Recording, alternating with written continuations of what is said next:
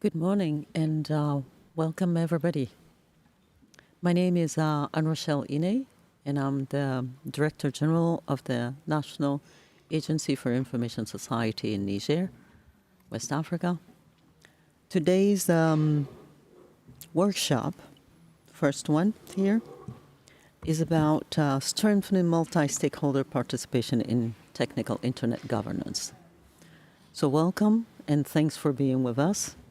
We're going to start with two speakers, Teresa Swinehart and Guilherme Canela de Souza Godol, who is the director of UNESCO's Division for Digital Inclusion and Policies and Digital Transformation on UNESCO's Memory of the World Register. Teresa is a Senior Vice President, Global Domains and Strategy at ICANN. And then we will have a panel where Valts Enstrides, who's the director and a representative of Latvia and University of Latvia Livonian Institute, will be our first speaker. And then we will have Elizabeth Bacon, Senior Director, Policy and Privacy at Public Internet Registry. And then Amrita Chaudhary, who is the Director of Credit Consultant Association of India. So thanks for being with us, and everybody who's online also welcome.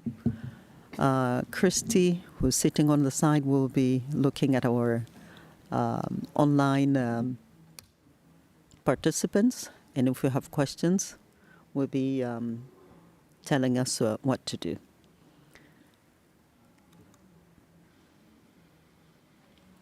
So this is how the discussion is going to go. But before we start, as I said, we're going to have introductory remarks from Guilherme, who is also representing today Mr. Taufik Jalassi, UNESCO's Assistant Director General for Communication and Information, who could not join us this morning. Guilherme, the floor is yours. Good morning, everyone, and especially thanks for all the early birds that are here with us. So you were supposed to have a cardinal, my boss Taufik, and you got a priest, but I will try to do the best job possible on this configuration. So, of course, the topic of the panel is very broad and very close to UNESCO's heart. There would be many ways to approach the idea of the multi-stakeholderism in the technical discussions in the internet. So I decided to focus on zooming with a particular cross-cutting example of the multilingualism aspect. But I could speak about others because this is in the DNA of UNESCO. Although we are an intergovernmental organization, from the very outset of our existence 80 years ago, UNESCO was one of these UN organizations that the member states always decided to send experts, civil society, librarians, archivists, for building the different documents, resolutions, etc., that were approved throughout the UNESCO's history. And if you see this landmark idea that was approved by our General Conference in the 10 years ago during the previous WIS's review process, the concept of Internet universality, that concept is also associated with a set of indicators where UNESCO is recommending how the development of Internet should be assessed in a particular country. You remember that that set of indicators is established and organized around 5 pillars that's called ROM-X, so rights, openness, accessibility, and the M is multi-stakeholderism, and the X, the cross-cutting issues, gender, and so on. So it's just to say that from the outset, the message of UNESCO is if you want to assess the level of development of internet in a particular country, multi-stakeholderism is one of the pillars of this assessment. So this is the overall umbrella. But then let me focus very briefly on the example of multilingualism. UNESCO is the UN organization, among other things, is there in our very first paragraph, to promote the free flow of ideas. As you can imagine, there is no serious free flow of ideas without multilingualism. If you only can express yourself in a majority language, then the free flow of ideas is not being guaranteed. So that's why this is the philosophical principle behind the UNESCO mandate to protect and promote multilingualism everywhere, including, of course, in the digital spaces. So one of our intergovernmental programs, the Information for All program that I am the secretary, since 2001 has a specific group on information for all and multilingualism. And although it's an intergovernmental program, this specific group is conformed by a multi-stakeholder configuration of experts, academics, civil society, and so on, and obviously governments. Then, even before the Geneva agenda of the WSIS processes in 2003, the UNESCO General Conference approved a recommendation on multilingualism in the cyberspace. And again, although it's an intergovernmental document, the monitoring we do every 4 years with member states, we do ask specific questions about the integration of the different stakeholders on that. And then to finalize with 4 other concrete things that express this importance of the multi-stakeholderism on that. When we did this process that many of you know, the guidelines for the governance of digital platforms was a massive multi-stakeholder endeavor. We received 10,000 comments, and one of the specific pillars of that document is also about multilingualism. Then we have a tool called the World Atlas of Languages, which we invite through an ad hoc committee the participation of the multi-stakeholder community. And finally, 2 quick things.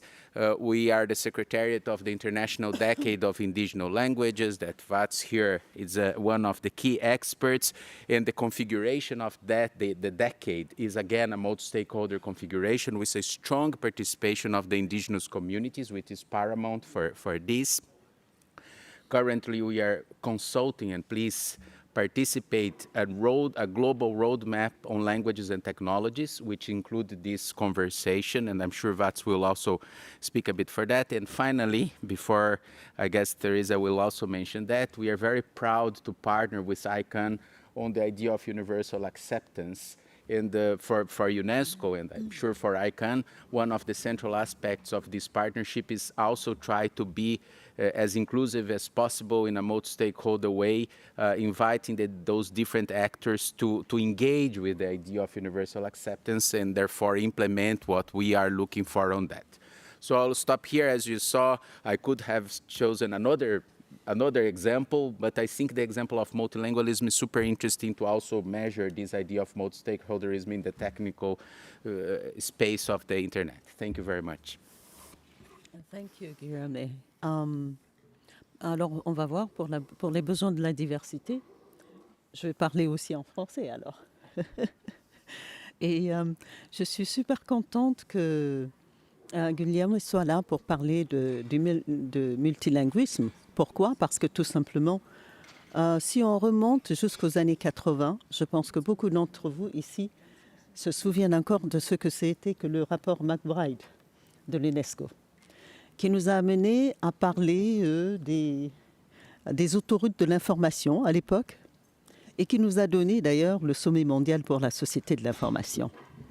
Pour la petite histoire, je pense que beaucoup de gens devraient peut-être faire le plongeon dans l'histoire pour savoir ce que c'est. So thank you very much. Teresa, you have the floor. Absolutely. Thank you. Thank you, Guillermo. It's really a pleasure to be here. I was, first of all, thank you everybody for being here. I don't know how many were at music night last night. But 2 things. A, thanks for being here, having gone. It was, I think, quite eventful and very exciting. But I was also struck there how people who play different instruments and play and are very versed in singing come together and create something and create an evening. A bit of an analogy to that. digital cooperation, multilingualism, the languages bring people together. It allows each other to be heard, allows each other to engage and to cooperate. And to have that as part of a fundamental anchor in digital cooperation is essential if we want to have the internet really reach everybody and enable them that opportunity to communicate together. So it's an important part of the multi-stakeholder aspect. People come from different sectors, stakeholder groups, and speak different languages, and it's good to be heard and to hear what people are saying and to be able to engage with that. So as had been mentioned, we are very pleased. We have a longstanding partnership with UNESCO, an MOU with them also on some very specific project areas.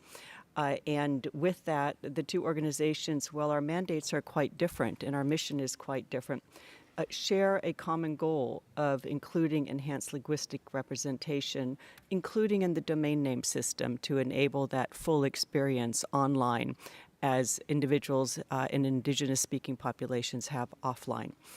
So that's quite important. This year, we started an additional partnership with UNESCO.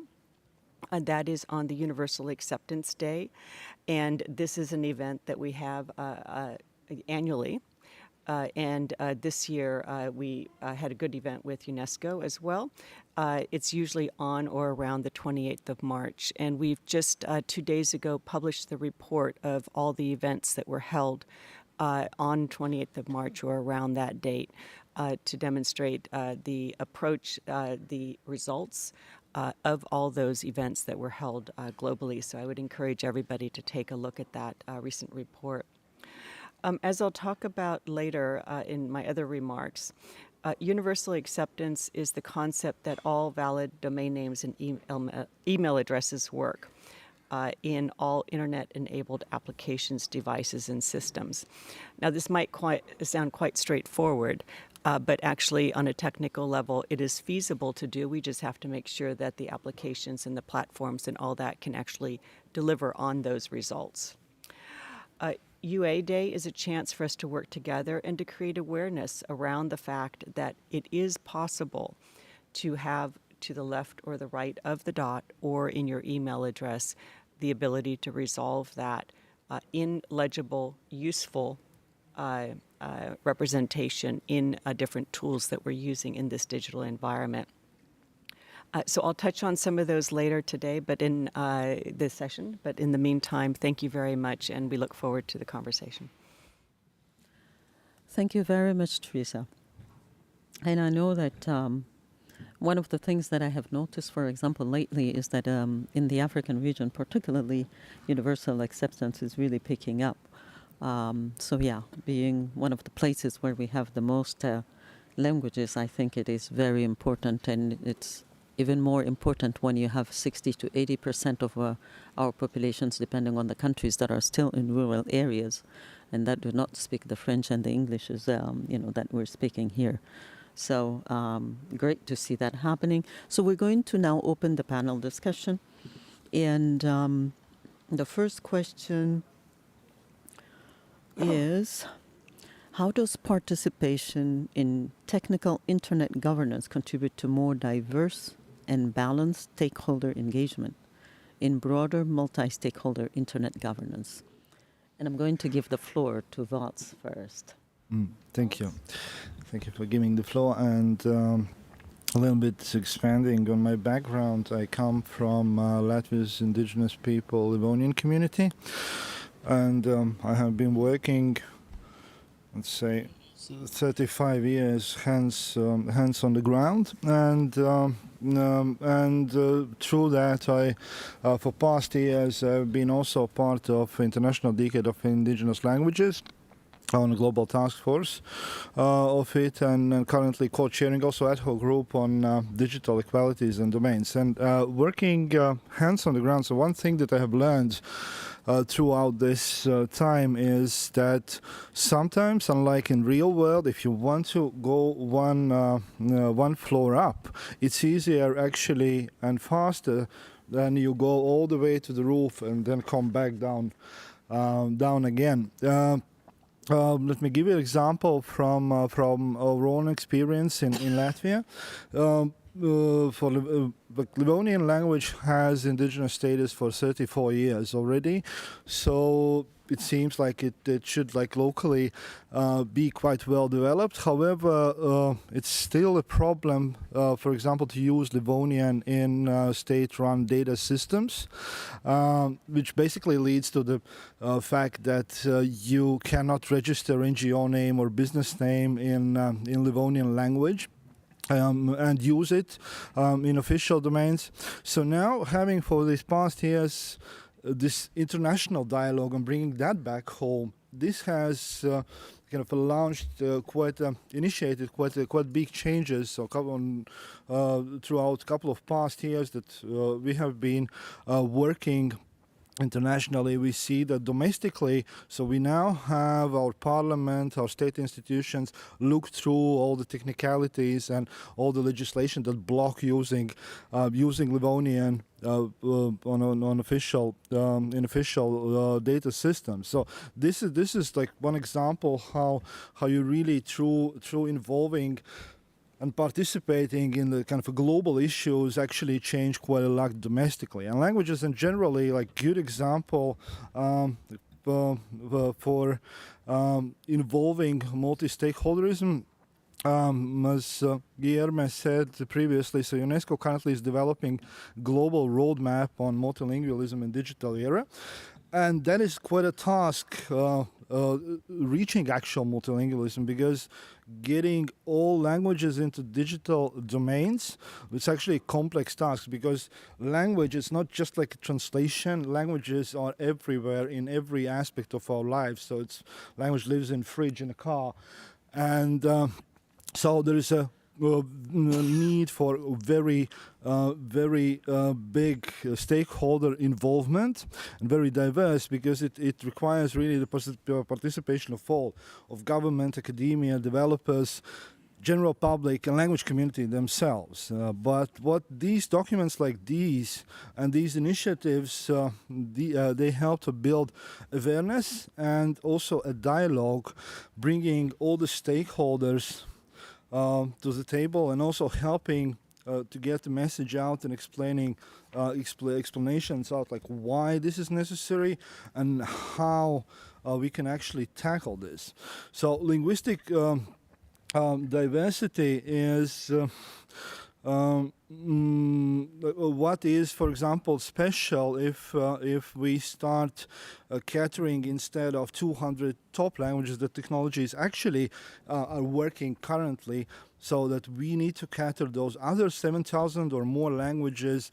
And what is special in those cases, because those cases are extremely diverse, or how GDPR and open science policies, for example, actually limit the use of the language on digital domains, or how to reach representation of languages not just in the internet, but on the cloud computing and cloud programs that are gaining more and more popularity. So and how to do it there. So and therefore also ensure this universal acceptance. So starting from the top is relevant, and especially it is one option how to get wide number of stakeholders involved, especially in the world that is extremely diverse, like linguistic world, for example. Thank you very much, Vals. Absolutely. We need everybody, and we need the linguists. So, Beth, what do you have to say about how we come together to make this happen?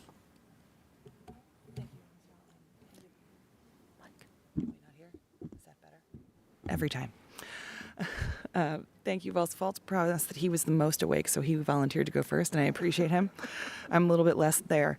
So I think the question is about how participation in the technical internet governance can contribute to balanced stakeholder engagement and broader governance.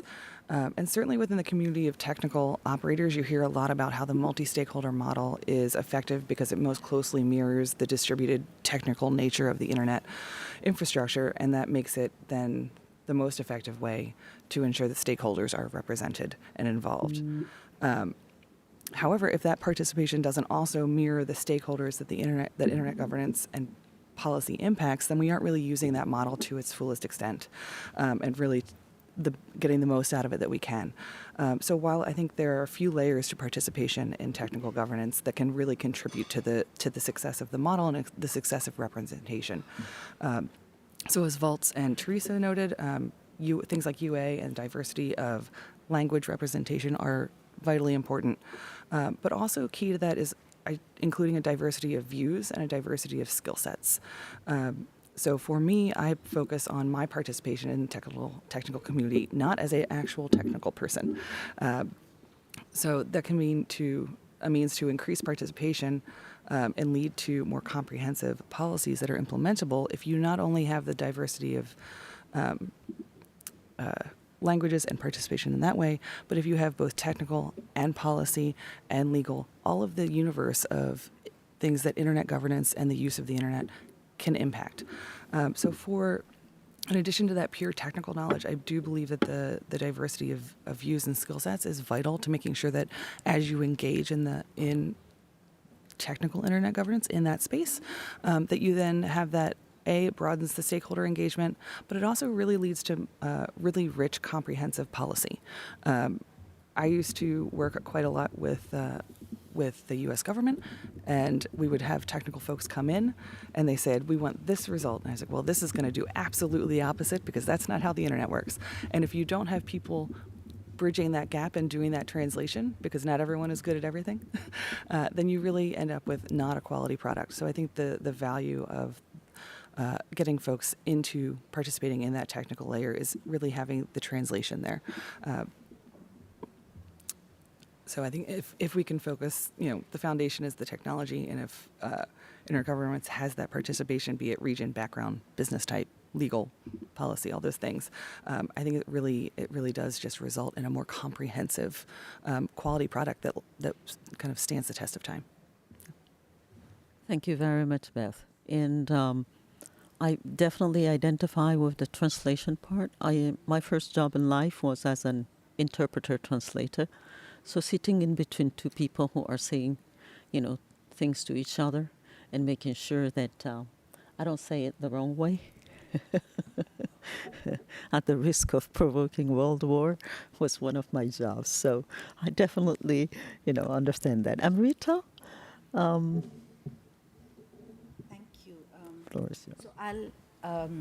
to answer this question, I will start with a few examples. And just to give you a background, I work for CCUI, which is not what was mentioned there. We work on tech policy. And my involvement in ICANN per se is to represent the end user communities, especially from developing countries, and I come from Asia Pacific, India.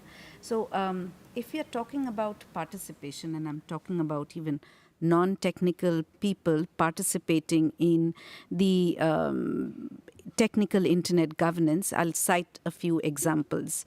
All the panelists had been speaking about multilingualism, universal acceptance as to how the domain names have to be compatible to regional languages. Now, how does it translate down when you go down to the grassroots? So there have been some initiatives where volunteers have not only been building capacity of the technical community, as in the language communities, as well as technologists who actually make products or services within in various regions everywhere, Africa, Asia, etc., on why is the need of, what is the importance of universal acceptance? Why is it needed? Similarly, if you want the companies to listen to you, you have to skill people. So there were volunteers who went, worked with the technical community to develop programs which could be undertaken in technical engineering colleges, etc., so that the skills can be built up. And the younger generation of engineers can actually, imbibe those things. When they go back to the jobs, they are, at least to a certain extent, equipped or aware that these are certain things you have to take care of. So that's how, and they can come back with feedback. There is a feedback loop, and tell, the technical community that, look, this is working, this is not working. So it develops an ecosystem, and it cannot be just, you say this is good, it has to percolate, but there has to be a system, and that's where the different stakeholders come in. Similarly, the other thing is, the domain name abuse is something which is being spoken about in various ways. Now, it has various dimensions. There are certain things which the technical community can look after.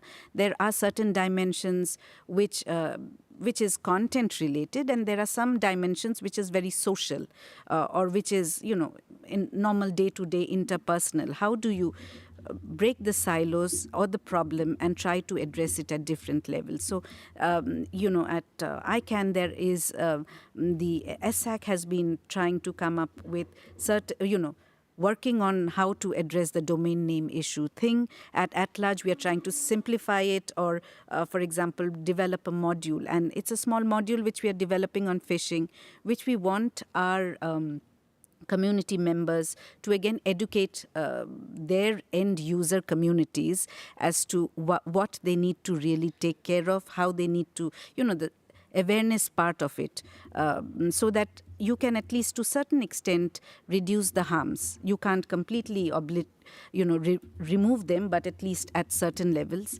Similarly, the domain name security, which is important. The technical communities impart that training to the ISPs or the telcos, whoever do it, because that's important. So if you look at it, it's not a very simple thing that, for example, ICANN or the community in ICANN is designing something, but you also need the acceptance from the community that this is working or this is not working. And for this, this kind of engagement is important. And the other thing which is important for developing countries is it builds skills for young people who are looking for jobs. There are new avenues which comes out for them, which we miss at times. And there are various, for example, working on internationalized domain names. There may be a lot of other avenues of work coming up rather than the cliched work, because jobs are scarce today. AI is taking away jobs. So those are certain things I think we need to take care of. And I hope I've been able to answer with these examples something of why this is important. Thank you very much, Amrita. And I'm absolutely in agreement with you. Excuse me. One of the things that we don't realize, I think, in general, is that, so you spoke about telcos and ISPs, for example. Even inside the technical community, there's a lot more people that we need to co-opt that are not like the regulars of the internet per se world. So, and those are part of the stakeholders that we absolutely need to co-opt in this world. So thanks for that.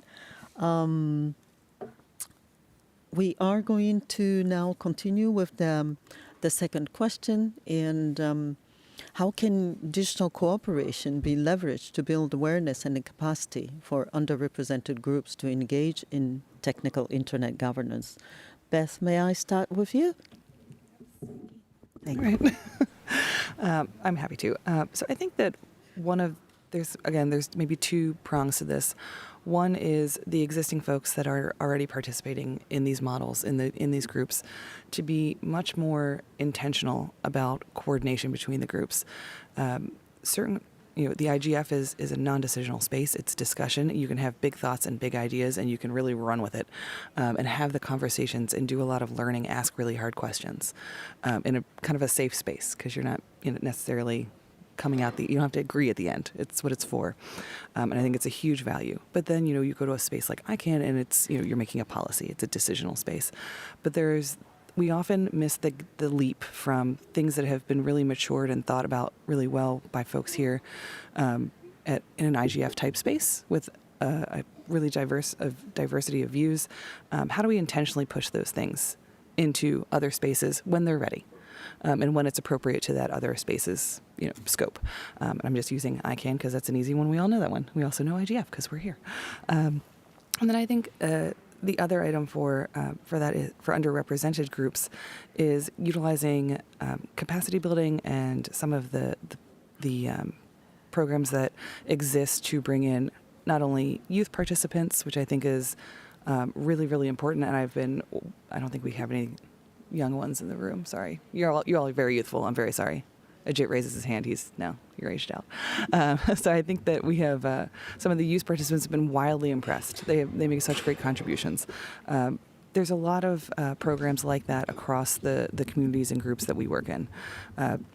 So if we leverage those well, if we really dedicate our time to making that value as opposed to a box check, I think that could be very helpful. And then there's other things, especially I live in a little bit of an ICANN space, ICANN land, fellowships for when you're not a youth but you're trying to expand your views. There's a fellowship program, there's newcomer programs, there's all of these things that they exist, but can we do a better job of really making them robust and bringing, again, the diversity of views, but then also really then reminding ourselves that it's not just about the participation, it's about of humans, but also taking those ideas and making sure that we're cooperating and moving those into the right space. Wonderful. Thank you very much, Viv. Guilherme, may I ask you to also give insights into this question? Sure. Sorry. I think that we need to acknowledge how important it is the inclusion of underrepresented groups in the conversation. But we also need to acknowledge that we are far from guaranteeing it. Because it's difficult, because it costs money, because we are not fully prepared to do it. But we are having, for example, discussions about multilingualism and the inclusion of indigenous languages with a very minor participation of indigenous communities, unfortunately. I'm very glad that VATS is here, but should be many more. And we need to, the first step for solving a problem is acknowledging we have a problem and not put it under the carpet. So the entire technical community, internet community needs to start recognizing that the idea of multi-stakeholderism also implies diversity within each stakeholder group. So when we look to civil society, it can't be the usual suspects of the digital rights communities, nothing against them, always present and always at the table. We need to find the ways to get the others that are not always around these tables. And again, I'm saying it's easy to say, it's not necessarily easy to do. Before, and I finish with that, before joining UNESCO, I worked with children's rights. And with UNICEF and Save the Children and so on, we were always trying to see the best way of including children in the conversation. And it's super necessary, but it's not an easy thing because you need other methodologies, you need other ways of, and I finish with that. We just did in February a language conference in UNESCO and technology, and we tried to actually bring indigenous communities. Even our procurement systems are not adapted for that. Because you need to have a bank account to pay the per diem. And the indigenous groups will say, no, we don't have that bank account in that particular indigenous community. So if we are going to be serious about that, we need to take these very high-level titles and go into the specifics of how to actually guarantee this participation. Thank you. Thank you very much. And this is really, truly resonating just because I come from a place, yesterday we were talking about several things, like how to make, artificial intelligence and the work that is being done globally around that more diverse and representative of underrepresented communities. And I come from a region that is very young. So to be able to have very young people into this conversation is definitely a challenge, though they have to be there. It's their present and their future. Teresa, you want to say something about? Sure. Thank you. I think in particular, the youth or the next generation is absolutely critical to have involved because they come from an era and an opportunity where it wasn't about the dial-up and hoping to connect, but rather it's the assumption that the app is going to work, but it actually takes something to make that work. And we had the opportunity recently in Bahrain, actually, to do a hackathon with university students around designing a website that could take internationalized domain names and universal acceptance. And we had 60 students, and they were allowed to use artificial intelligence in order to help solve the problem. But they had to create a website that could respond to questions that were posed, and it could respond to questions in English or Arabic. And it had to be able to process certain information in relation to that website. So that sounds like a very simple task in principle. You design a website, right? But there's actually quite a bit of work that goes around it. But it was amazing to watch these students. For 2 days, they were dedicated and spent time trying to solve this, and they were incredibly creative and ingenious in all of their attempts. But it's a really good example of bridging this cooperation into some very practical tools.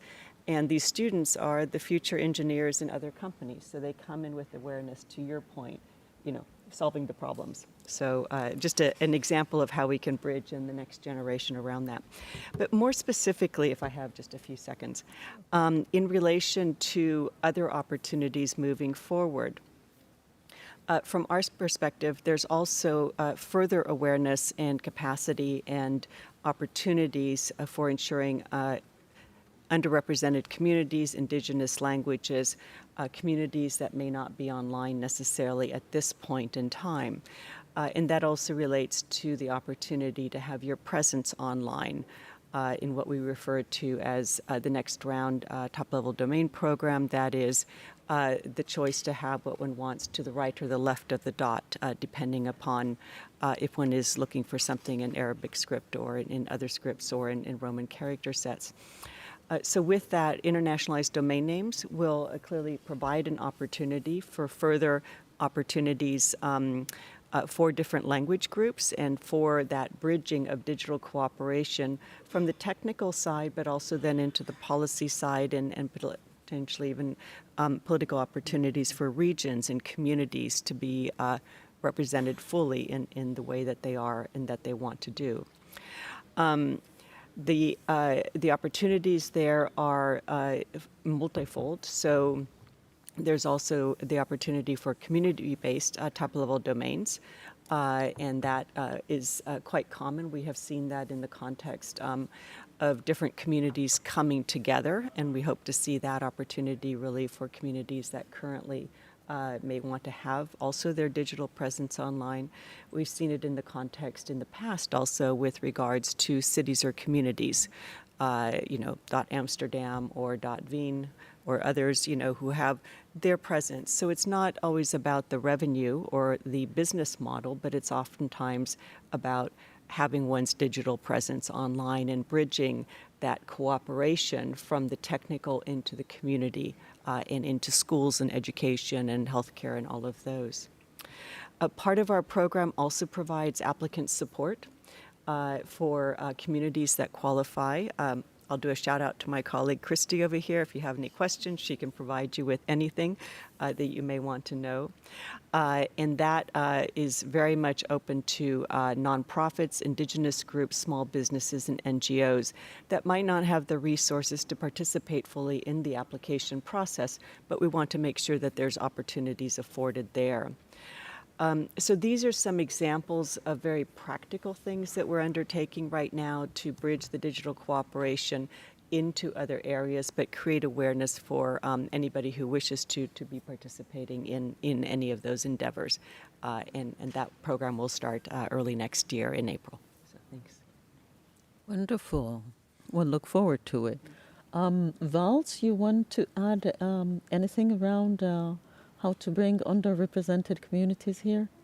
A little bit, because I have a couple of points, but they are somehow in concordance with what already sounded. Again, so many of my examples, good or bad, come from my own experience. We had an expedition which went out to one area, and there are our colleagues going to different institutions asking the same question. So, do you have any Livonian heritage here? And all these institutions answered no, no, no. And then a week later, what happened? So local newspaper found out, and they went through the same places, asking the same question, basically. And in that 1 week, all these institutions started to say, well, yes, we have plenty of it. And it took a week to see for situation completely changed. This is something similar with this kind of a digital cooperation we have at International Decade of Indigenous Languages. There is a survey that went out in March, a survey of indigenous languages. So the primary task was to collect data so that we could make informed decisions and we could better understand the actual position of indigenous languages. And there is a big part on digital domains and digital issues, including what kind of technologies you have, so what kind of technical issues you have, or or how do you see them. And on one hand, this is data collection, but on the other hand, it is actually an opportunity for communities to look in a mirror and maybe for first time to consider, well, there are those things out there. Should we have it?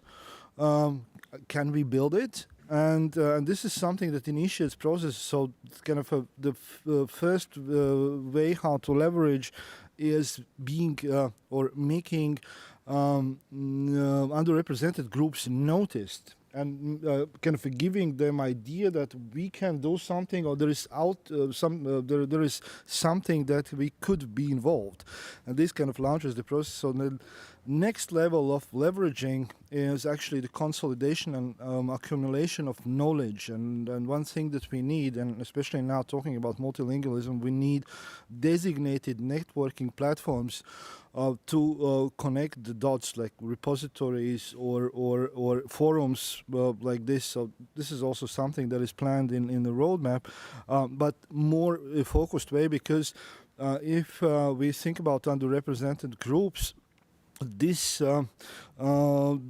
subjects, so these are not kind of a mainstream subjects. These are not mainstream groups. This is not mainstream knowledge. And but at the same time, we are kind of entering a new era in technology-wise. So the era of tailored solutions.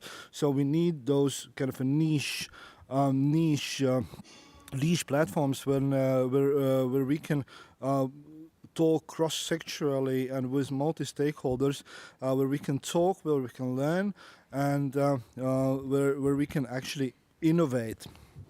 And bring new solutions. And in this sense, I think that multilingualism is kind of our testing ground. So on the road towards the customization, because if we can do it, then we can do everything. If we can't, then it's actually the question what good are we with all that we know?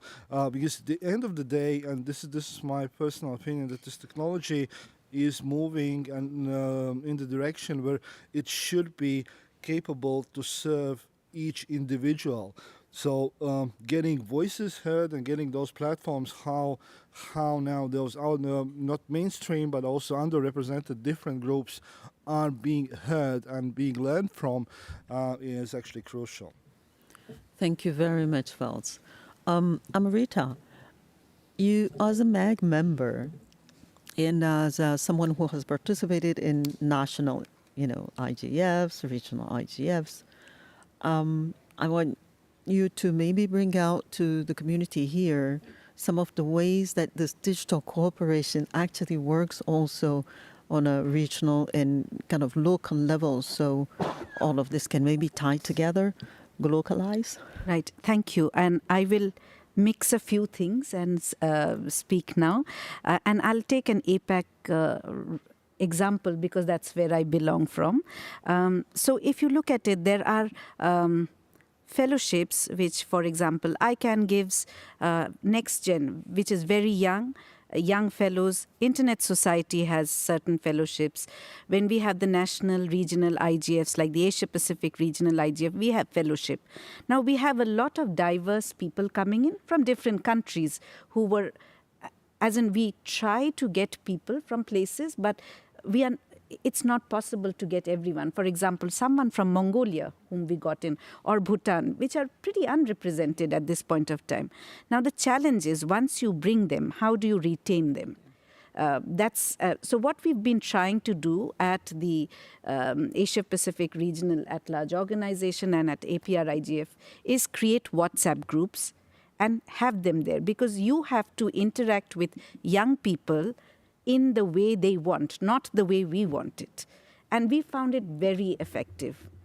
They chat there, they work there. Now in APRALO, what we do is we have small subcommittees formed on many things. Like we have the continuous improvement process, which is happening. We have a subcommittee, which are young people. We have someone who's mentoring them. They make, and they work. They feel empowered. If their names are there at the end, they feel empowered. We have the newsletter where we have people working together to form something. So if you get them into the system, empower them, keep on giving them information, this is the opportunity, this is what you can do, they also can think. So many of them come from diverse backgrounds. After that, after you give them the first step, if they want to explore something else, they can. Like if they're interested in the technical part of it, they can go there. If they're interested more in rights perspective, they can go. You should not limit them. That has been our learning. And we also encourage them to take it back to their communities, discuss, so that they can get more people. It's not perfect, but those are the steps which have worked. Similarly, if you can encourage them, for example, there are many people, young people, who have been funded by the MAG, or they're coming from a particular region, and they're pretty shy. And there are many newcomers in IGF. Trying to get them together, speaking to them, getting them introduced to people, or even taking a picture with them, helps them, empowering them, so that they're motivated, because you have to keep their motivation on. They have jobs to think of, they have their careers, but you have to excite them to be there in the space, because it's not always exciting. Thank you. Thank you very much, Amrita. I actually use one word, which is hand-holding. You know, it's really accompanying people into seeing and believing in how is it that they can interact with other people, because they feel empowered, as you said. They have the arguments. They actually know how to talk. Beth was earlier talking about how do we get technical people to talk to regular people, like policymakers, so they understand, why some GDPR, decisions may break the machine or not. So, yeah, those are really some of the issues that we're facing. And it's all about making sure that we communicate in the right way. Let's make sure that nothing is being lost in translation. So thank you all. And I think we're now going to open the floor for audience participation. If you have questions out there, or maybe online, Christy? No? Okay. All right. Yeah, you have mics on both sides. Thank you very much. Please introduce yourself and go ahead. Hi, I'm Dominique Azel-Mathieu. I work for WCC, the World Wide Web Consortium.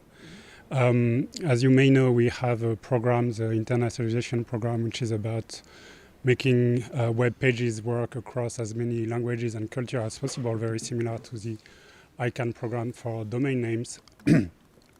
And one of the structural issues we have in that program is getting enough contact and input from the right expert across so many languages that exist out there. And we already have some networks there, but I wonder if there is something that, whether it's the regional IGF, whether it's UNESCO, whether it's some academia networks that could help in providing a source of constant expertise in this field, because we have the basic knowledge about what is needed, but until you get to the right expert that has the deep knowledge about how the language needs to work for locutors to really make use of the web to its full potential, we can't really do the full amount of work we want to. So I'm curious if the panelists have any suggestions about how we can structure better this source of expertise. Well, you're at the right door because I'm pretty sure Guilherme knows how to respond to this because UNESCO is one of the places where we have a collective of linguists that can help. Guilherme? Thank you. Very interesting question. Two quick things. One, please do, everyone here, include you, do look into this roadmap on languages and technology that is currently open for consultations and make your contributions to that document, because what you said could be, if it's not yet there, I read, but I can't remember, this kind of cooperation, it's important to make sure that it's there. But on your concrete question, two quick things. You can come to speak with me and Vats at the end of the session. But organizations like the World Wide Consortium, and we spoke yesterday with ICANN similarly, you can't write to us at the Secretariat of the Decade of Indigenous Languages and make this offer, saying we are ready to cooperate with these experts for improving that, and then we can connect you with these huge communities that are under the umbrella of the decade. And similarly, in the World Atlas of Languages, we can connect you with the national focal points that are from 130 plus countries. Of course, we do this in an anonymous way. We send to them your offer. It's for them to decide if they want to contribute or not. But please feel free to contact me and we can advance on that. Thank you. Wonderful. And before I give you the floor, but Teresa, I wanted to add a little something. Yeah, and Edmund may touch on this as well.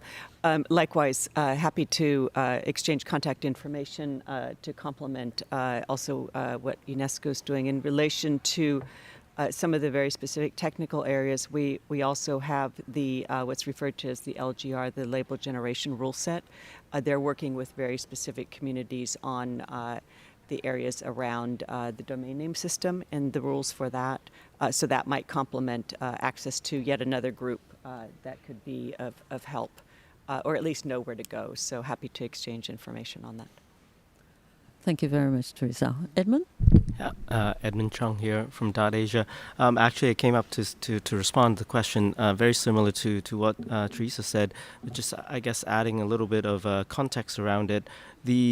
What is called the label generation rules thing is actually looking at all the languages and scripts around the world and defining policies for defining names that can or should be used on the domain name system, and therefore ICANN and the community actually spent over the last decade, more than 10 years, developing all the policies for the different languages to deal with abuse issues and so on. That group has basically gone through all the scripts and languages that are live, I guess, in terms of actively being used. So you can look at what is called it's called the Generation Panel, and that doesn't mean anything, but they are local communities, local experts of linguists, and they include linguists as well as technologists and engineers to look at what the policies need to be. So that group might be, actually, it's readily available on the ICANN website. You can check it out, and that should give you a good sense of all the people around it. Thank you. Thank you very much, Edmund.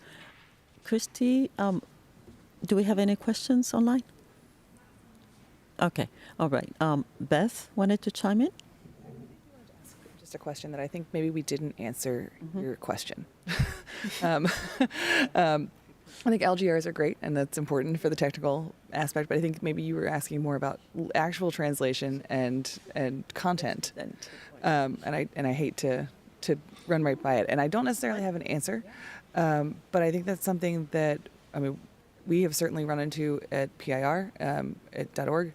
We have several IDNs, and we've engaged globally on different languages, and it is incredibly difficult to translate appropriately, as Michelle well knows. So I think that just making sure that we're answering your question. You could tell me I'm very wrong. But maybe that's something we can just take away and try and brainstorm a little, because I think it's a very universal issue. Thank you very much, Beth. You're absolutely right on that point. And you wanted to add a little Well, something? So just to clarify, my Okay. question was actually answered, but the point on translation is also one. Okay, of okay, it. okay. We're also very happy to hear any ideas that may be in strengthening translation support for the technical community, because again, another way we can better involve as many communities as possible is by making our specifications available in the many languages of the world. So we have a program for that, but again, it's a voluntary bottom-up, and the more people we have that can contribute to that program would also be super helpful. So maybe there is something indeed that we could work as a group on together. Wonderful. Communication, communication, communication. Valts, you wanted to add something to this one too? Just to add a little bit about contacting, because I do really understand the problem of getting the right person, especially when it comes to languages and that diverse landscape of language situations. That I was previously mentioning this survey of indigenous languages. So one part of the survey, one function of the survey is that we also ask for those people who are responding for the future involvement. And we are doing through this survey, we are looking precisely to that, to finding right persons who are proficient answering questions about this language and who can be a contact point directly for that particular language community. So I would definitely encourage to follow up all the developments regarding International Decade of Indigenous Languages and the roadmap, and just contact later.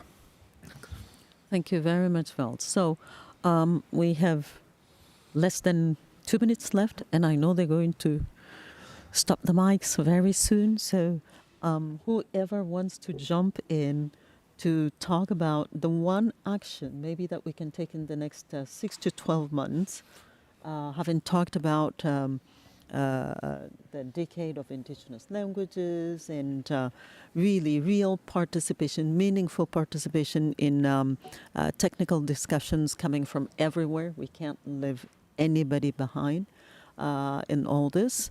So who wants to add that one little bit that we need to do to make sure that we have a real participation and multi-stakeholder participation? So maybe I will jump on. So it's kind of in like next 6 to 12 months, I think that, I know that I was talking maybe a lot about multilingualism, but there's one thing that is very much defining our future, and the thing that will happen somewhere in this period is the finalization of that roadmap of the multilingualism digital area. But following that, there will also be development of the action plan about concrete actions and practicalities on how to bring it to life. So I would call everyone to participate in that as well together with us. Thank you very much. So 8 seconds. So I guess I'm just going to say thank you very much for coming here this morning. Thank you for braving the morning and being here with us. And thanks to all my panelists. And have a great day.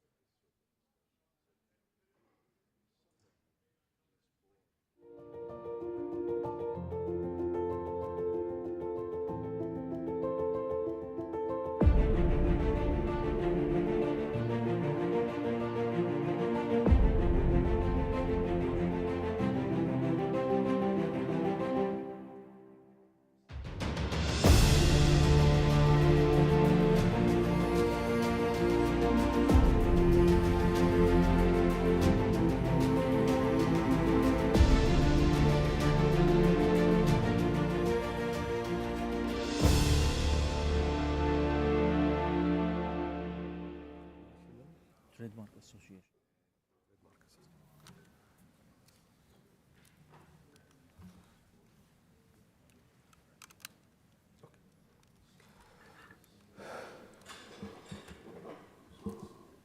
Good morning, everyone.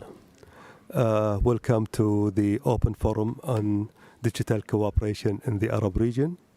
With you is your Open Forum moderator, Qusay Al-Shatti. And I would like first to introduce the distinguished panelists in the Open Forum. To my right, Mr. Ahmed Faraj from the National Telecommunication Regulatory Authority of Egypt. To my left is Mr. Charles Shaban from the International Trademark Association and the chairman of the Arab IGF MAG. And to my far left is Mr. Shafiq Shaya from RIPE NCC and the regional office of RIPE NCC in the Middle East. As you may know already, the forum is about the digital cooperation in the Arab region. And it will discuss the Arab region perspective on the recent global development and digital cooperation. Do you hear me clearly now? You're hearing me clearly? Maybe can hear you, but we cannot see you. Maybe you need to change the device. Yes. Can you see us in the? We can see. We can see you. We can see you. And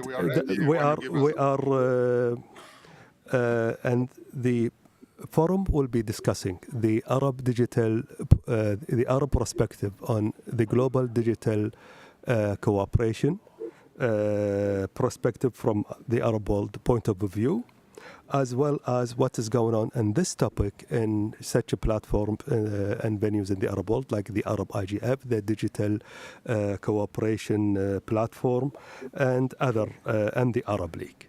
I would like to welcome also my online co-moderator, Mr. Ayman Sharbini from the UNESCO, and I would like to pass him the floor for his introductory remarks. Ayman, please go ahead. Good morning, everyone. Greetings from the UN House in Lebanon, in Beirut.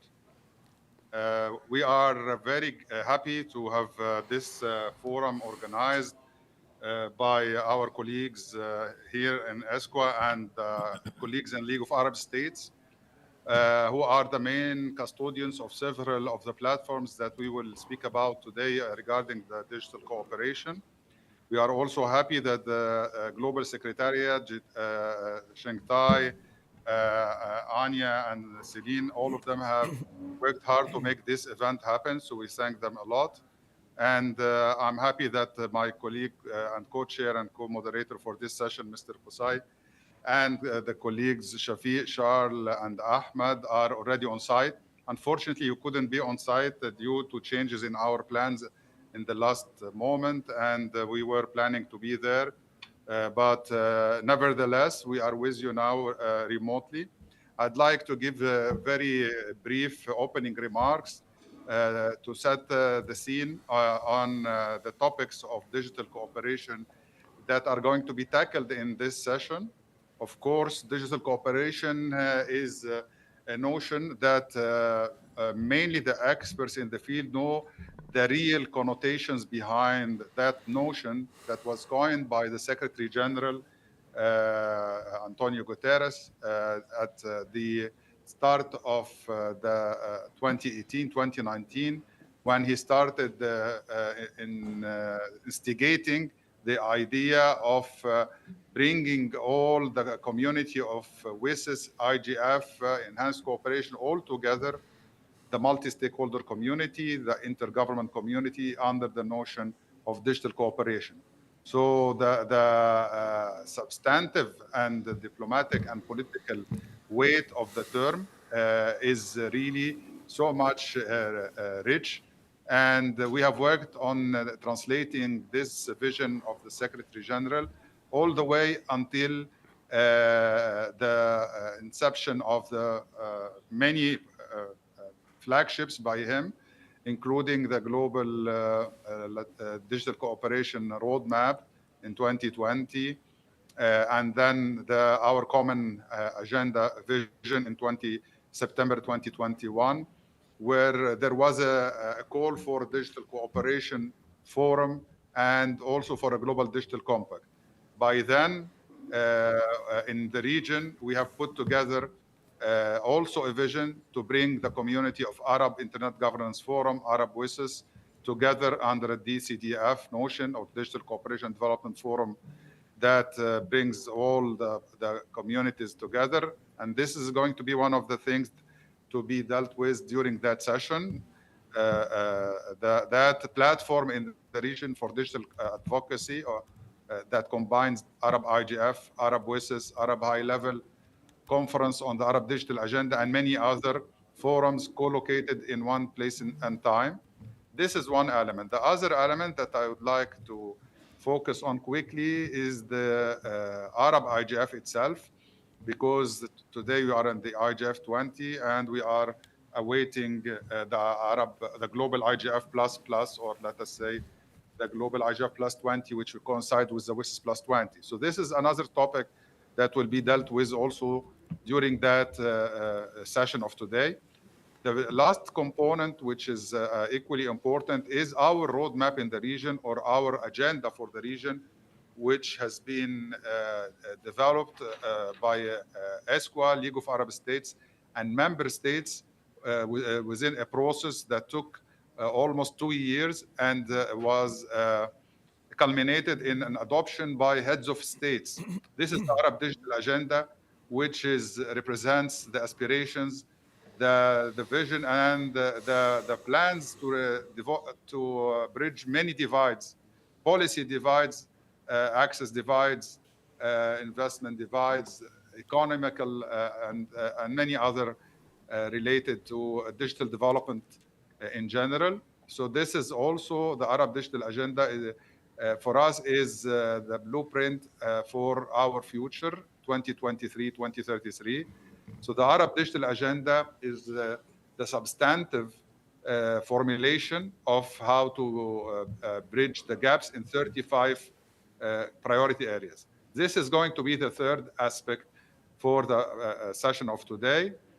So in summary, the Arab IGF, the Digital Cooperation and Development Forum, and the Arab Digital Agenda will be in the hands now of our co-chair, Mr. Qusay Shatti, and all the distinguished panelists. I give the floor to Qusay to manage and moderate the panel until the end. We will be also listening, and we will give some concluding remarks on behalf of ESCWA and the League of Arab States at the end.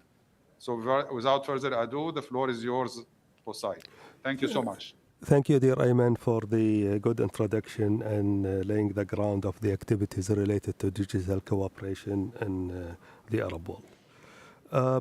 I will start my first question to my dear colleague Charles Shaban and asking him which achievements and gaps from the IGF over the past 20 years are most relevant to the Arab region. Thank you, Qusay. In fact, let me start by the key achievement. As you mentioned, I think we can consider the three main. I will talk about three main achievements for today. To be honest, regional digital cooperation. As everybody know, the IGF had, I think, a direct effect on the Arab Digital Agenda 2033. That was, of course, done by the ESCWA and the League of Arab States. So I think this is one of the things we were able to participate in as Arab IGF. The second achievement is the e-government and digital services, which these, I think, our outcomes and messages that we used to send to the different countries helped in preparing their, let's say, regulations. And the third main achievement, which everybody talking about here, the multi-stakeholder dialogue, which was, I think, wonderful to have the different multi-stakeholders from the Arab region talk together. However, moving to the gaps, I think we still have some gaps we need to work on. the main gaps from my side, although the digital divide is much less than usual, but as I think you agree with me that we still have some gaps, especially with some rural areas in some countries, in the region, of course. The AI and emerging technologies readiness, although we have some countries in the region who are really moving forward in this, like UAE, Saudi Arabia, and so on, but some other countries, I think they still need more information about this issue in specific. One of the gaps I can mention too is the policy harmonization. You can find different procedures and laws in the different countries still. And I think the most important thing we're facing in the last few years is the inclusive participation. I think we need more participation from some, let's say, less marginalized, let's say, groups, or mainly the youth, in fact. I think they need to be with us more. I think I'll stop here. Thank you. Let me, I just want you to elaborate further. How do you see the stakeholder participation in the region? Do you see them balanced, or you see someone is better than the other? Can you address that, at least from your perspective, Sure. dear Charles? Thank you, Qusay. In fact, I think we need more balance between the different multi-stakeholders. The main reason I say that is that when we started, I think it was more balanced. We had the government, the civil society, the private sector. Then we started to be, I'm very frank here, of course, because I know everybody wants to move forward in a better place. So I think when we move forward, some governments started to be less, let's say, in participation. Right. I know they attend the general meetings, but I mean to be more active in the different participation. For example, and I think since you mentioned stakeholders, I think we mainly see the main players always. So we need, I think, to reach more people, even in the different sectors. I will not say, let's say, civil society is, we're more active again. If you noticed recently, we have less civil society people. Private sector, I think we can say the same. So I think every year we see someone moving better and the rest moving, let's say, backward a little bit. So I think we need to find a way to reach more than the usual people we always see. We are here on the table, Christine is there. You know, we always see them. Of course, UNESCO and the League of Arab States always with us. But I mean, you know, we need more people, maybe to reach more organizations, more governments, and so on. Thank you, Charles. And from here, let me move to the second question to my dear colleague Shafiq Shaya. What are the most pressing regional digital development needs that should be emphasized and prioritized by the Arab Digital Agenda? Thank you, Qusay. Good morning, everyone. And thank you for LAS and ESCWA for inviting me today to this important panel. Just I want to give you a quick background that all the engagement that we are doing in the Arab region in the Middle East is based on our work, on our daily work with all the stakeholder groups. So 11 years ago, RIPE NCC, part of the technical community, we opened our office in Dubai to work closely and to be nearby our partners, members, governments, and the community. We witnessed a lot of achievements, but still there are a lot of challenges. I can say working with ESCWA and LAS on the Arab Digital Agenda, RIPE NCC is engaged very heavily in two, let's say, projects. One is to develop the infrastructure, and second is to secure the internet routing security.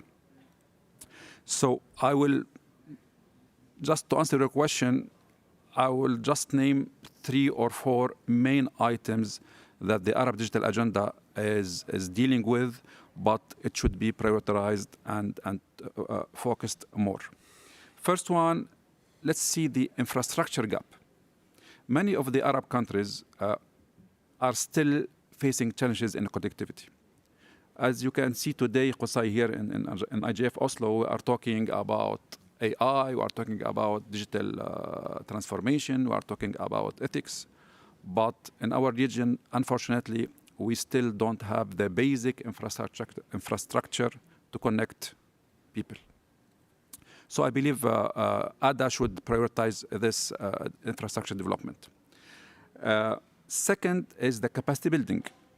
So capacity building remains very essential, whether it's a policy literacy for governments or it's an advanced training for operators and the technical community. We are building a human capital for these countries. And as a part of the technical community, we are working with our partners like ISOC and ICANN in joining, in organizing joint webinars, workshop, trainings for all the community there. The third point that I would like to focus is, as we are here in the IGF, is the multi-stakeholder. So we see many of the national strategies in the region are government-centric. That means the other stakeholder groups, they don't have any way to see or to provide their input to these national strategies. That's why I see the ADA, the Arab Digital Agenda, as a framework, because ADA, once again, the advantage is that we are all under the same roof, on the same table, discussing the challenges and priorities of the Arab countries. So I believe ADA could be a framework to engage with other national strategies, so other stakeholder groups can be there on the same table. And the fourth point, and finally, there is an important topic that I would like to highlight here, which is always overlooked, is measurement and data. We have really a big statistic gap. Decision makers often lack the up-to-date and reliable data. And this should be taken in consideration so they can put the adequate and the suitable policy and regulation. So in summary, infrastructure, skills, inclusive governance, measurements, this should be the priority for the Arab Digital Agenda in the upcoming years. And I'll stop here. Thank you, dear Shafiq, for such a detailed response in 5 minutes. That's good way to do it. Thank you. And let me move to the third question to my dear colleague, Ahmed. How can the Arab region ensure its priorities are reflected in the outcome documents of the upcoming WSIS Plus 20 high-level event, which will take in Geneva? How do you view that? Thank you, dear Qusay, and thank you, ESCWA and LAS teams. It's a great pleasure to be here in this thoughtful discussion. To ensure that the Arab region priorities are meaningfully reflected in the outcome of the WSIS Plus 20 review process, I believe that we need to take some strategic steps. For example, we need to unify the Arab voices through strategic coordination. Strong collaboration between the regional, sub-regional, and national IGFs in the Arab region is needed. Last year, we saw a great example for this collaboration efforts through a joint webinar organized by the Arab IGF and North African IGF and Lebanon IGF. And it was held before the Riyadh meeting. This webinar focused on the WSIS review, the GDC, and Summit of the Future, and the way forward. This collaboration efforts brought together voices from all stakeholders from the Arab region, and it was engaging, inclusive, and showed the power of coordinating dialogue. Looking ahead, we also need to continue and enhance the partnership with the main regional institutions, such as League of Arab States, ESCWA, ITU, RIPE, NCC. I think we need to present a clear and unified Arab position in this global process. Also, we need to add a thematic inputs based on the Arab priorities. As mentioned, I think it is very important, not only participating, it's about what we say and what we deliver. Our contribution should address, from the Arab perspective, of course, should address issues that reflect the Arab region priorities.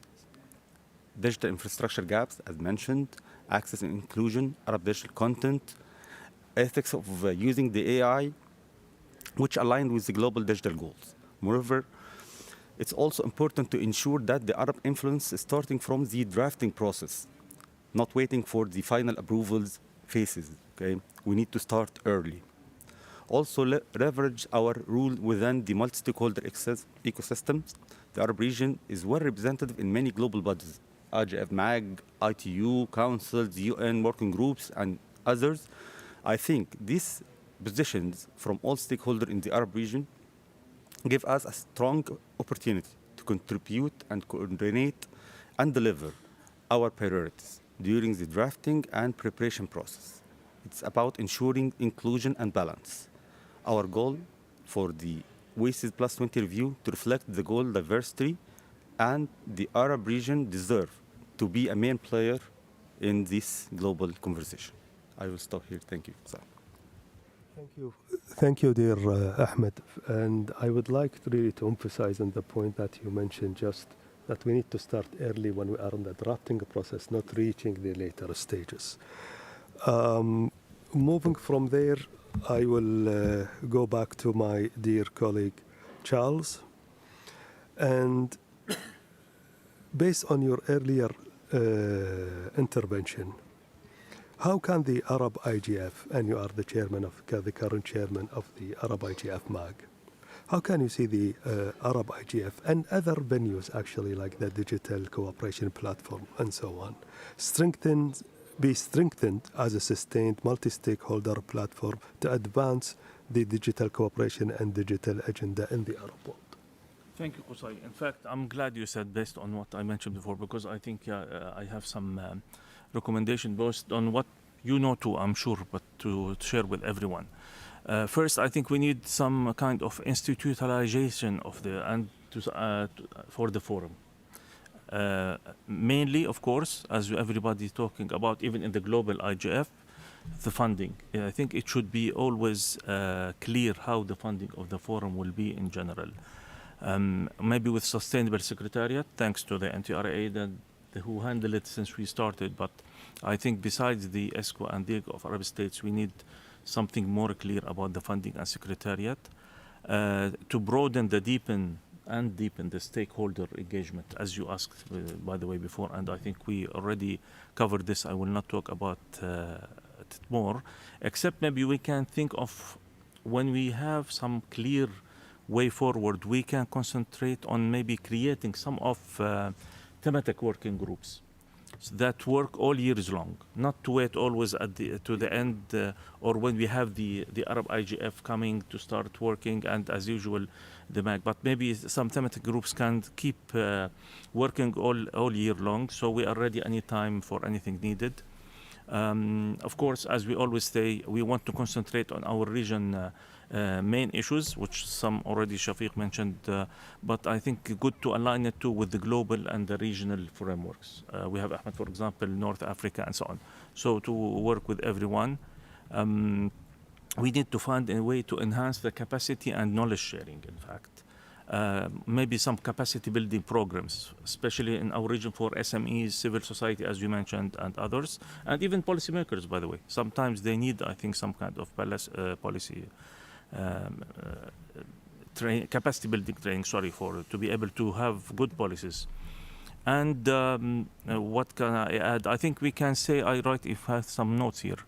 Promote policy coherence and legal harmonization. We mentioned the different laws in the different countries, so maybe sometimes we can help them how to harmonize the different rules related to internet in general, and improve in communication and visibility. We mentioned before the Arab IGF messaging, which usually is delivered to the different states, but I think we need to find a way to make it more visible for more people in the region, and more, as we always say, more robust and digital presence for us. May I ask you to elaborate further on how effective you see the involvement of the policymakers currently in our part of the world in developing the digital agenda? If you can give me specific input on that. Specific, in fact, maybe I don't have a lot, but yeah, from what I see, as you mentioned, from my point of view, it's always the driving, being driven by the UNESCO and League of Arab States. I think, yes, we invite the policymakers to be with us, but I think it will be good to, for the different Arab states to start sending, let's say, some decision makers to learn more, as we said, or maybe we can find a way, as we mentioned, to reach them, to have more presence, besides the messaging, I mean, of the different IGF forums we do, of course. So I think we need more involvement, especially from some countries. Some countries already involved. For example, we mentioned NTRA in Egypt, they are always with us, for example, and so on. But I mean, the other countries who doesn't usually be with us in all the way and doesn't participate in the groups. Although I know that UNESCO always says that they are welcome to join any work group we do anytime. So they need the initiative, I think, to say, yes, we want to join. Thank you, dear Charles. And let me move to my dear colleague Shafiq Shaya and how he viewed the role of the digital cooperation, digital platform in the Arab world. And how do you see the Arab region voice being reflected in the global forums such as the IGF or the WSIS Plus 20? And what should be the technical community's role, being you part of it in our part of the world, moving forward in the Arab region? Thank you, Floor is yours. Without doubt that this year is very critical for the internet, for the global internet governance processes and digital cooperation. And as you can notice, Qusay, during this IGF, all the UN agencies who are leading these discussions are here, and they are trying to give us all the background and details how things are moving around. I believe that the Arab region is becoming more visible on the global stage, but we need to have more strong aligned messaging here. So during the Arab WSIS consultation that was led by ESCWA and this year, we were engaged with them, and we put our feedback and input. And it was very encouraging to see that we were on the same page. That means the challenges that we have and the common goals to bridge the gap, to have more capacity building, to support infrastructure development, and one more progress and achievement is the recognition of the multi-stakeholder internet governance. And this I believe, the biggest achievement in our region. As technical community, once again, we participated very heavily at the Riyadh IGF last year, and we are participating here, giving our feedback and engage with the Arab community. But one thing that I would like once again to highlight here is that the region voice should be backed by two things, two important, points.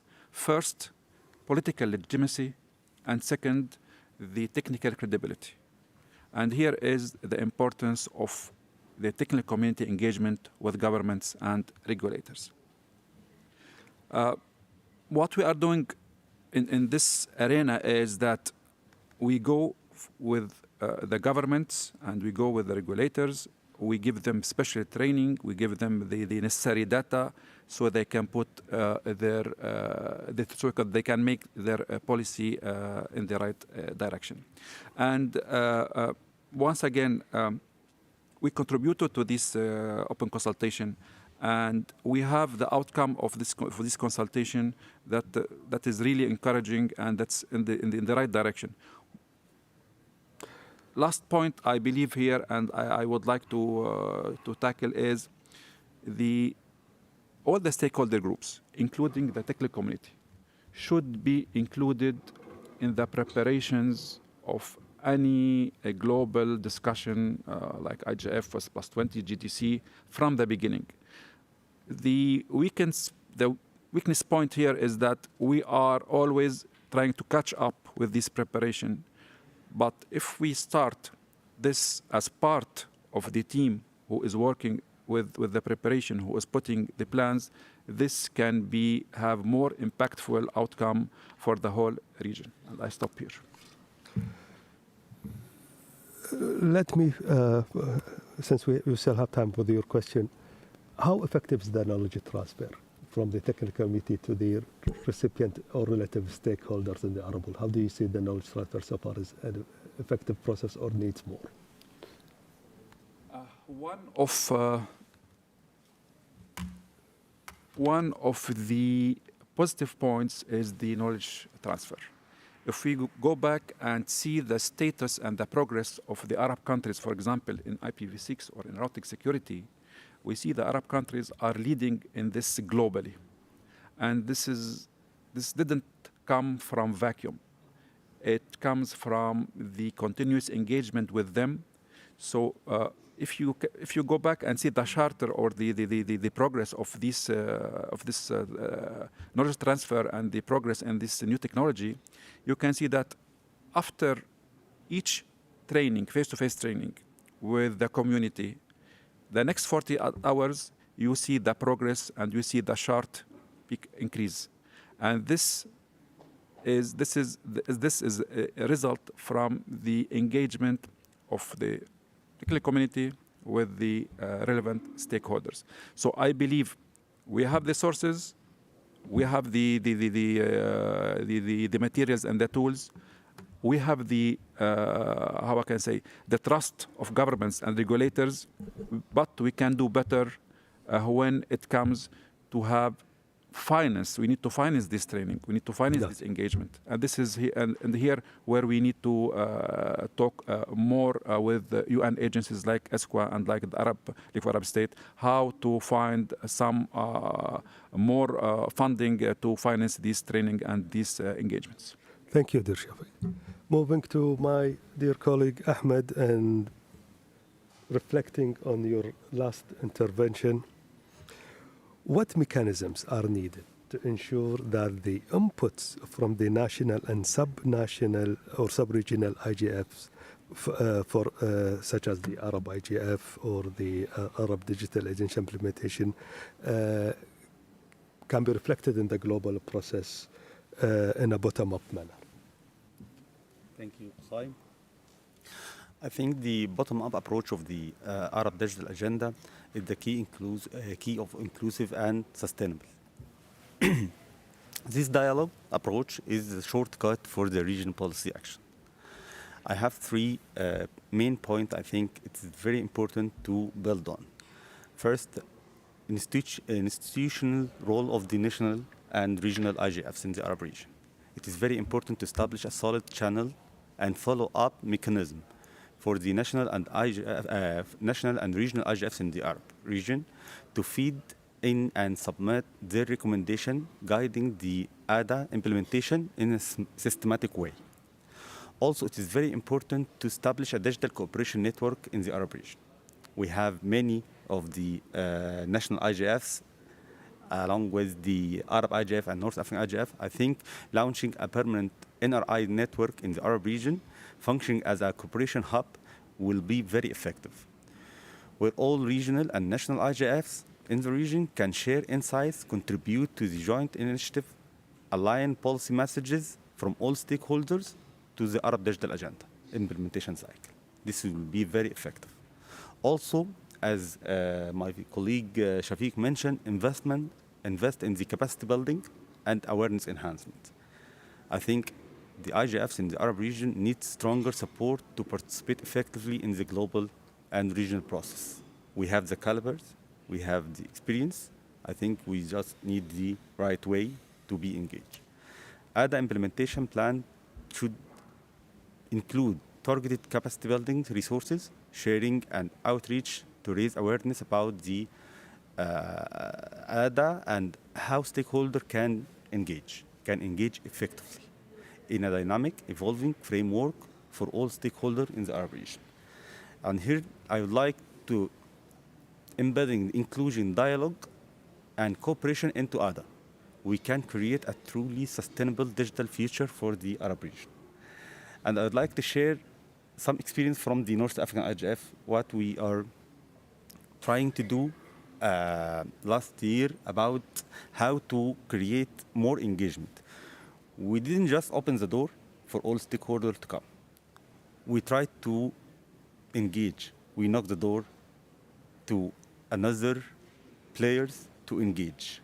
Okay. Last year, for example, we knocked the door for the people with disability. We didn't just open the forum, okay, to wait them to come. No, we approached them. We invited them. Okay. However, in the forum or the SIG, School of Internet Governance as well. Also, we reviewed the charter.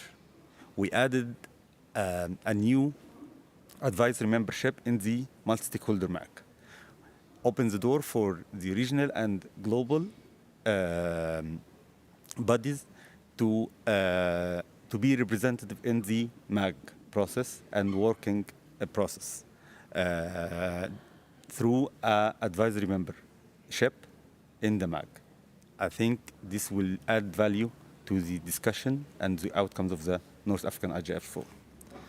Also, we encourage youth to engage. So we established a solid track during the North African IGF dedicated for youth to be the first step for establish Arab IGF for youth. I think we deserve this in our region. Also, in fact, as a result for this engagement, for youth engagement, we have now in the MAG of the North African IGF 5 youth graduated from our SIG, which is something we totally support. Also, we put some simple rules, okay, for encourage people to join, okay, and create new experts, okay. We put something like a condition. It's not a condition, but rule, okay, for the chairs and vice chairs of the MAG, okay, to be advisory members for 4 years, okay. So this will help new calipers and to be stand beside them, okay, so we can build more calipers, more experts in our region. And I'll stop here. Thank you. Thank you, dear Ahmed, for a really a general, comprehensive response to this question. I would like to pass the floor to the audience, thanking them for being with us. And if they have any questions or intervention that they would like to do regarding the questions and the intervention that was made by our distinguished panelists, please go ahead, sir. Introduce yourself. I think you can go to the Yeah.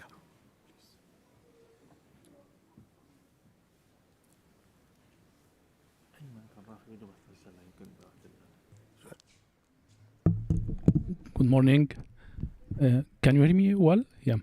It is always a pleasure to have my Arab companions from the Arab League of States and the other institutions. I heard I am Judge Adel Magid. I am working at the Court of Cassation in Egypt. I am honorary professor at Durham University as well. And I worked as an Arab expert at the Council of Ministers of the League of Arab States for a long time.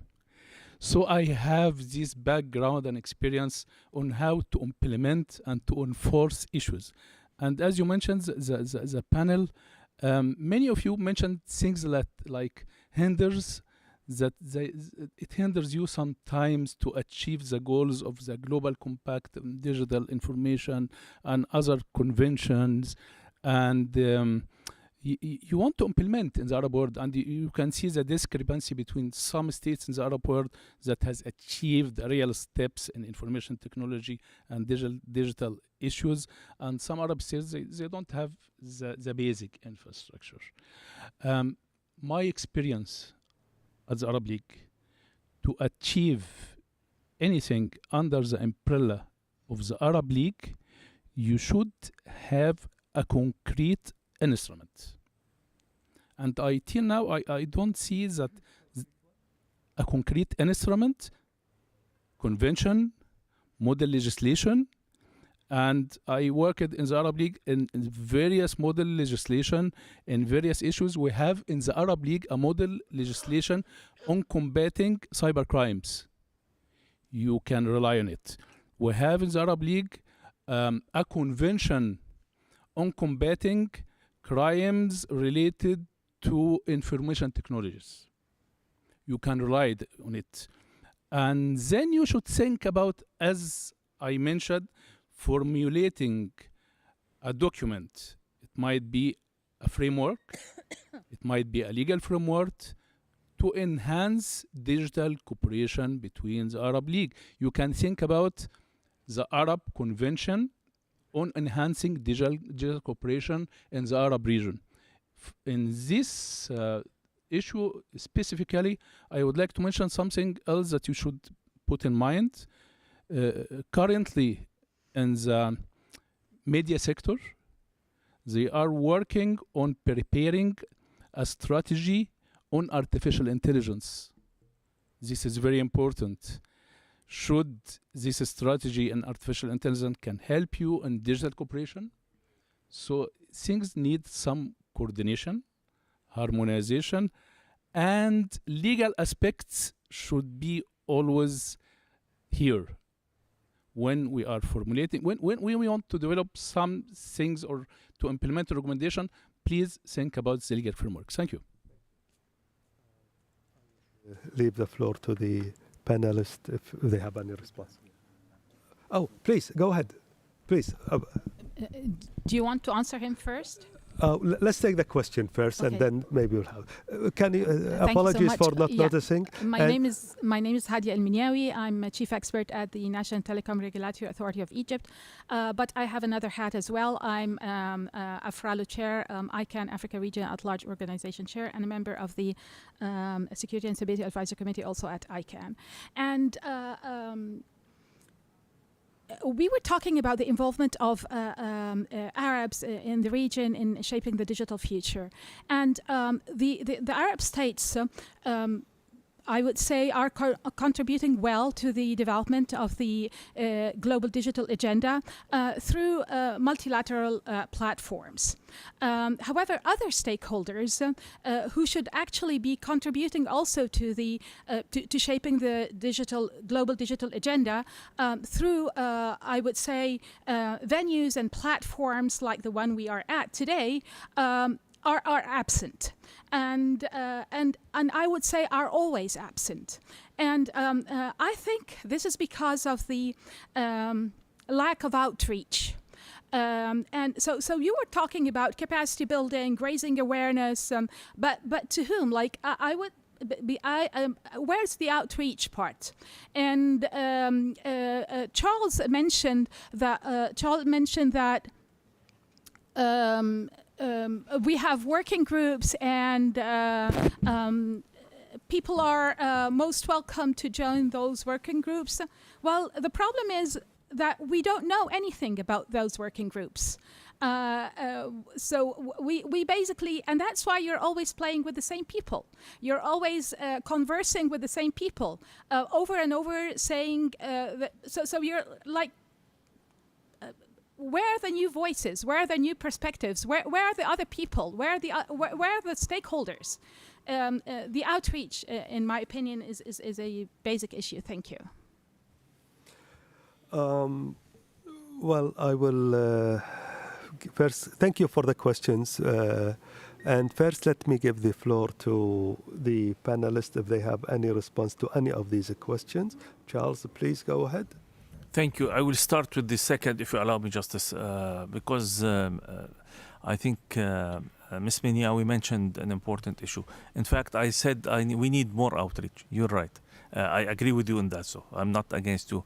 When I said that they were invited, when the process of the Arab IGF started, they kept the floor open, Esqua, and the last for the people to join from the government. This is what I meant.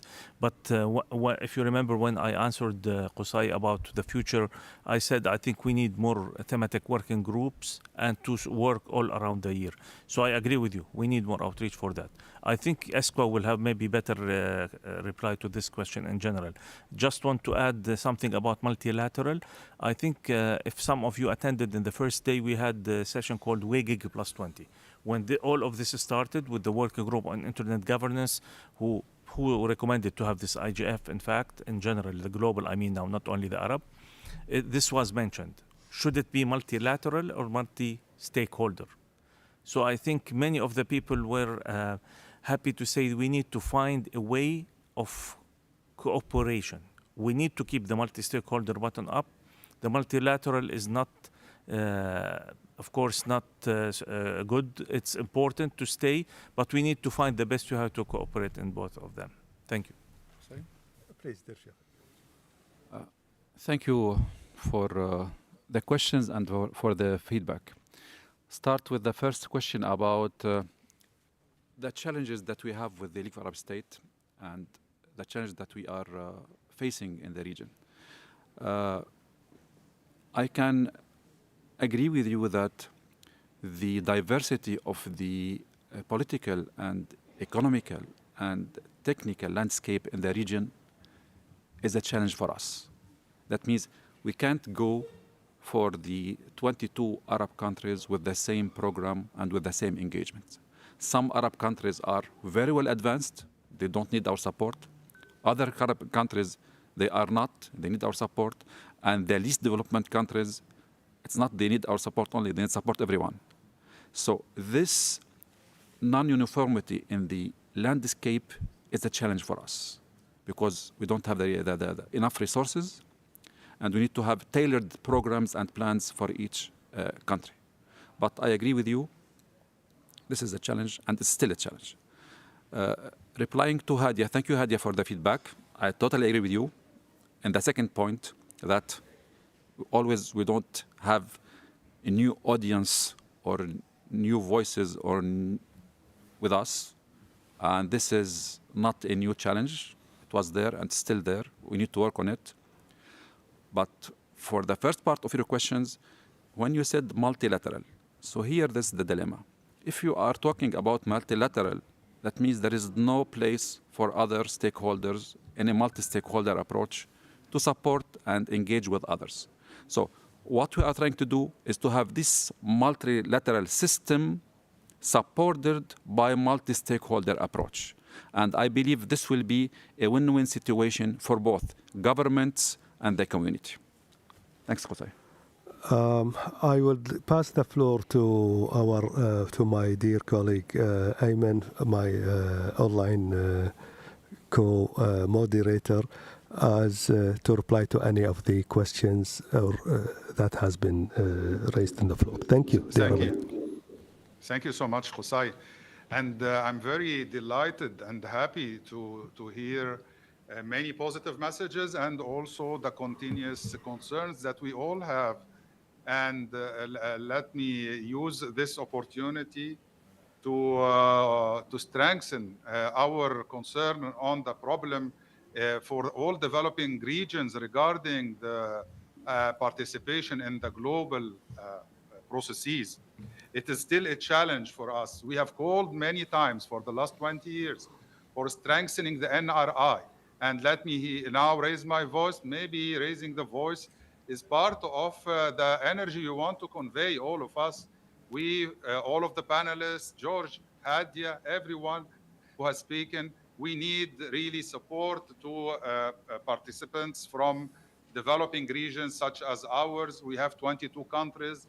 More than half of them, they need really active fellowships and support to participate in the global IGF.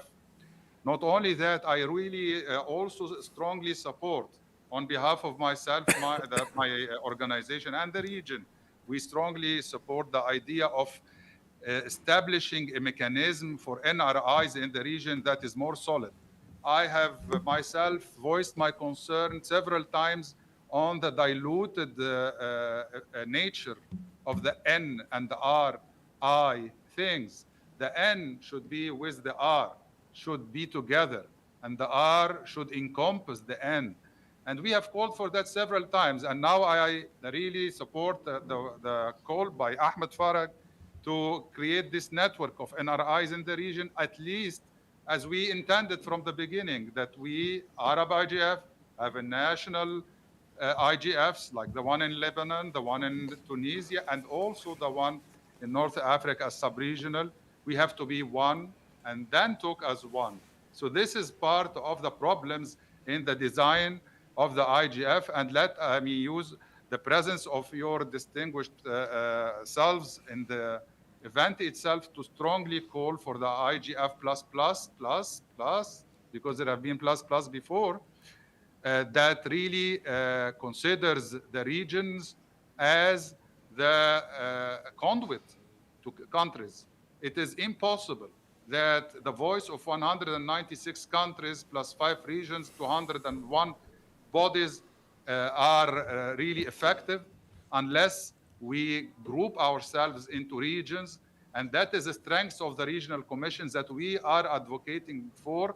We, on behalf of myself, the member states, as I know, and the region, the bodies, that we should have really the continuous role, not only in the WISIS as we used to do for the last 20 years, in the IGF, to be more strengthened. And of course, we have a stronger role already in the GDC. I'd like to bring the good news to everyone as part of the other side of the good news that you brought, that ESCWA is the vice chair of the Global Working Group on Digital Technologies of the Global Digital Compact, has been chosen among all regional commissions to vice chair on behalf of all regions and all the Global South, some part of the Summit of the Future Pact, which is the Global Digital Compact, and Chapter 3 of the Pact. What is the problem? Where is the problem? The problem, as we all and you all mentioned, and I'm glad that you have mentioned, in the resources as well is in the outreach. And the outreach here need to be financed, need to be covered for us to help people. Dear Ayman, may I ask you to pause because we have an extra question from the floor, and maybe you can address the response to the extra question and with the closing remarks. If you just can pause it, please, for a second. Okay, I will close this segment of my intervention that I really strongly support all what have said. We at ESCWA are equidistant from multilateral modalities and multi-stakeholder modalities, and we are working hard to bring all the community. And by the way, I can, as well as ISOC has been partners for the last 10, 15 years with IGF. RIPE as well has been partners since inception. So technical community is active, and all bodies of the UN are active. Before I give you floor back, Qusay, I just want to reply quickly, before I lose the thread, to George and Hadia, that George, to be very confident that we are on top of the development of not Arab digital agenda only, but the Arab strategy on artificial intelligence, Arab strategy on cybersecurity, and many others that he mentioned that concern him, but I don't want to mention everything. But the problem also is in the inclusion, and we need to find ways. For example, you are in Egypt, and I think Hadia would tell you more. Thank you, Ayman. Can tell you more about the role of NTRA in this. So, I mean, we need even to get to know you more. Please send your emails to Rita on the chat. Back to you, Qusay. Hadia, please. Thank you so much. This is just a clarifying comment that I never meant to say that multilateral platforms are more important. No, I meant to say that Arab states are doing their role there, and is that we need to strengthen the multi-stakeholder platforms in order to allow all stakeholders to take part in shaping the digital future. And I thank you for this very important session. Thank you, Hadia, and believe me, your intervention question was taking the right way and the right context. And thank you for your participation and your questions. And thank you for the responses that we got. As you heard my colleagues, the audience from the floor, and regarding the challenges that we have, I think overall you have all listened that the multi-stakeholder process in the Arab world, although it became a culture, yet there is a room to improve it more. Although we have outreach has been done, but there is also gaps in the outreach and the communication and reaching new segments and stakeholders, or within each stakeholder groups. New players in our part of the world needed to come to the floor, especially when it comes to the digital agenda and the global digital cooperation and internet governance related issues. And let's say a request or a will to be involved earlier in these processes in order to make sure that our perspective and digital cooperation and internet governance is reached and reflected. Also, there is a need for data. Let's say, I wouldn't say for the absent data, but let's say more transparency, right? More measurement. More measurement, more transparency in our part of the world is needed. There is good achievements that has been done. But we are always ambitious to do better and to do more and to be in a better position to make our voice and perspective to be listened to in the global arena and regional levels.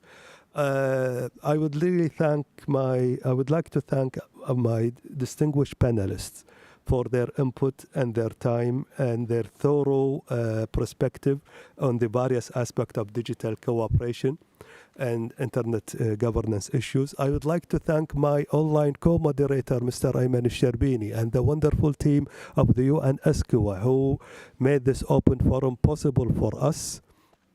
And I will pass the closing remarks to dear Ayman. Can we last words, dear Qusay? Just 3 words per speaker, and then we pass the closing to Ayman. Please go on. Okay, please. just to conclude, there is one main message from this session. The Arab region stands at a critical crossroad for its digital journey. Once again, it's not about infrastructure, it's not about capacity building. It's about inclusive policy making, it's about trust, it's about national and regional collaboration, and it's about trust in the multi-stakeholder collaboration model. Thank you. Any addition? Thank you. Okay. Dear Ayman, please go ahead. Thank you so much once again. A quick message is regarding the measurement, George, very much important message, or not only George, I think Ahmed mentioned it and Shafiq mentioned it. We are proud to be the only region in the world after Europe who has in their digital agenda intrinsically designed indicators and measurements for the divides that we have in the region. We have baseline for each of 35 main priority issues of the region, and we have goals for each of them that are measurable by targets that have indicators. And this measurement platform is not only for the region, but for all the countries in the region. And we are working on it. It takes time. Some of the indicators still need new methodologies for measurements. The core indicators of the world are much less.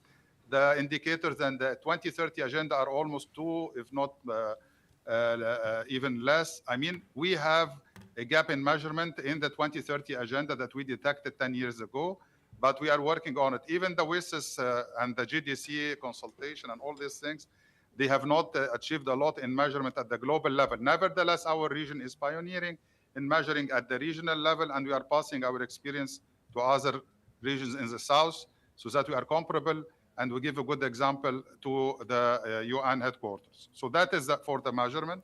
For the consultation, I'm glad that we are always the first runners in providing consultative, let us say, venues and dialogues since the inception of any process.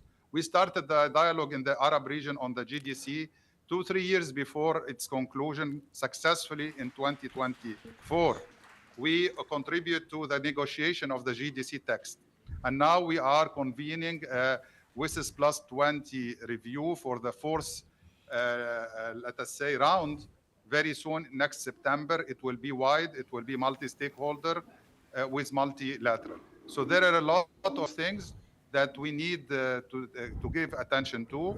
And last not least, we have to revive our internal mechanisms, the working groups of the MAG or the AMPAC, as well as the Secretariat. And all of this will take some time during the next 6 to 9 months. We hopefully you have a strong comeback in 2026 in the 8th Arab IGF. We have done the 7th Arab IGF. Dear Ayman, we are already passing our time, so please close. Okay, so successfully, 7th Arab IGF took place. The 8th will come next year, inshallah. Some countries I'm in touch with to host the next rounds. So everything is, inshallah, positive, despite all the challenges in the region where we had to reschedule things because of the wars. We look for peace, and we hope that peace will bring a better digital future for the region and elsewhere. Thank you. Over to you, Qusay. Thank you, thank you.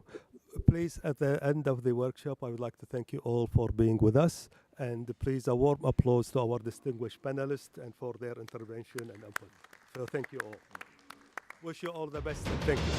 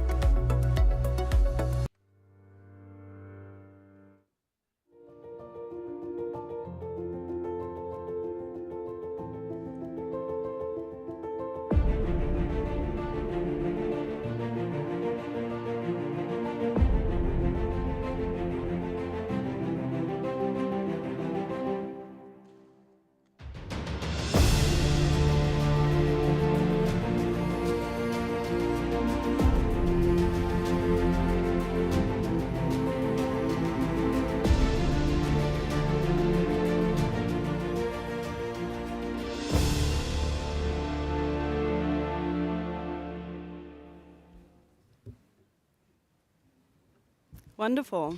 Welcome, everyone. Welcome to our roundtable on leveraging science and tech diplomacy for global cooperation. My name is Sophie Schönborn. I'm a researcher at the Technical University of Munich and at the Technical University of Munich's think tank, TUM Think Tank. TUM Think Tank is a part of the global network of Internet and Society Centers, NOC, which is bringing all of us here together today. I'm happy to moderate today's roundtable and kick us off into today's session. Science and tech diplomacy have become some kind of increasingly talked about buzzwords in the past 15 to 20 years. They're ideas that link science and tech to the world of diplomacy, international relations, and global governance. But as with so many other things, of course, there are no universally agreed upon definitions for either of the two, or even related terms. What have emerged are a couple of common concepts, and I just briefly want to introduce one classification of those to frame the following discussion. The Royal Society has outlined 3 dimensions for science diplomacy in 2010, which are oftentimes referred to.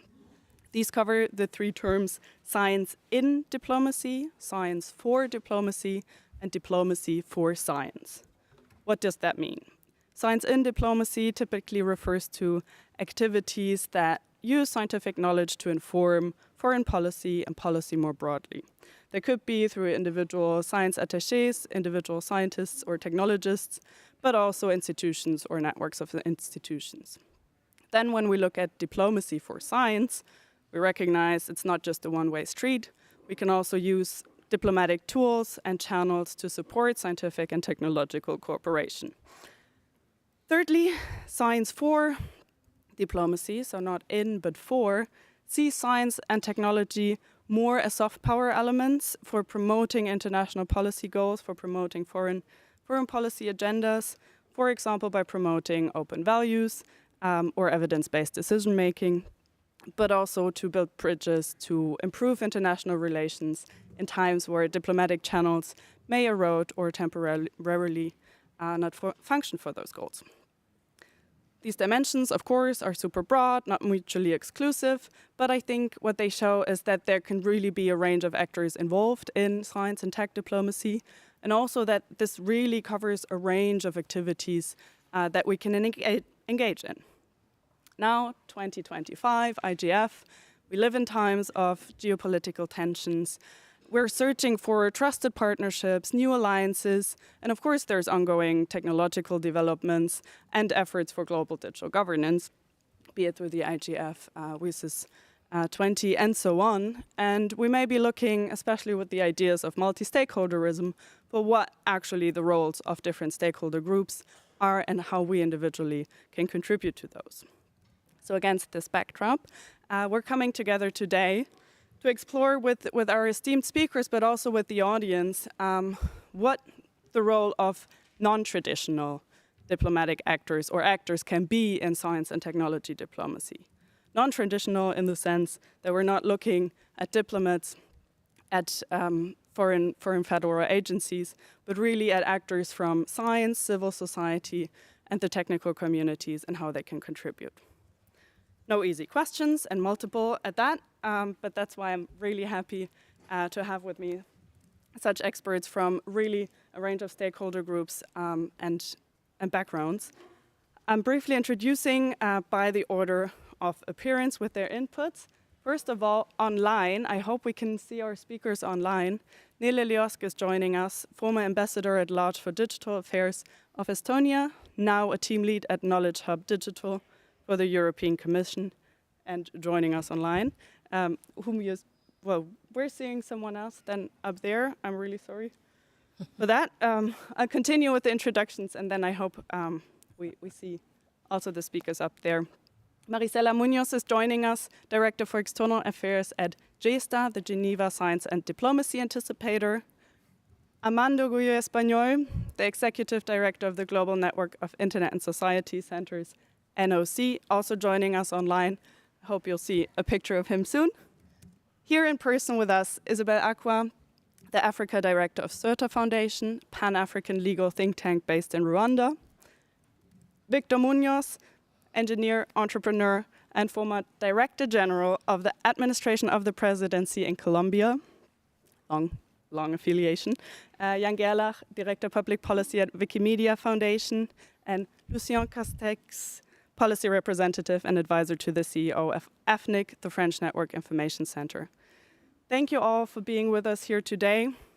Before we get started, some very quick notes on housekeeping. We will hear brief interventions, max 5 minutes, from each of our roundtable speakers. So please, in the audience, collect your questions. We will have time for discussion briefly at the end of the session. As this is only 60 minutes, we have to stick close to the schedule. We have an online moderator for the audience online. Please just put your questions in the chat and we will hear them here in person. So without further ado, let me start by turning to Nele Leosk online and after that Marisela Munoz to hear from your experience how science and tech diplomacy can contribute to digital governance initiatives and what role non-traditional actors actually play and what they may look to in the future. Nele, the floor is yours. Yeah, hello, everybody, and hello from Tallinn, quite close, but still remote, but happy to be here. Sophia, if you may, you actually refer to governments as traditional actors in tech diplomacy, and having been Estonia's digital ambassador, I'm actually wondering whether governments are already traditional actors in technology diplomacy, because technology or the role of technology is still quite new, I would say, to traditional diplomacy, and actually quite a lot has happened in a very short time, but still a short time, and I would say that many diplomats actually find themselves in a rather new role in these current times when private sector and I would say even individual players have so much power that often we seem that they have more power than actually these traditional actors as governments. So I think diplomats also have quite a bit still to do to get used to this new environment and also realize that technology is actually shaping our world and will shape it more by every day. But maybe just to come back to your question about what is the role of tech diplomacy and the different actors in this, I think it depends on our starting point. So what we actually need to do. So I served as Estonia's digital ambassador, and that means I come from a very small country that is tech savvy, is known to be a digital leader in deploying technology, but of course is not the technology hub in terms of technological innovation per se. Technological development still take place mainly in other countries, and I would say increasingly in very few countries and also in very few companies. So for us, the starting point, I would say, was maybe twofold. First, of course, we have been working and will work for what we call let's say, the democratic development of digitalization. We want to have the virtual world be open and secure and all these nice things we are fighting for here at the IGF also. But I would say increasingly important really becomes an understanding and the work we need to do in order to make sure that everybody in our society, so everybody in Estonia, actually has these necessary skills and knowledge to continue to be able to use technology and including for our benefit. So when I look back, perhaps my almost 5 years in Estonia's government, and I put the Europe aside for today, I will focus perhaps on Estonia. Then what are the means that a small country really has? Of course, as you also mentioned, one line of work is really the technology governance. So how we are supposed to use technologies. We know what we do in our country. Okay, we have in Europe, we have also European Union that plays a big role in shaping, let's say, the virtual space, and I think EU is quite known for its regulatory activity, but not only. And now we have these global developments.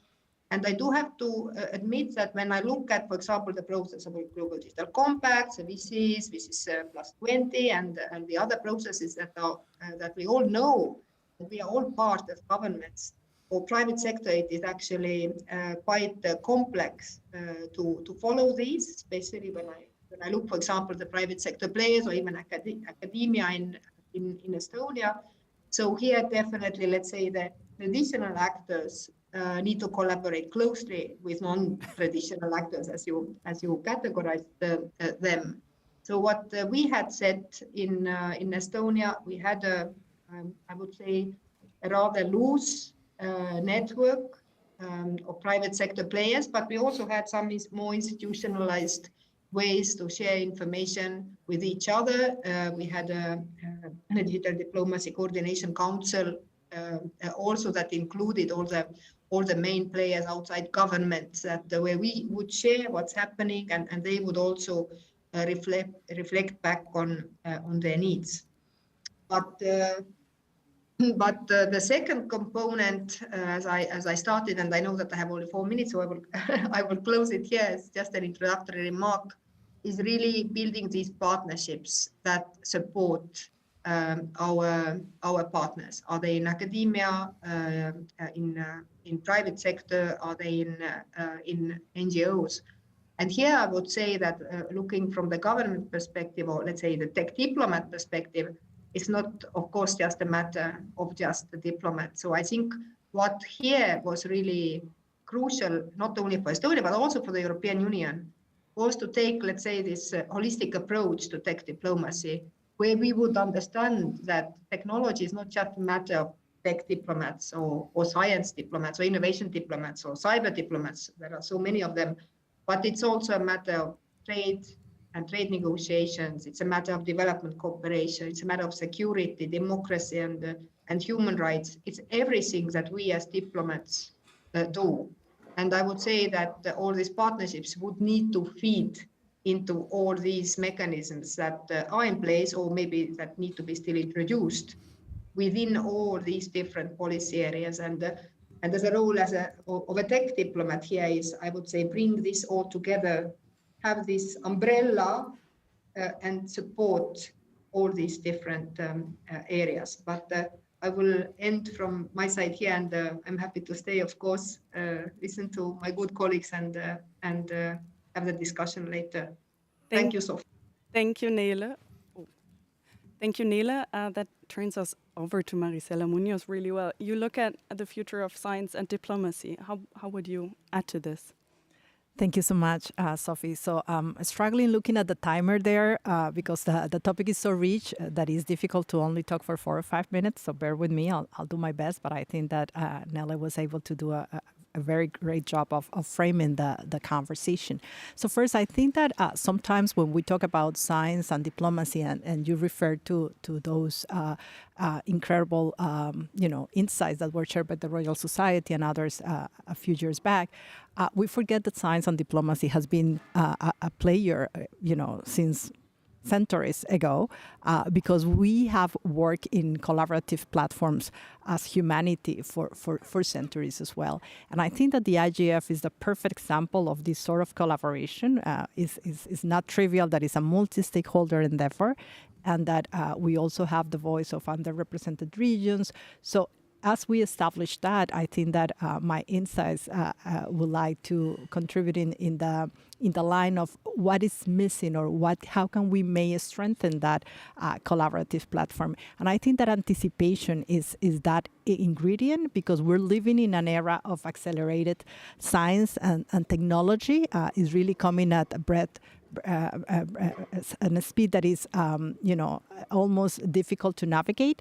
And the what is identifying what are these trends, how can we make sure that apart from the current conversations that we have on topics that are very, very timely, we also take a minute to think of what's coming. And I think that there is a cost implicit in not doing that. For example, when we talk about the digital divide, well, quantum computing and quantum technologies, for example, will exacerbate that divide if we do not make the transitions collectively among all sectors and among all geographies to make sure that we use the opportunities to also enhance digital cooperation and to enhance governance that should be anticipatory. So at JESDA, we developed a tool, a digital tool that is called the Science Breakthrough Radar and has some of these technological platforms as a way of providing a source of truth. It's produced with over 2,000 scientists from all around the world, but not only,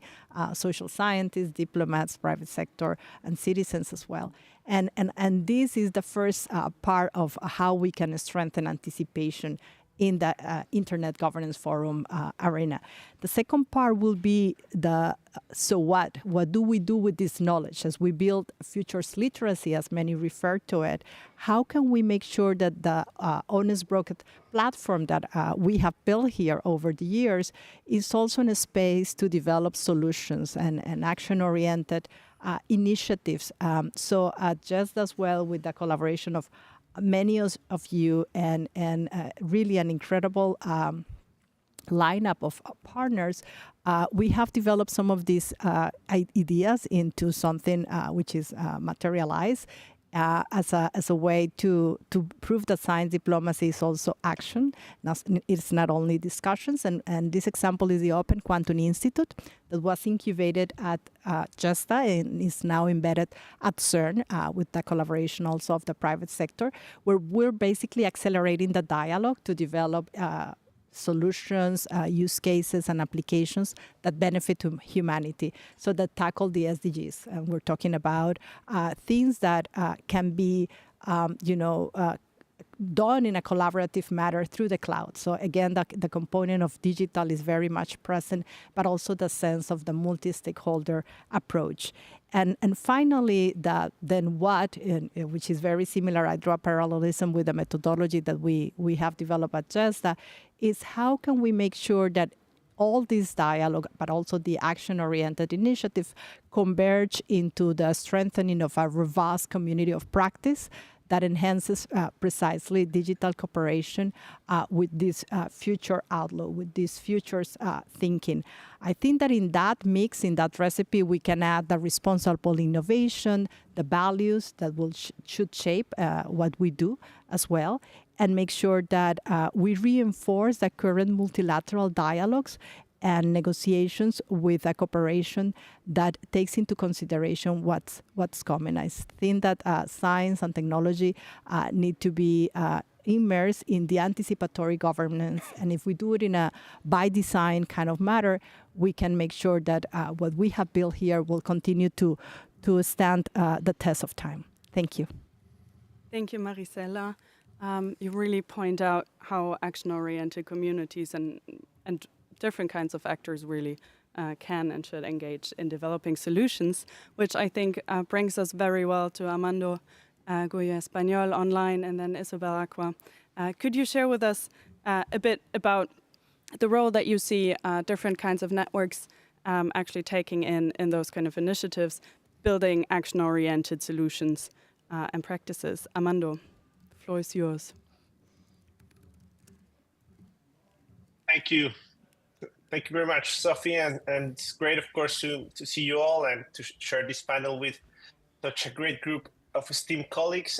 I'm here in Boston, but very happy to almost feel in there in Oslo. And of course, as you mentioned, I would like to share a little bit more about the global network of internet and society centers, the work we do, and of course, how it relates with this big question about tech diplomacy and science diplomacy.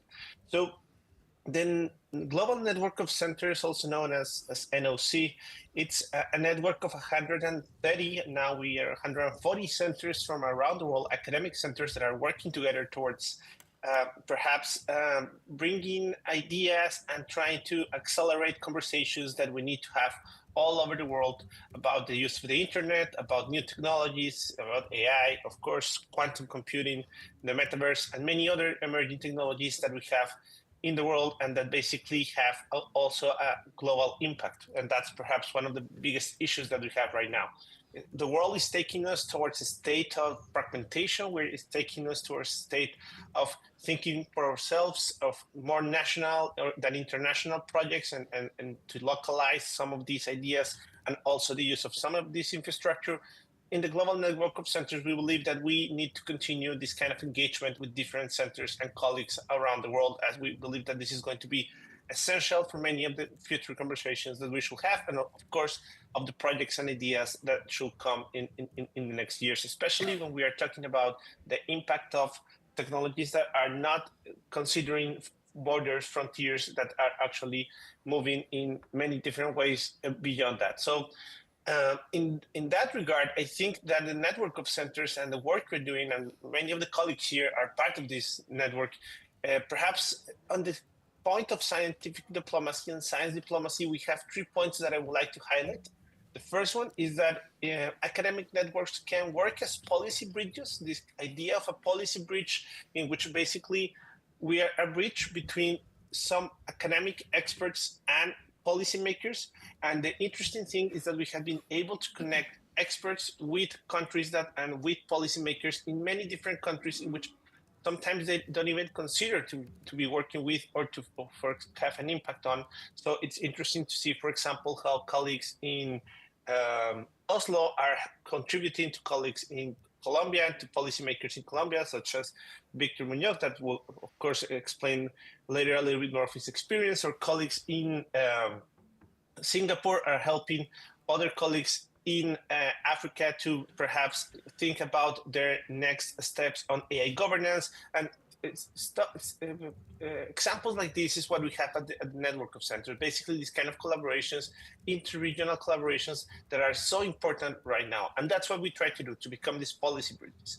At the same time, we try to become policy bridges with the evidence, and basically to bring evidence to policy making and to policy conversations. And I think that's also something very important to consider from the science diplomacy side. How important it is to become an ambassador not only of ideas, but at the same time of evidence, and good evidence and research that can inform the policy-making process. Now we're having a lot of conversations about, again, AI governance, internet governance, the future of work, what are the next skills, what's really working and what's really not. And that's what we're trying to do here. That's the kind of bridge that we're trying to create and generate by connecting this audience of policy and decision makers, for example, with academia, with experts, and with this kind of work that sometimes is not that easily available as we believe it could be. And at the same time, we are also helping to generate capacities within our members, and at the same time our NOC colleagues, in the sense that we're trying to help them to have enough knowledge about what they're doing, what their last research trends are, what kind of research is having more impact. And that also, I believe, it's quite important for many of our colleagues also to have and increase their relevance in the national policy conversations they are involved in. So that will be the first point. Then I would like to talk a little bit more about the collaboration and the collaboration side. I think that science diplomacy through collaboration is essential, and that's basically one of the terms. It sounds sometimes, and people say, you talk a lot about collaboration, and I say, yeah, because that's what we do, and also it sounds as a very basic term sometimes. Collaboration, it's not difficult to build, and it's, I think, of the essence, especially for this kind of science diplomacy efforts. So what's collaboration? Basically building something meaningful, creating trust, building that trust in a way in which basically entities want to really collaborate with each other, participate on grant applications, on funding mechanisms, to share knowledge, data.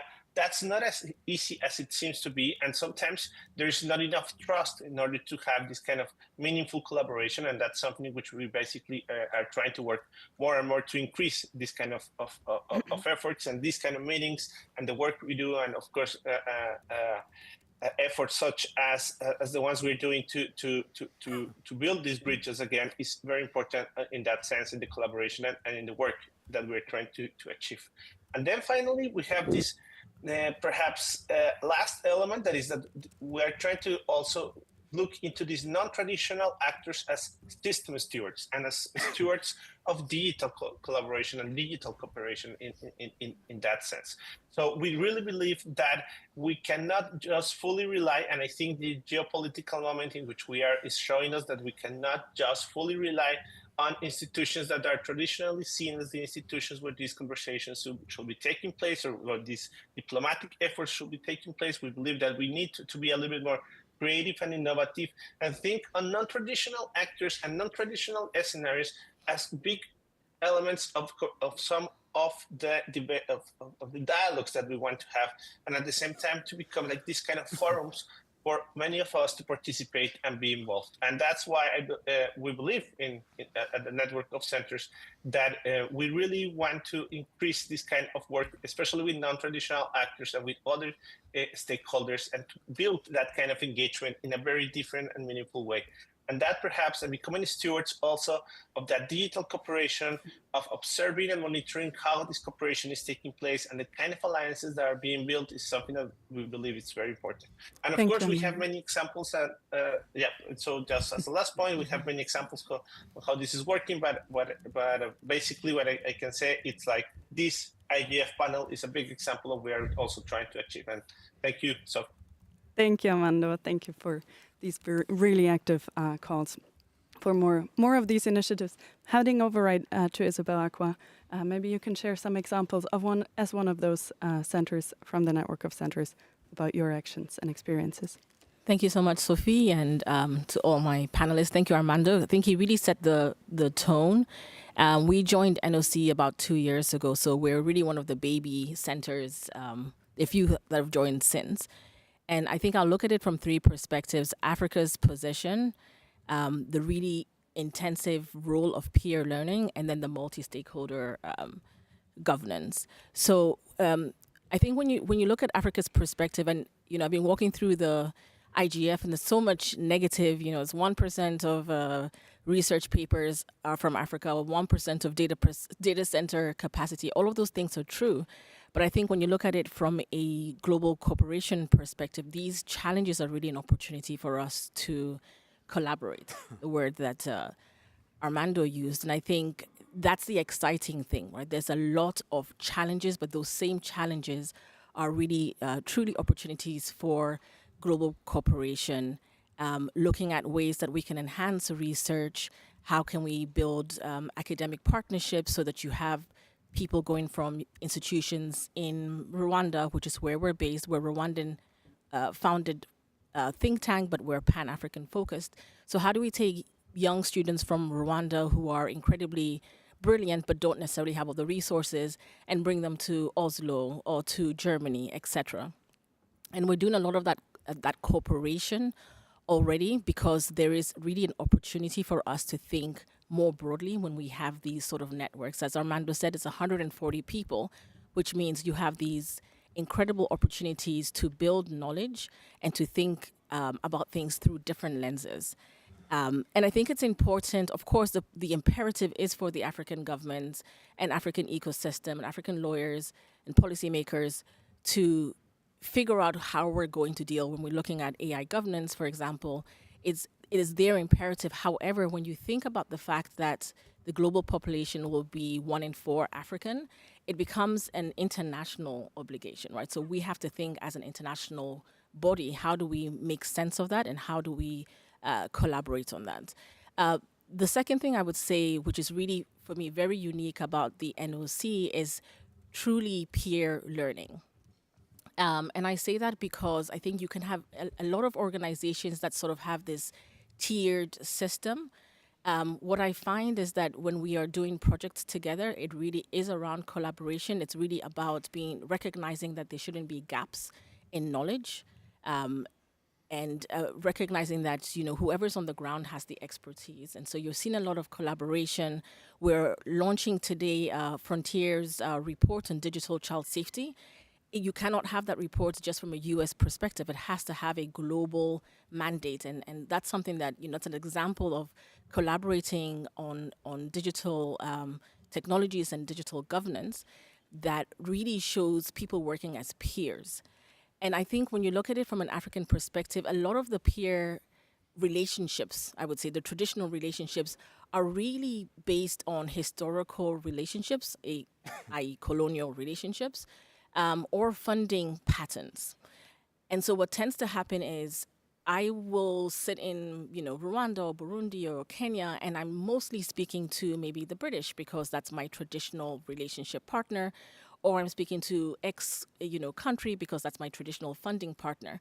And what you have when you have these sort of the NOC format, it means I can speak to people in Brazil because it makes more sense for me when I'm looking at, for example, the effect of sustainability challenges where not the same, but you have similar developmental challenges, you have similar inclusivity challenges, etc.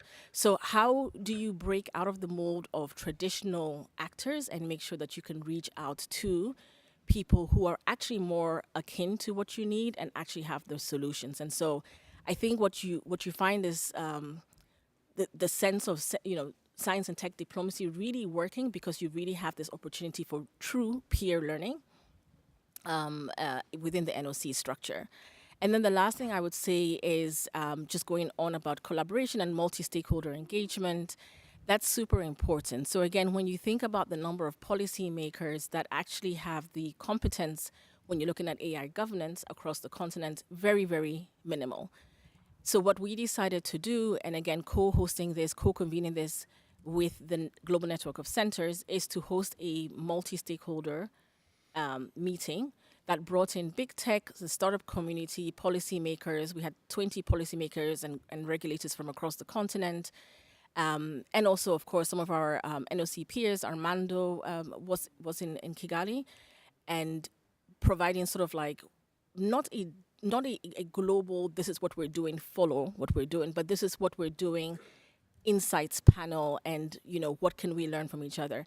And that was really well received. And I think that's a format we really experimented with, this innovative governance structure, because we really are learning at the same pace. And to be honest, the startup community is who's really leading, and we're already following behind. And so I really see that multi-stakeholder engagement as a really critical piece of what we're trying to do. We're hosting our next innovative governance multi-stakeholder meeting in Accra. So again, bringing in different players, having more of a West African feel to the conversation.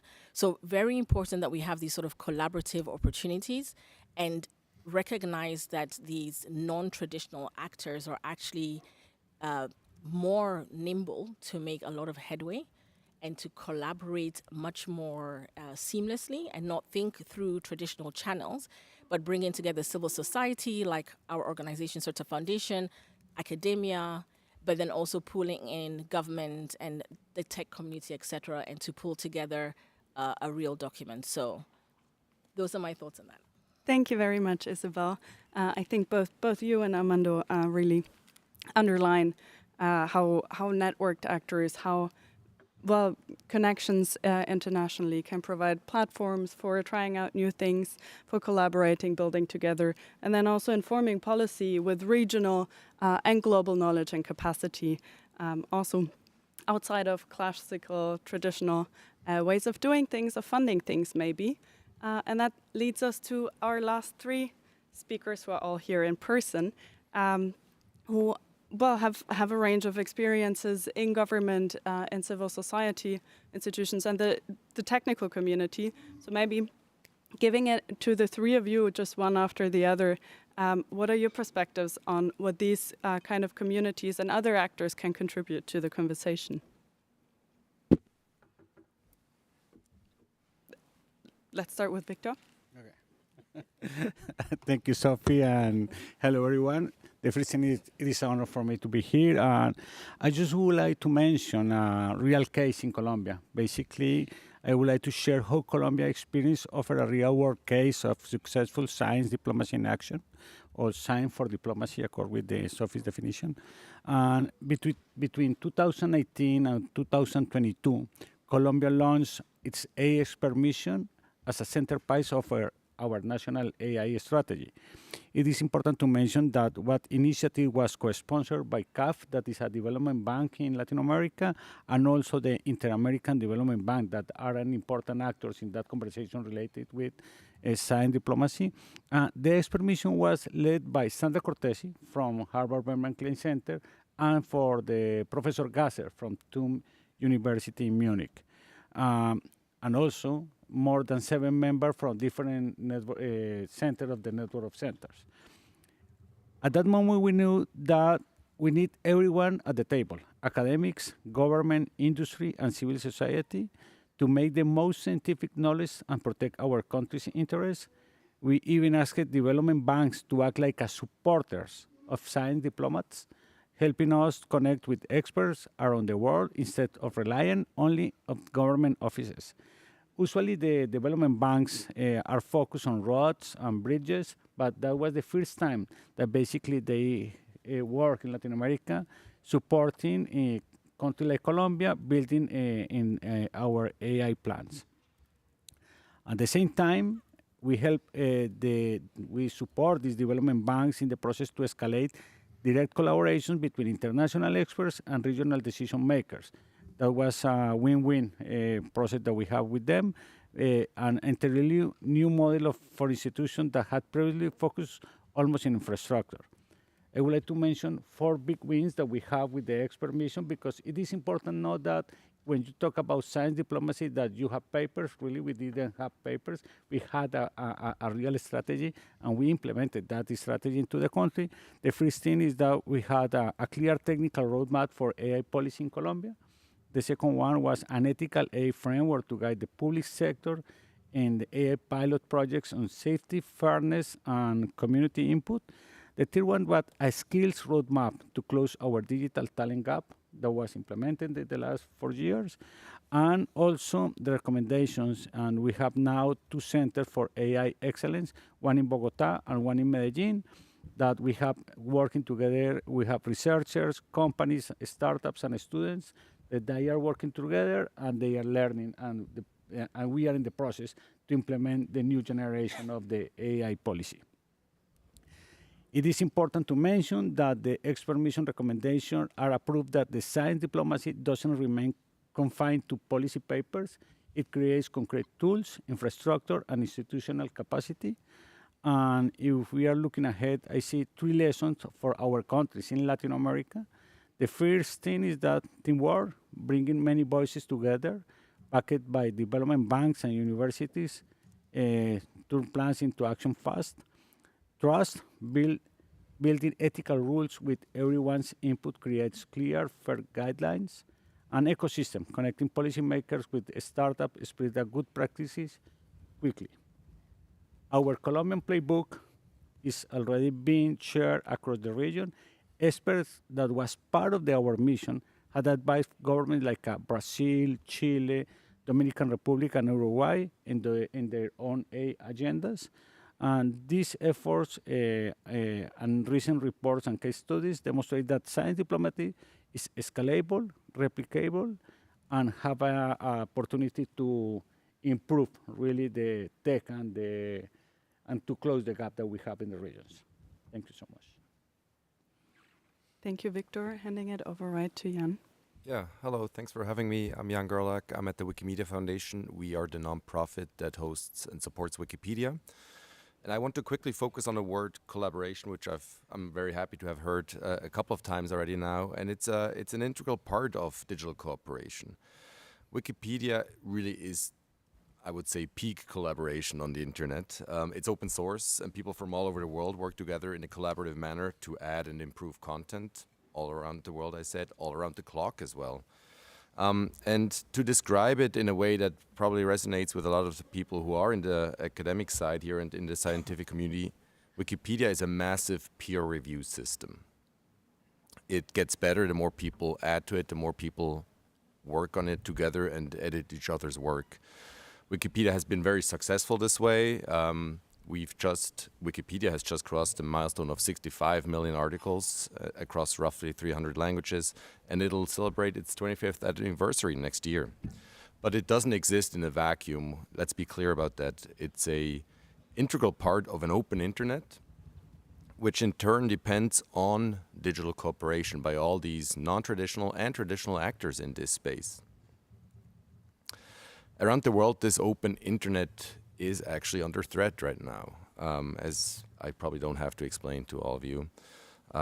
So this is a very timely matter for stakeholders from the academic world, from the scientific community, and in tech diplomacy to be asking themselves how to engage and asking themselves the question of digital cooperation, how to empower actors in this world, and really with the goal of keeping us all connected. I think it's really important to ask towards what goal are we actually cooperating.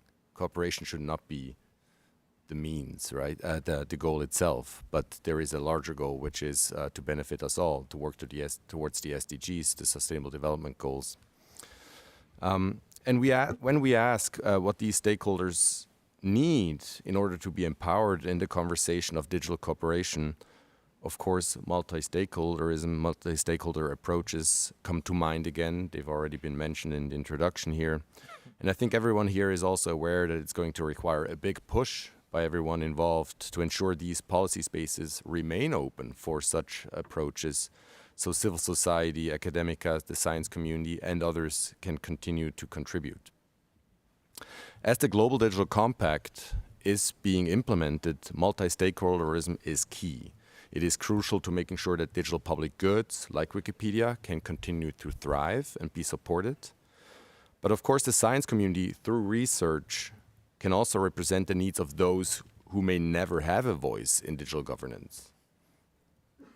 Finally, and I'll keep this short, an important part of the mix are the tools that we offer these non-traditional stakeholders for policy making, for governance, for digital cooperation. And one tool that we offer is a specific frame of thinking. We call this the Wikipedia test.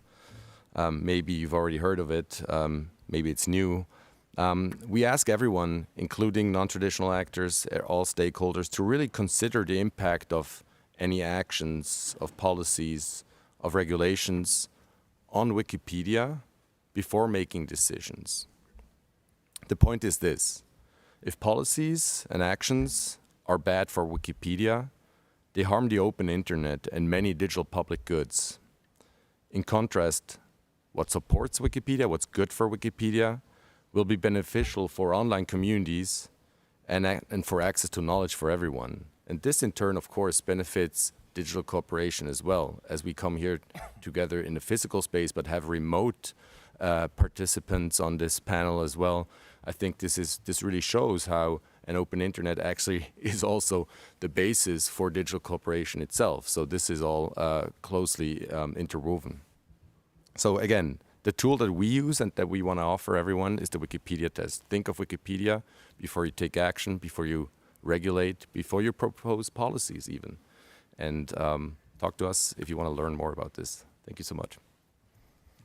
Thank you very much. Handing over to Lucien directly. Thank you, Sophie. That is a timely discussion indeed. Science diplomacy and having it framed in a global debate on the internet governance and enhanced cooperation, digital cooperation, a lot of definition and methodologies are needed. I wanted to start by highlighting that the information society envisioned as a people-centered, inclusive, and development-oriented is today of a renewed importance with this review coming this year. And the internet technical community as a stakeholder group has a main role, basically. It's to operate the core function, the key underlying infrastructures supporting the internet, in particular IP addresses, domain names. And one I mean, one key point is one always speaks from somewhere, and operating internet, running an internet registry like AFNIC give you concrete examples actually on the working function of the internet. Same goes for a regional internet registry or working with ICANN, for example. Since the OSS in 2003, 2005, the internet evolved a lot. It's still evolving today with new protocols discussed at the IGF, new network being created and connected to the global internet. And in that sense, navigating the rough seas of internet global governance has been challenging. Internet as a key underlying infrastructure which has enabled the information society and shown its resilience and importance in supporting actually the development of societies, the access to culture and knowledge is key, and as a key component having a global, open, secure and interoperable internet has shown successes. In that sense, and it's been said already, the multi-stakeholder model of internet governance in its diversity, I mean, IGF, of course, here in Oslo today, but also ITF, ICANN, and AFNIC as well. It's a variety of models which are multi-stakeholder, and the participation of the different kinds of actors is key to actually enabling the diversity of viewpoints. Technical and academic communities can help find innovative solutions, science, diplomacy efforts, enabling collaboration between stakeholders to share knowledge from research projects to academic partnership, but also finding concrete examples and successes of the internet, which is of a renewed importance today, of course. So broader participation also means local processes, building on cultural and linguistic diversity, bringing voices together in the diversity of languages. I'm thinking about, for example, also the local, regional Internet Governance Forum. It needs to be discussed here in Oslo and everywhere else as well to actually enable real collaboration. And then finally, as we approach the 20-year review of the WSS, it's especially important to ensure that the review is actually inclusive and open to stakeholder inputs, obviously academia and technical community. But this is not an easy question in today's complex and geopolitical landscape. Wanted in that respect to highlight the work done last year in 2024 at the Net Mundial +10 held in Sao Paulo that resulted in the Sao Paulo multi-stakeholder guidelines, which offer a proposed approach to digital governance and inclusive dialogue between stakeholders. With the element paper just released a few days ago, there is a clear need of engagement to ensure that the multi-stakeholder model is properly leveraged in 2025 and beyond. Thank you. Thank you very much, and thank you to all of the panel and the audience. I think those statements and contributions really show how this is an ongoing project of bringing technology and science and diplomacy together. And maybe we're all non-traditional or new actors in that sense, as Nele Leosk pointed out. While we open the floor to questions in person, please step to the microphones. Online, feel free to submit your questions to the chat. I would just continue some reflections about what we just heard about technology really warranting us to engage with it across government and society, to collaborate and to shape our joint futures. And while times are, of course, complex and hard, we're not hopeless. We heard about different tools, how we can shape and contribute and learn from each other, be it in anticipation, be it by using the Wikipedia test before issuing policies, thinking about novel approaches that we can take, for example, in funding AI policy and stakeholder engagement, or fostering local and regional engagement and collaboration. If there is no questions in the room, I would just take it back to all of our wonderful speakers, because we have started talking about specific methods and tools and collaborations. But if I could ask you for one call to action or action point for either your own organization or for other stakeholders, what would it be? Maybe we start with our online speakers. Nele Leosk, would you like to start? Hello again, and thank you, Sophie. I think I would call us all to co-create across sectors, but across borders, because what we have realized after the 20, 30 plus years of digitalization, or let's say more active digitalization, is that our needs and our problems are actually quite similar, and the solutions could also be. However, what we do not see that much yet is really creating our solutions together. We have some examples. I can bring, of course, from Estonia, the very famous digital identity that we have developed and use also across private and public sector, but also across border. Some of you may know there is a Nordic Institute of Interoperability Solutions, where we together with Finland, Iceland, and by now also some other partners, develop digitalization components that are crucial. I would say the cornerstone of Estonia's digitalization. And this has helped us, of course, to save financial resources, but I would say what is even more important, it has really allowed us to pull together human resources, because we all lack the needed technological skills. And I'm really glad that that our Finnish, Icelandic partners and contributors from different sectors have become also part of our own digital ecosystem here in Estonia. There could be other examples, but I leave it to the colleagues to add here. But thank you, Sophie. Thank you very much. Armando. Yeah, well, thank you. And adding to that, I think Nell's point, it's quite important. I would like to emphasize that one of the things I think we should be working more on reducing information asymmetries, especially about the new technologies and the kind of technology that is being developed. I think that is still a big challenge, and we need to do more about this. And I think this kind of networks and science diplomacy and the kind of channels that we're creating should try to work towards reducing those asymmetries, especially about the kind of technological development that we have.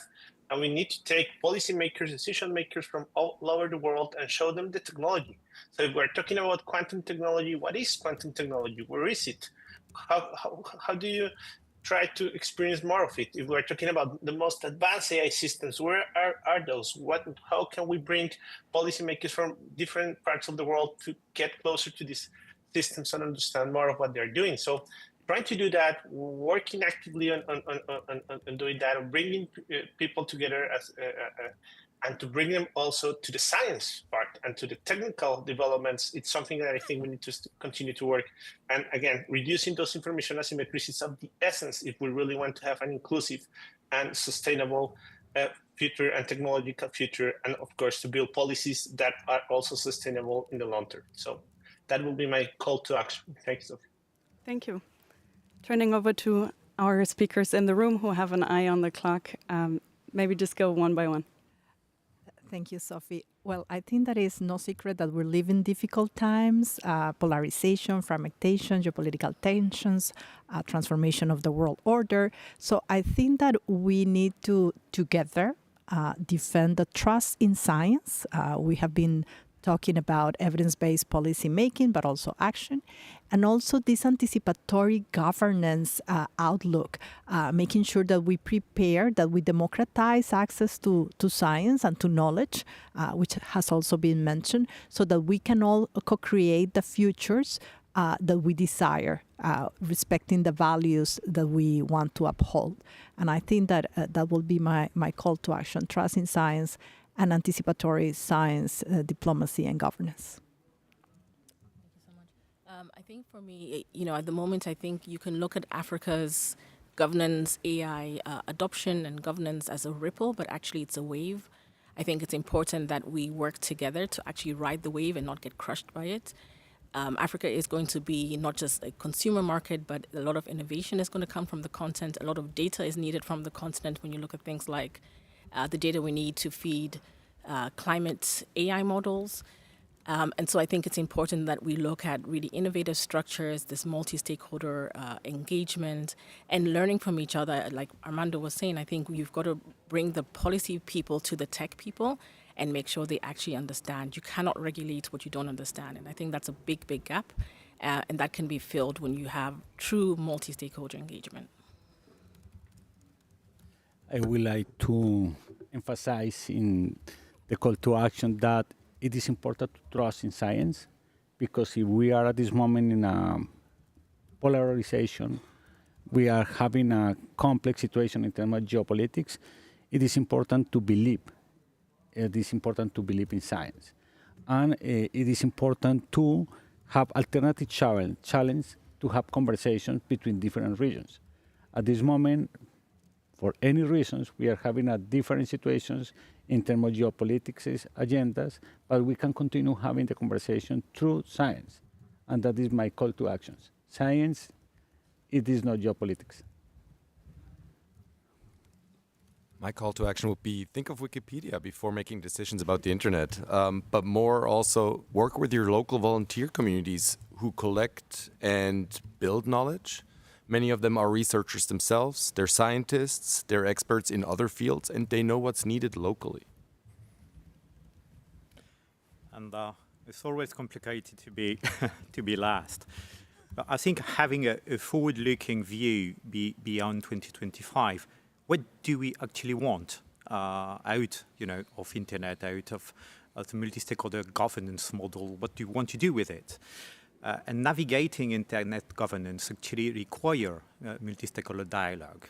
We can completely see it, but also a need to showcase concrete examples and successes of that multi-stakeholder collaboration. And for that, we need to actually work with each other. For example, AFNIC, we collaborate with, obviously, the Center of Internet and Society in France and in the Internet and Regulation Research Group to try to foster research and collaborative project. Last example is a publicity kind of, we have a post-quantum report that we do with I3C, which is a dynamic coalition at the IGF, to try to inform the global debate. That's my 2 cents. Thank you very much. And thank you to all of the speakers and the audience, the speakers especially, in keeping their times and sharing such valuable and interesting perspectives. This whole session leaves me, with an outlook that we have lots of things to do, but actually that we can do things and can contribute to ongoing governance discourses and actually implementing actionable outcomes and projects. I look forward to the collaboration with all of you, and thank you so much for joining. And thank you, Sophie.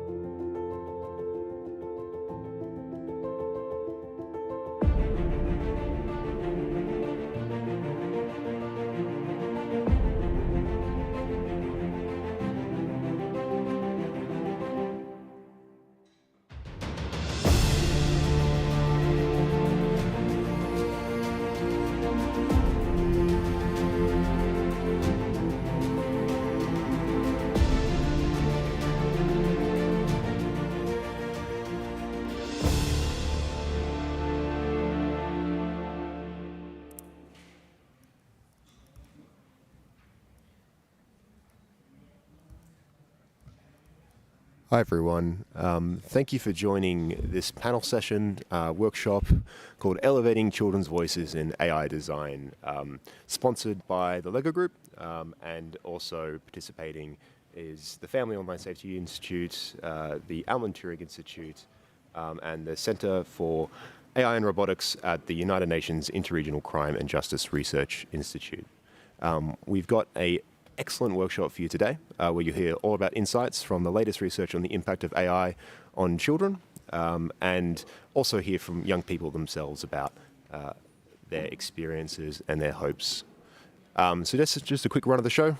We're going to start with a message from the children about their views on generative AI, and then we're going to hear some of the latest research from Stephen Balcom, who's the founder and CEO of the Family Online Safety Institute, Maria Ira, who's an AI expert at the Center for AI and Robotics in the UN, Fari Aitken, a senior ethics research fellow at the Alan Turing Institute. Then we'll move on to a panel discussion and questions. Please feel free to ask questions. We want to take them from the audience, both in the room and online. And we'll also have a young person, Zara Amjad, join us to share her insights and ask the panel questions herself. But without further ado, let's get away, and we're going to start with this video message from young people across the UK. We're not disclosing names just for safety reasons, but please play the message and the video when you're ready. AI is extremely advantageous when used correctly, but when misused can have devastating effects on humans. That's why we must view AI as a tool to aid us, not to replace us. Right now, students are memorizing facts for exams, while AI is outpacing that system entirely. Rather than banning AI in schools, we should teach students how to use it efficiently. Skills like fact-checking, critical thinking, and prompt engineering aren't optional anymore, they're essential. We need to prepare students for a world where AI is everywhere, teaching them to use it efficiently while not relying on its output.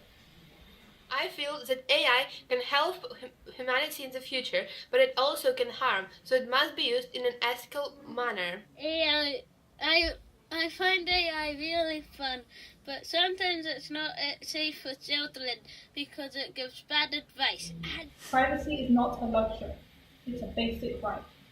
The data that AI collects is valuable, and if it's not protected, it can be used to hurt the very people it's supposed to help. The goal cannot be profit, it must be people. LLMs consume thousands of liters of water during training, and GPT-3 required over 10,000 GPUs over 15 days. Hundreds of LLMs have been developed, and their environmental impact is immense. Like all powerful tools, AI must be managed responsibly, or its promise could become a problem. The choices that governments and AI developers make today will not just affect the technology, but our lives, our communities, and the world that we leave for our next generation. Young people like me must be part of this conversation. We aren't just the future, we're here now. Our voices, our experiences, and our hopes must matter in shaping this technology. I think adults should listen to children more because children have lots of good ideas as well as adults with AI. Artificial intelligence is a rising tide, but tides follow the shape of the land. So we must shape that land. We must set the direction, and we must decide together the kind of world that we want to build. Because if we don't, that tide may wash away everything that we value most. Fairness, privacy, truth, and even trust. AI holds this incredible promise, but that promise will only be fulfilled if we build it with trust, with care, with respect, and with a clear vision of the kind of world that we want to create together. Thank you. Well, thank you so much to all the young people there that put together those pretty powerful messages. I mean, from our perspective at the LEGO Group, and also I know from all my co-panelists, this is all about elevating children's voices and not being patronizing to their views, making sure they're part of decision making. And it's great to see such eloquent young people, who have real ideas about the future of AI, and we're here to kind of discuss them more. I'm going to pass over to Stephen Balkon now to talk about his latest research from the Family Online Safety Institute about the impact of AI on children. Well, thank you very much, Adam, and thank you for convening us and bringing us here. Really appreciate it. For those of you who are not familiar, FOSI, the Family Online Safety Institute, we are a 501c3 charitable organization based in the United States, but we work globally. Our mission is to make the online world safer for kids and their families. And we work in what we call the 3 Ps of policy, practices, and parenting. So that's enlightened public policy, good digital practices, and digital parenting, which is probably the most difficult part of this, where we try to empower parents to confidently navigate the web with their kids. And the web increasingly is AI infused, shall I say. I want to begin by just saying that 2 years ago, in 2023, we conducted a 3-country study called Generative AI, Emerging Habits, Hopes, and Fears. And at the time, we believe it was the first survey done around generative AI, given that ChatGPT had emerged only a few months before. And we talked to parents and teens in the US, in Germany, and in Japan. And some of the results surprised us. And you can see in the slide, and I'll talk to those data points. First thing that we found, which surprised us, was that teens thought that their parents knew more about generative AI than they did. With previous trends, particularly in the early days of the web and then Web 2.0 and social media, kids were always way ahead of their parents in terms of the technology. But in this case, a sizable share of teens in all 3 countries recorded that their parents had a better understanding than they did. And we dug a little deeper and found that, of course, many of the parents were struggling to figure out how to use Gen AI at work, or at the very least, try to figure it out before Gen AI took over their jobs. But anyway, that was the first interesting trend. Parents, for their part, said that they used it mainly for analytical tasks, such as using Gen AI platforms as a search engine and as a language translator, and that's only increased over the last couple of years. Teens mostly were looking for it for efficiency-boosting tasks, such as proofreading and summarizing long texts to make them shorter and faster to read. And we've already seen some interesting developments in those 2 years where ChatGPT is actually, instead of just being used to proofread and analyze their work, teens and young people are increasingly using Gen AI to do their work for them, their essays, their homework, whatever. In terms of concerns, job loss was the #1 concern for both parents and teens, and also the spread of false information, which has only been accelerating since we did that study. Other concerns, loss of critical thinking skills was the parents' #3, whereas kids were more concerned about new forms of cyberbullying, again, which is something we've been seeing since we did that study. There was a lot of excitement, too. I mean, obviously concerns, but parents and teens both shared an optimism that Gen AI will, above all else, help them learn new things. Very excited also for AI's potential to bring progress in science and healthcare, and to free up time to reducing boring tasks as well as progress in education. But then when we asked them about who was responsible for making sure that teens had a safe Gen AI experience, interestingly enough, parents believed that they were had to take the greatest responsibility for ensuring their teens' safety. And this was particularly true in the United States, where I'm afraid to say we have less trust in our government to guide and to pass laws. Other countries were more heavily reliant on their own governments and tech companies. And then we asked the question, what do parents and teens want to learn? And what are the topics that would help them navigate these conversations and address their concerns about Gen AI more broadly?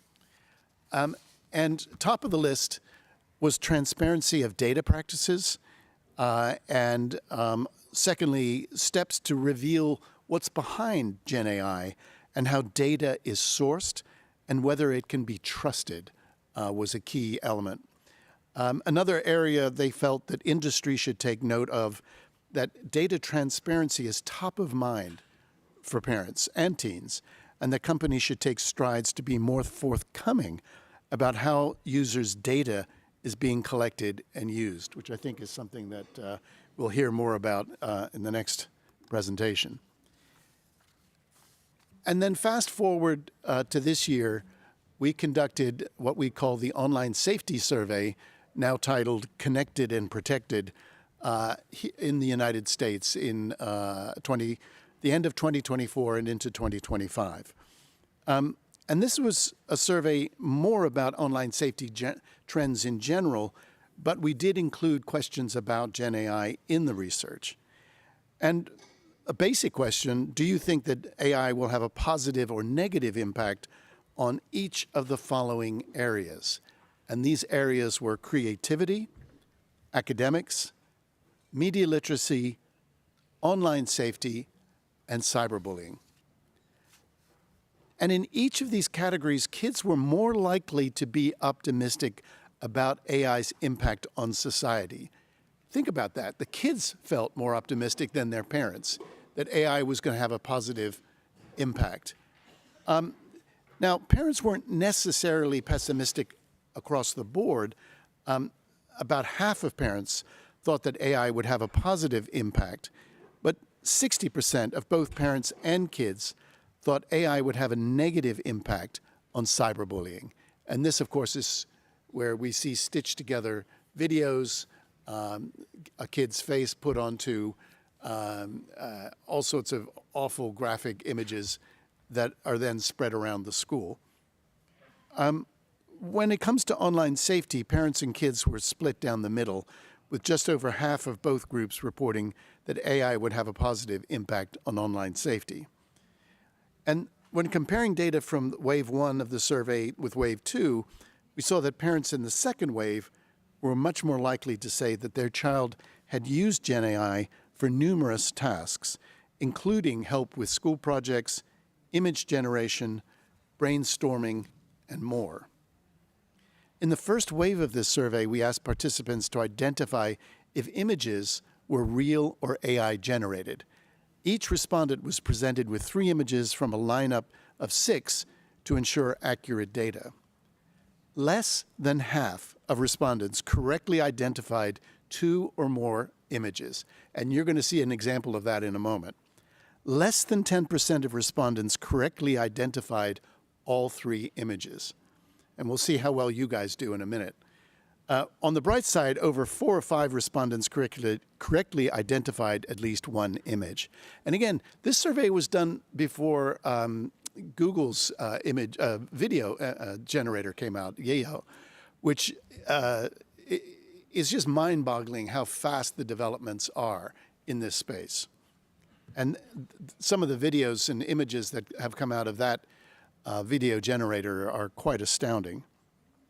So based on this study, FOSI recommends the following: that technology companies be much more transparent about AI technology, providing families with a clear explanation of why a Gen AI system produced a certain answer, why an algorithm is recommending certain content, and what the limitations of AI tools like chatbots are.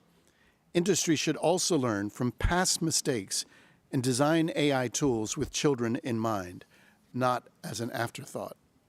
And industry needs to fund research and programs that will help children learn AI literacy so they are better able to discern real content from AI-generated content and make informed decisions based on that knowledge. So now I'm going to test you guys on these 3 images. And have a look. And just have a show of hands. I don't know how we're going to do this online, but how many of you think that the first image is real? Any takers for real? Okay. How many for AI generated? All right, more real than AI. Okay, second one. AI? Real. All right. And the last one. Real or AI? All right. Well, you guys did pretty well. The first one is a real painting. I've got the actual citation for you if you want to find out who the artist was. And yes, the second two were both Gen AI generated. Interestingly enough, in our study, more men than women thought number two was real. Maybe that was wishful thinking. You can make your own conclusions. I think 85 to 90% of women immediately saw that she was not real. And if you look closely, her earrings don't match, which, again, I didn't see that. So anyway, back to you. Thanks, Stephen. I performed poorly on that test, I will admit. So next up, we've got Maria, and she's an AI expert at the United Nations. It's a complex acronym. The United Nations Interregional Crime and Justice Research Institute and their Center for AI and Robotics. Maria, please take it away. She's joining us online. Hello, everyone. Can you hear me and see my slides? Everything is working? Yes. Perfect. Thank you so much, Adam. And good afternoon, everyone. First of all, I would like to thank you, Adam, and the LEGO Group for the invitation to be part of this very interesting workshop. So I work at the Center for AI and Robotics of UNICRI. Indeed, is a complex, long term for a UN research institute that focuses on reducing crime and violence around the world. And the center has a particular mandate to understand how AI contributes to both reduce crime and also to how it can also be used by malicious actors for criminal purposes, for example. And so now I will present you a project that we have together with Walt Disney to promote AI literacy among children and parents. And we focus on AI, but particularly on generative AI. So to start this project, we were trying to understand the parental perspectives on the use and the impact of Gen AI on adolescents, a little bit as Fauzi was doing. So we distributed a survey worldwide, and the survey was targeting parents, and we received replies from 19 countries across Europe, Asia, Africa, and the Americas. So we just published this paper 3 days ago. The paper includes all the conclusions from this survey. It's free access, and you can access it via the QR code. But I already brought you here the main conclusions from this survey. So we had two main conclusions. So the first one, we understood that there is a lack of awareness from parents and the low communication between parents and their children on how adolescents are using generative AI tools. And we were targeting parents of adolescents of 13 to 17 years old. And so on the left, we have a graph. I don't know if you can see it, but I will describe a little bit. So this graph is parents' insights on teenagers' generative AI use across different activities.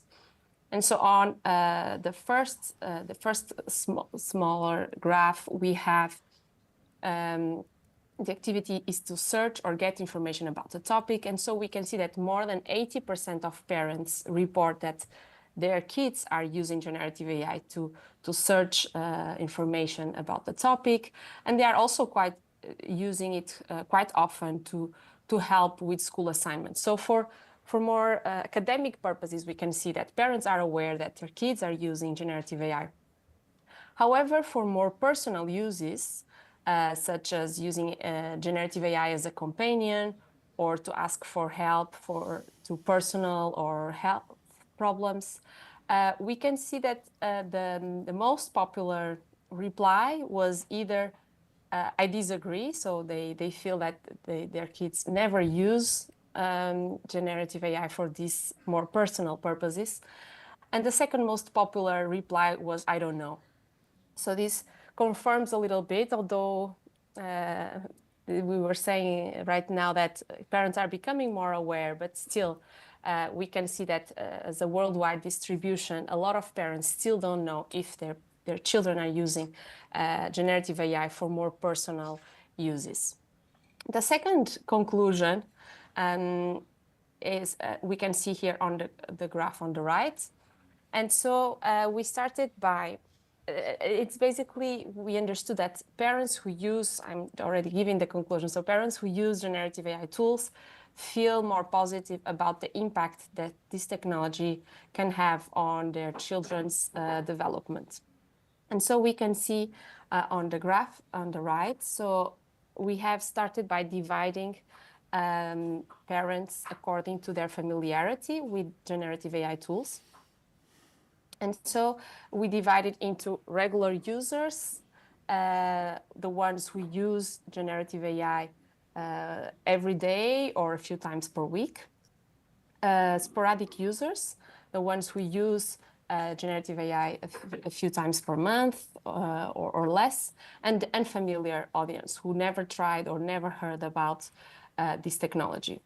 And so we can see that the regular users, so the yellow bars here, so feel much more positive on the impact that the technology can have on critical thinking, on their career, on their social work, and also on their general impact that this technology can have on kids' development. While unfamiliar parents, so the blue ones here, were negative in all these fields. So this shows that when parents are familiar with the technology, when they use the technology, they see it differently. And thinking and viewing this technology in a positive way also helps children to use it in a more positive way and not fearing this technology so much. And so besides engaging with parents, we also engaged with children. And we organized a workshop in a high school to collect the perspectives from the adolescents. And I brought here some interesting comments and feedback from the children. So when we asked them where did they learn about generative AI, they mentioned friends, they mentioned TikTok, my 20-year-old brother. So we can see that they are not learning how to use these tools in schools or from other trustworthy sources, let's say. And when we ask them, what's one thing that adults should know about how teenagers are using generative AI, their replies were, they use it to cheat in school, kids use AI to make everything, or adults should know more about it. And I think these were also very interesting to see their feedback, and it helped us a lot to develop the main outcomes of this project. So we basically produced 2 AI literacy resources that will be launched in 2 weeks at the AI for Good Summit.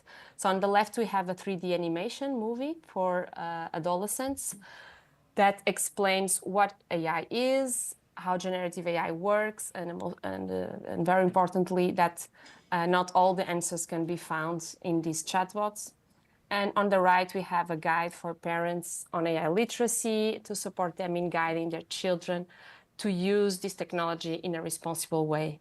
So to communicate, so we focus a lot on the communication, which was something that we concluded from the initial survey, focusing on the communication about the potential risks and also to explore the benefits of this technology together to make parents engage with children and to learn together, because we are all learning on this. The technology is really advancing in a very fast pace, so we will all need to be on top of this development. So if you'd be interested, both resources will be available online soon. So if you'd like to receive them, just reach out to me. I leave my email here. Also, if you have any other questions, I'm happy to reply. So thank you for your time and attention. Thanks, Mario. And now we have Vari Atkin, Senior Ethics Fellow at the Alan Turing Institute, to discuss research that LEGO Group was actually very proud to sponsor. Thank you, Adam. And thank you for the invitation to join this discussion today. I'm really excited to be part of this really important panel discussion. Yes, as Adam said, I'm a Senior Ethics Fellow at the Alan Turing Institute. The Turing Institute is the UK's National Institute for AI and Data Science.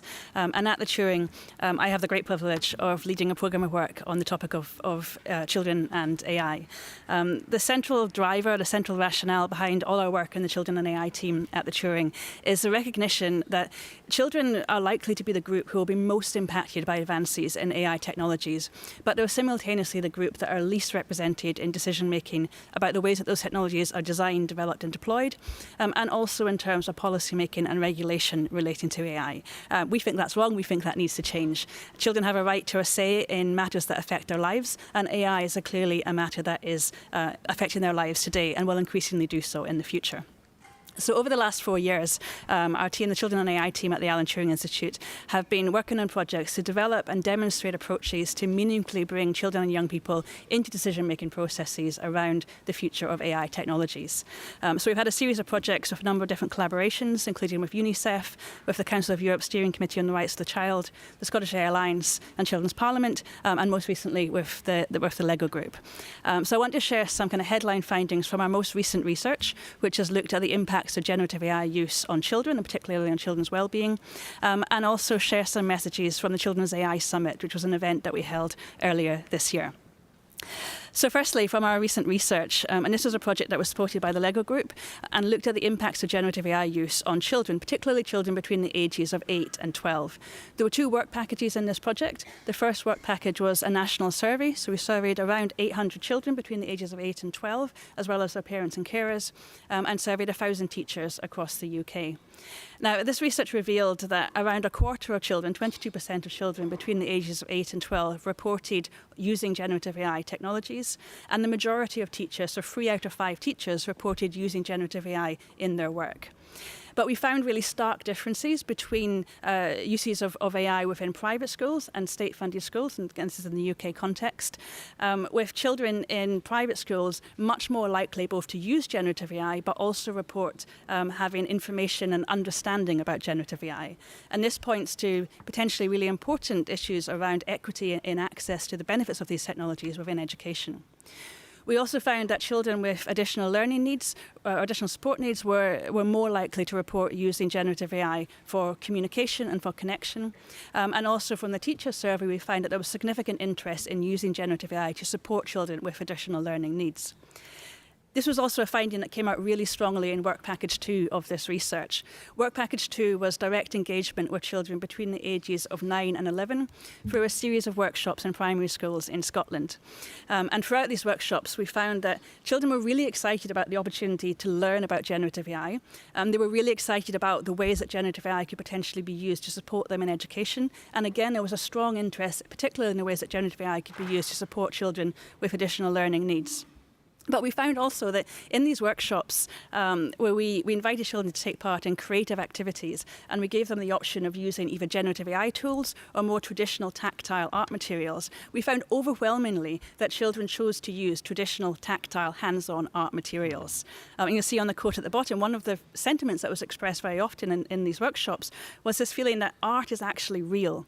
And children felt that they couldn't say that about AI art because the computer did it, not them. And I think this reveals some really important insights into the choices that children make about using digital technologies, and a reminder that those choices are not just about the digital technology, but about the alternative options available and the context and environments in which children are making those choices. Through the research, children also highlighted a number of really important concerns that they had around the impacts of generative AI, and I just want to flag some of these briefly now. One of the major themes that came out through this work was a concern around bias and representation in AI models and the outputs of AI models. Over the course of 6 full-day workshops in schools in Scotland, we were using generative AI tools, and in this case it was OpenAI's ChatGPT and DALL-E, to create a range of different outputs. And we found that each time children wanted an image of a person, it would by default create an image of a person that was white and predominantly a person that was male. Children identified this themselves themselves, and they were very concerned about this. They were very upset about this. But particularly for children of colour who were not represented through the outputs of these models, we found that children became very upset when they didn't feel represented. And in many cases, children who didn't feel represented by the outputs of models chose not to use generative AI in the future and didn't want to use generative AI in the future. So it's not just about the impact on the individual children, it's also about adoption of these tools and how representation feeds into that. Another big area of concern was the environmental impacts of generative AI. And this is something that we found has come out really consistently through all the work we've done engaging children and young people in discussions around AI. Where children have awareness or access to information about the environmental impacts of generative AI models, they often choose not to use those models. And we found that in these workshops that where children learned about the environmental impact, particularly the water consumption of generative AI models and the carbon footprint of generative AI models, they chose not to use those models in the future. And they also pointed to this as an area in which they wanted policymakers and industry to take urgent action to address the environmental impacts of these models, but also to provide transparent, accessible information about the environmental impacts of those models. Finally, there were also big concerns around the ways that generative AI models can produce inappropriate and sometimes potentially harmful outputs. And children felt that they wanted to make sure that there were systems in place to ensure that children had access to age-appropriate models that wouldn't risk exposure to harmful or inappropriate content. Now, finally, I just wanted to also share some messages from the Children's AI Summit, which was an event that we held in February of this year. This was an event that my team at the Alan Turing Institute ran in partnership with Queen Mary University of London, and it was supported by the LEGO Group, Elevate Great, and EY. The event brought together 150 children and young people between the ages of 8 and 18 from right across the UK for a full day of discussions exploring their hopes and fears around how AI might be used in the future, and also setting out their messages for what they wanted to see on the agenda at the AI Action Summit in Paris. From the Children's AI Summit, we produced the Children's Manifesto for the Future of AI, and I'd really encourage you to look it up and have a read. It's written entirely in the words of the children and young people who took part, and it sets out their messages for what they want world leaders, policymakers, developers to know when thinking about the future of AI. I just want to finish with a couple of quotes from the children and young people who took part in the Children's AI Summit. And their message is really for you all here today about what needs to be taken on board when thinking about the role of children in these discussions. So firstly, from Ethan, who was 16, and he says, "You'll write the laws, but we'll bear the cost. Hear us, engage with us, and remember, AI may be artificial, but the consequences of your choices are all too real." And secondly, we have a quote from Alexander, Ashfika, Ava, and Mustafa, who were all aged 11, and they presented jointly at the Children's AI Summit. And they said, "We don't want AI to make the world a place where only a few people have everything and everyone else has less. I hope you can make sure that AI is used to help everyone to make a safe, kind, and fair world." And I think that sums up the ethos of the Children's AI Summit perfectly, and is also a mission that we really all need to get behind and make a reality. Thank you. Brilliant. Thanks, Fari, and to Stephen and Maria as well for just some really exciting research findings. We're going to move towards a panel session now. So we'll take questions from the audience, both in person and online. So if you'd like to think about some questions, feel free to then ask them. If you're online, you can ask the online moderator, Lise, who will ask those questions for you. I've got a few myself, though, and we're actually waiting for Zara, a young representative, to join. I think there's been some technical difficulties there, so hopefully she'll be joining us soon so we can hear directly from her. But to start things off, I think we heard a lot in the research. Kids are already using AI. Children are already using AI across multiple different contexts for multiple different purposes. I think I just want to take a step back and just ask, are children ready for AI, or is AI ready for children? Just as an open question to all the panelists here. Okay, well, I'll give that one a go. I mean, I think some of the big challenges that we're finding so far is that these tools, we know that children of all ages are already interacting with AI on a daily basis. And that starts with kind of infants, preschool kids playing with smart toys and smart devices in the home, through to generative AI technologies and the ways that AI is also used online on social media. And a lot of the problems here is that these tools are being used by children and young people of all ages, but they're not designed for children and young people. And we know that the ways that children interact with AI systems are often very different from how adults engage with those tools, or digital technologies more generally, and often very different from how the designers or developers of those systems anticipate that those tools might be used. And now I think there's possibly a risk that we then put the kind of the burden or the expectation on children and young people themselves to kind of police those online interactions, to take approaches to be safe online, whereas actually the burden has to be on the developers, the policymakers and the regulators to make sure that those systems are safe and that there are age appropriate tools and systems available for children to access and benefit from. Yeah, this feels like deja vu all over again. I was very much involved in the Web 1.0 back in the mid-90s, and it became very clear that the World Wide Web was not designed with kids in mind.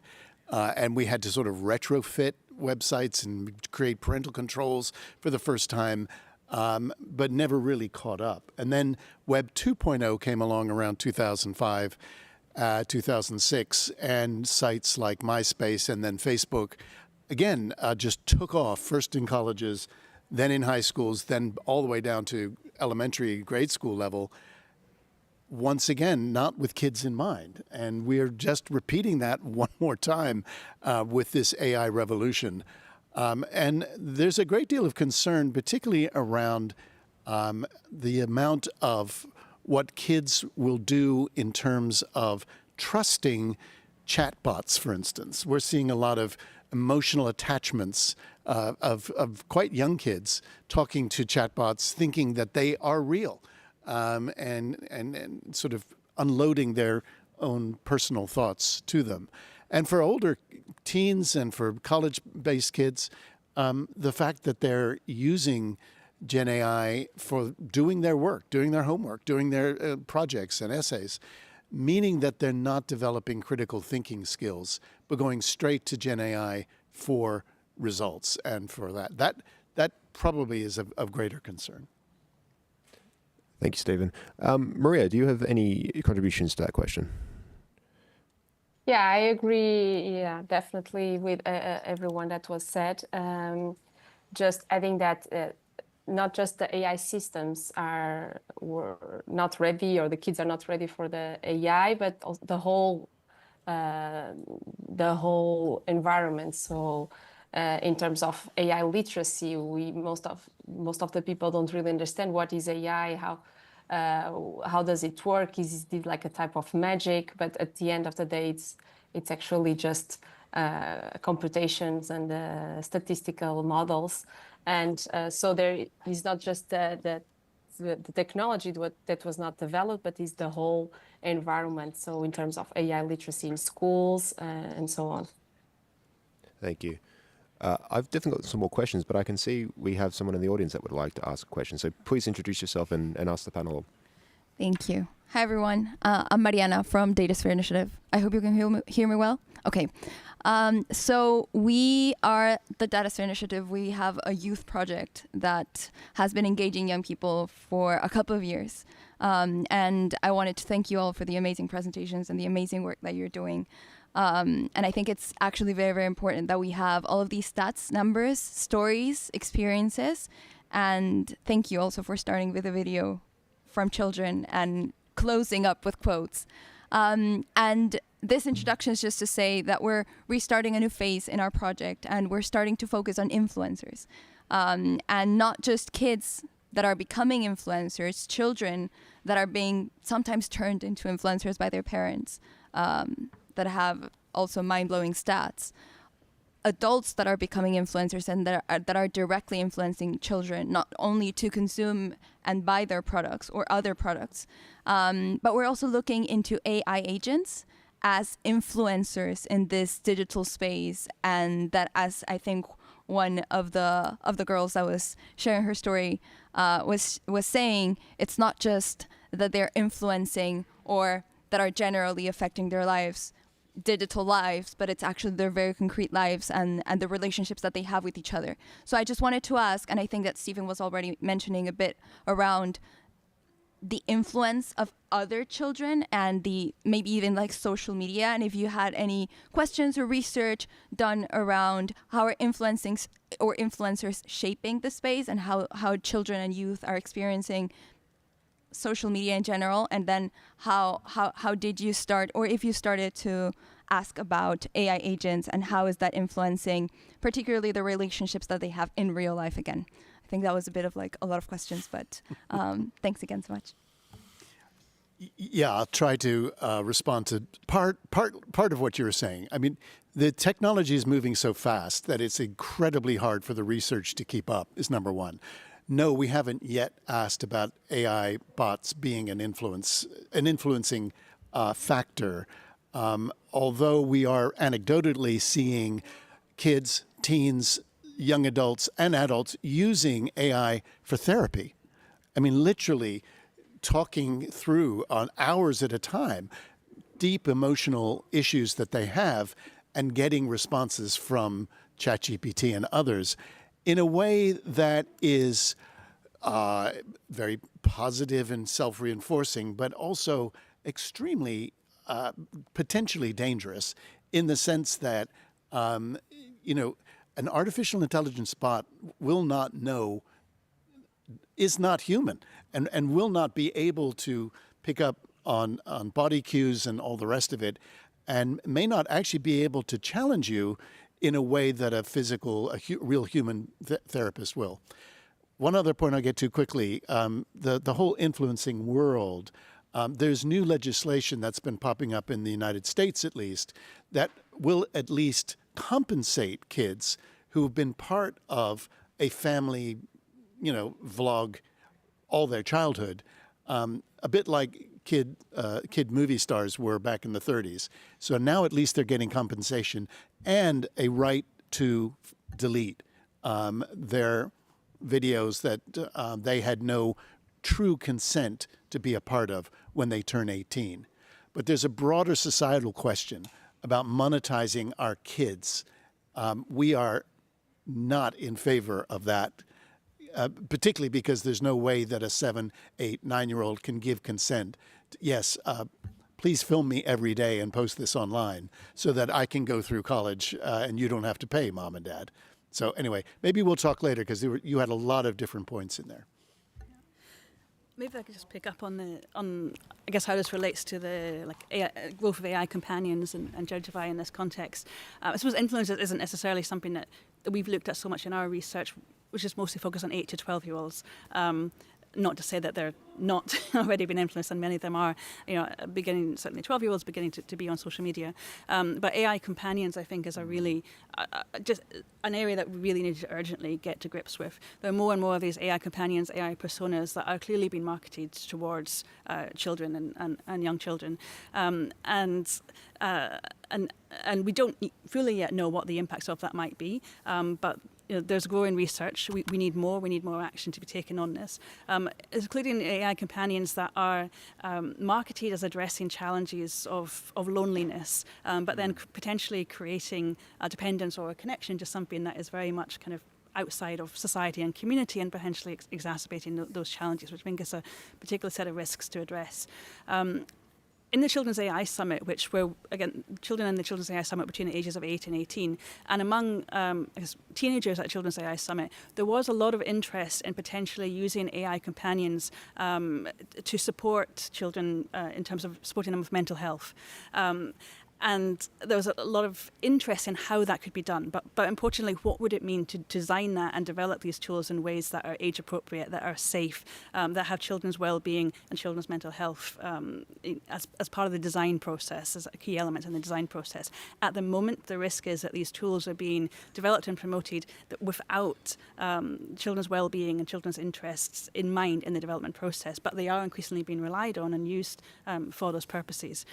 So I think, yeah, so it's an area that we're seeing a lot of interest from children and young people, but with a recognition that this needs to be done responsibly, carefully, and cautiously. Thanks. Leander, I see you've got a question. Please. Thanks, Adam. Hello, everyone. I'm Leander Barrington-Leach, Executive Director of the Five Rights Foundation. Thank you so much for the presentations and for the research you're doing, which is absolutely fabulous. I could ask lots of things and I could comment on lots of things, but I just wanted to take the opportunity, given what you were saying indeed about the importance of designing AI with children's rights in mind, from the start of raising awareness that there are regulatory and technical tools out there to do this, and in particular the Children in AI Design Code, which the Alan Turing Institute also contributed to, which was a work that brought AI experts and children's rights experts and many others together over a very long period of time to develop a technical protocol for innovation that puts children's rights at the centre. So I just wanted to draw awareness to this, to say that we all agree that it's so important, but to know that there are actually tools out there to make it happen. Thank you. Thanks, Leandra. Lisa, I think we've got an online question. We do indeed. Katerina, who is studying law in the UK, AI law specifically, are asking a question. Should AI ethics for children be separated from general AI ethics? That's the first question. Second question, do you think there should be state-level legislation or policies for AI systems targeting specifically children? Thank you. Maria, I'll pass to you first if you want to answer either of those questions. Yes, sure. Thank you for your question. Yeah, it's very relevant indeed, and definitely yes. Children should have separated legislation. Separate legislation should target children because children don't have exactly the same consent. Let's say, for example, the awareness of consent. There are several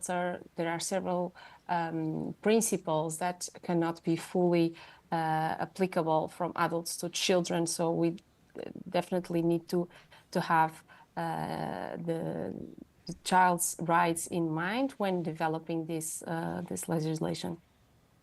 Thanks, Maria. Stephen or Mari, do you want to comment on just one of you, because we've got a few questions and I do want to get everyone. My points. So. Yeah, I mean, I would agree that children have particular rights, they have particular needs, unique needs and experiences that should be addressed. I guess one other part of it is that if we design this well for children, and if we get the regulatory requirements, policy requirements right for children, this benefits well beyond children as well. An AI system that's designed well with children in mind is also going to be is also going to have benefits in terms of other vulnerable users and wider user groups. So I think yes, there are unique perspectives, unique considerations that should be addressed, but the benefits go beyond that. So before I go to other questions in the room, I just got really quick responses from the panel. Leandra mentioned the age-appropriate AI design code, which is a tool to help companies think about how to build AI in a child rights and well-being way. What do you think are the research gaps? We've got tools like this. What is the one, to your mind, outstanding research gap that needs to be addressed before we can really be confident that there is a child-centric approach to AI development? Just a quick question. Maybe reflect on that as we take some other questions, and then I'll come back later, because I do want to think about the research gaps and a path forward to really understanding how to do this responsibly. So let's take a question from this gentleman here. Hello, my name is June Beck from Youth for Privacy. We are a youth NGO focused on digital privacy. So we want to ask about a lot of children's rights in AI.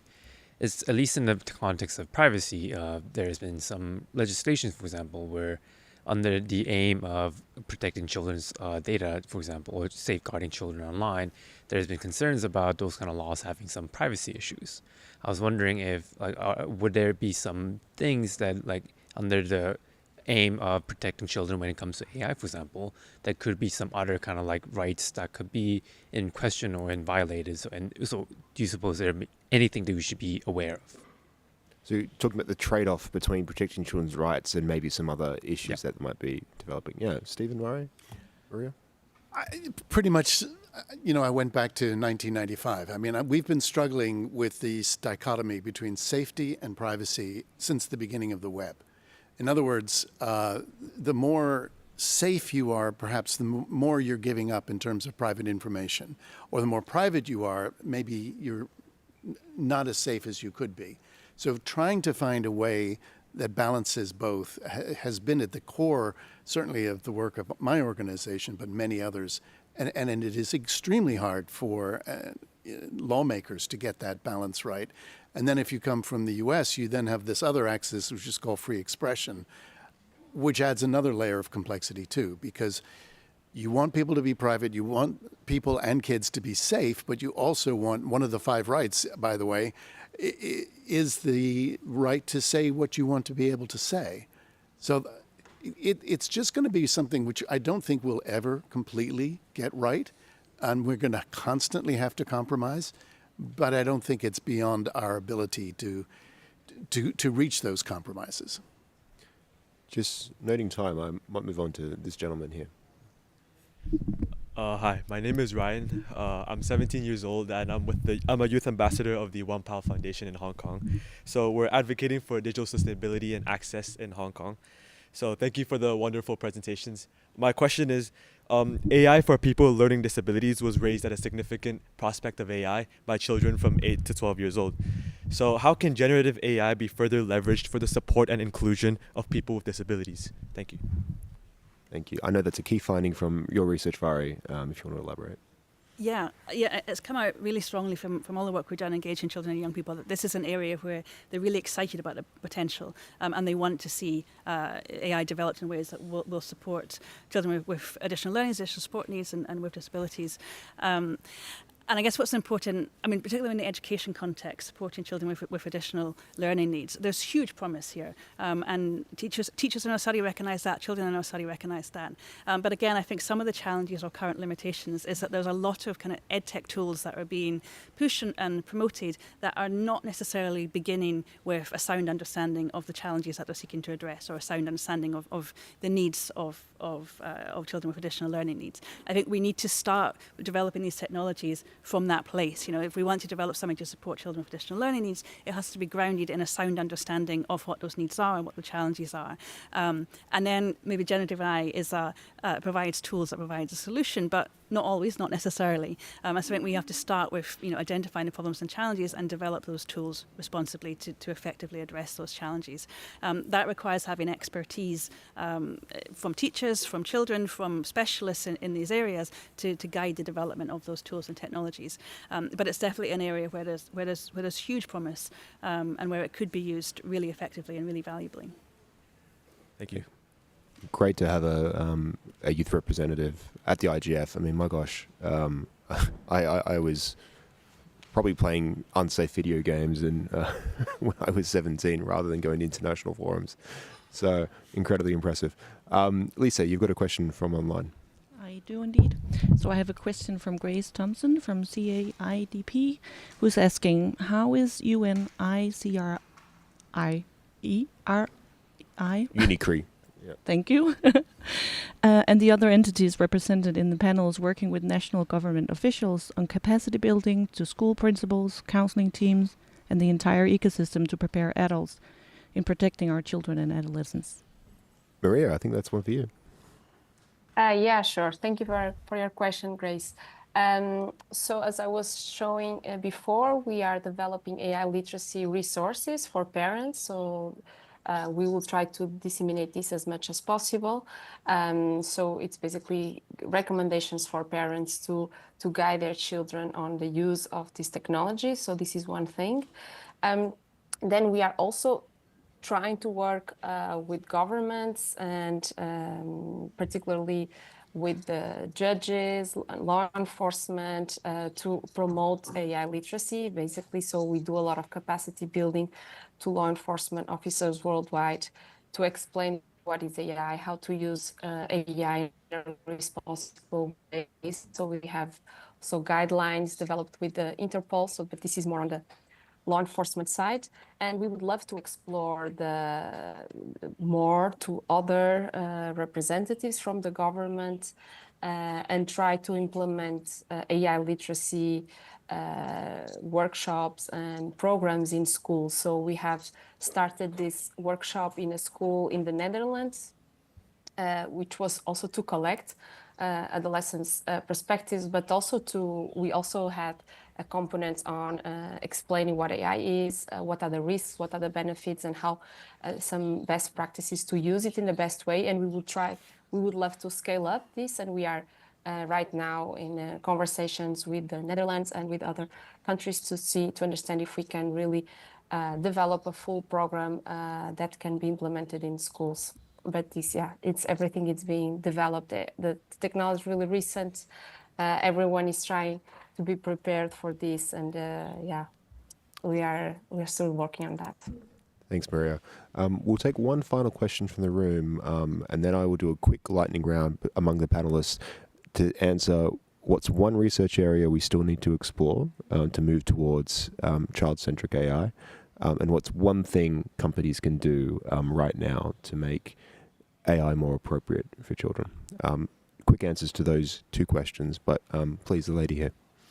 Hello, my name is Elisa. I'm also from the One Pile Foundation, just like Ryan.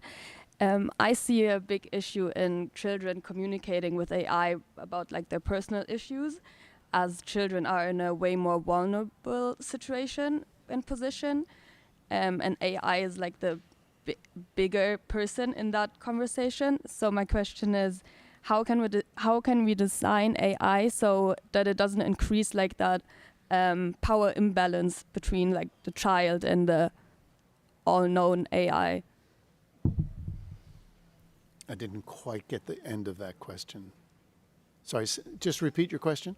My question is, how can we design AI that that it doesn't that the independency of the child is increased, and that there is no power imbalance between the child and the AI?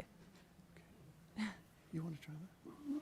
Yeah, I mean, I think in all these interactions, one thing that's absolutely crucial is the transparency around the nature of the AI system. Transparency also around how data might be being collected through those interactions and potentially being collected by the model or used to train future model, or collected by the organization, the company developing and owning those models. And if I can tie it into your question around what's needed, because I think it is actually related, is that kind of critical AI literacy. We hear a lot about the importance of AI literacy and increasing understandings of AI, but what I think is really important is it's that critical literacy. So improving understandings of not just technically how these systems work, but actually the business models behind them, how it affects children's rights, and the impact that those systems have. So I think that's where we need more research, but also what's needed to enable children to make informed choices about how they use those systems. Love to how you tied in the answer to both questions there, Vari. Saves us a lot of time. Stephen, 15 seconds. No, what she said. That's easy. Maria, one thing we can do in research, or one thing companies can do right now? Yeah, so in research, we are still understanding, right? The long-term impact of this technology, we still don't know, and the literature also reflects this. We have very contradictory results. Some papers saying that AI can improve critical thinking, others saying that AI can actually decrease critical thinking. So I think we are still in a period where we are trying to understand exactly what will be the long-term impact of this technology. And so, yeah, again, what companies should do, I think the girl in the video in the beginning said exactly everything. So the goal cannot be the profits, it must be the people. So I think if companies really focus on the children and developing these tools, targeting and having the children in mind, we can actually develop good tools for everyone. Thanks, Maria. The goal should not be the profit, it should be the people. I think that is a great lesson coming out of this session. That's all we have time for. Thank you so much for joining us in the room and online. And please, if you've got any more questions, feel free to approach Stephen and Vari, or get in contact with Maria. And thank you to all the young people that engaged through this session. And thank you from the LEGO Group as well. So we'll end it there, and we'll see you soon. Bye. Thank you.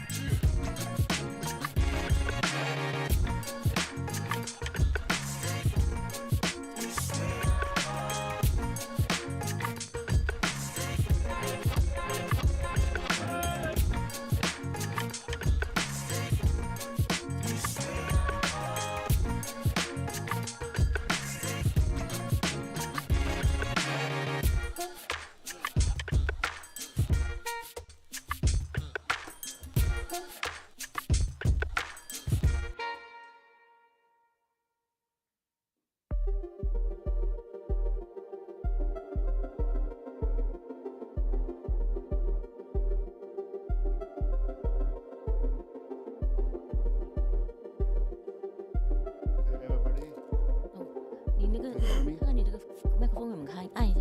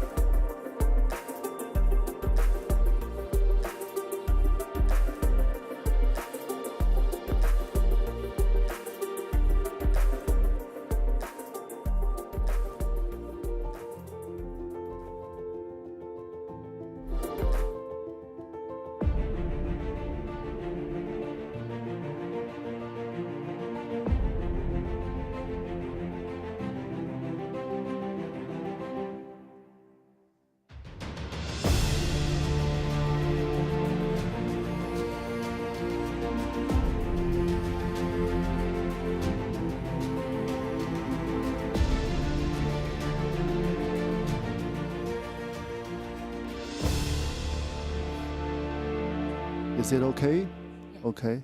It's okay? Okay. Okay. Good afternoon, distinguished guests, ladies and gentlemen, speakers and participants, both on-site and online. So welcome to workshop number 110. The topic of the workshop is AI innovation, responsible development, and ethic imperative. And the workshop is co-organized by CAST, UN Consultative Committee on Information Technology, CCIT, and Internet Society of China, ISC. So I'm David. You can just call me David because the same pronunciation in Chinese and English. I'm the Deputy Secretary of ISC and the Deputy Director of China IGF. I'm honored to moderate today's session.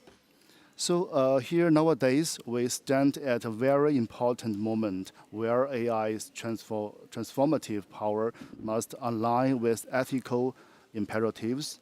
Therefore, the workshop will explore how to foster innovation while ensuring responsibility, inclusivity, and alignment with the Global Digital Compact and UNESCO's ethical frameworks. Okay, let's begin. First, I would like to introduce the speakers of today. First, Mr. Huang Chengqing, the Vice President of Internet Society of China and the Director of China IGF. And Professor Gong Ke, Chair of CCIT. And Ms. Zhang Xiao, Vice President of CNIC, IGF mega member and Executive Deputy Director of China IGF. And Mr. Guilherme Zanella de Souza Godoy, Director of Digital Inclusion of UNESCO. And Professor Qian Yiqin from Beijing Normal University, and Professor Ricardo Israel Robles Palayu from Mexico, and Dr. Daisy Salim Mansala from the University of Witwatersrand Library, South Africa. Okay, let's begin. First, I will invite Professor Gong Ke, Chair of CCIT. He will deliver our opening remarks online. Okay, Professor Gong, the floor is yours. Thank you, David. Ladies and gentlemen, dear colleagues, on behalf of one of the organizers of this workshop, CCIT, I welcome you all to join this very important discussion. CCIT stands for the Consultative Committee on Information Technology under the China Association for Science and Technology.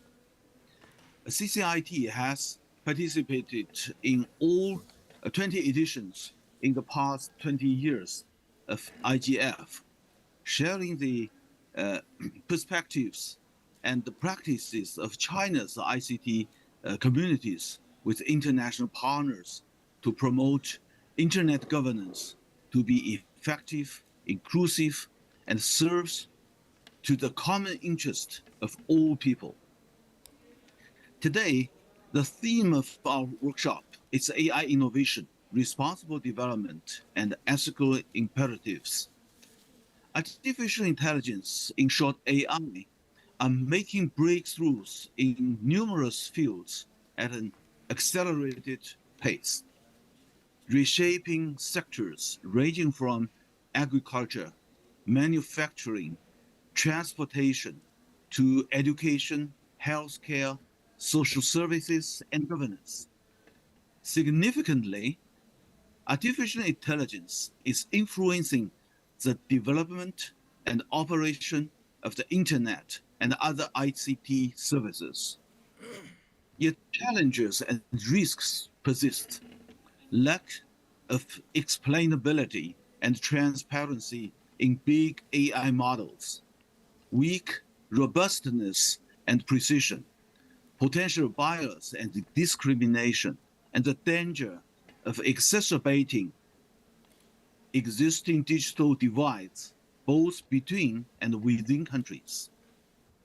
To maximize AI's potential for achieving sustainable development while minimizing its negative impacts, international collaboration and international consensus is essential. Through technical innovation to enhance AI's explainability, transparency, safety, and robustness, and through proper regulation based on global consensus on AI principles, interoperable standards, and rules. This workshop will address three core policy dimensions. First, inclusive development. How can policies safeguard technology access for developing nations and prevent AI from worsening digital disparities? Second, global governance. How can national frameworks align with the United Nations Global Digital Compact and operationalize the UNESCO's recommendation on the ethics of artificial intelligence? Third, multiple stakeholders collaboration. What mechanism, models can foster effective cross-sector and cross-border collaboration, especially in today's geopolitical context? Dear colleagues, we sincerely invite all of you to actively engage in today's dialogue. Share your insights on establishing an effective global governance models and jointly chart a course for AI development that drives sustainable transformation and delivers a responsible digital future for all. Thank you again for joining the workshop. Okay, thank you. Thank you for Professor Gong's opening remarks. And next, we welcome Mr. Huang Chengqing, the Vice President of Internet Society of China and the Director of China IGF. For his opening perspective, Mr. Huang, please. 尊敬的各位来宾，女士们、先生们，大家好。Distinguished guests, ladies and gentlemen, good day to you all. 非常高兴能够和大家相聚在联合国互联网治理论坛，共同探讨人工智能的创新发展问题。It's a great pleasure to be here with you at the UN IGF to discuss the innovation and development of artificial intelligence. 在此，我谨代表本次研讨会的主办方，向各位参会的嘉宾表示热烈的欢迎。On behalf of the organizer of this workshop, I would like to extend a warm welcome to all the participants. 近年来，人工智能技术的飞速发展，深刻地影响人类生产生活方式，同时也带来了挑战，例如算法、偏见、隐私泄露、虚假信息、深度伪造、信息茧房等问题。In recent years, the rapid development of AI technology has profoundly impacted human production and lifestyle.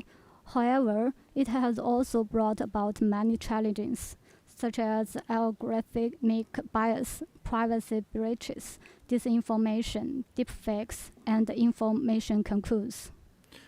如何确保人工智能创新朝着以人为本的方向发展，已经成为一个亟待处理好的关键问题。这一问题不仅涉及到技术和法律层面，更涉及科技伦理和社会道德层面。How to ensure that the innovation of AI develops in a human-oriented direction has become a crucial issue that needs to be addressed urgently. This issue involves not only technological and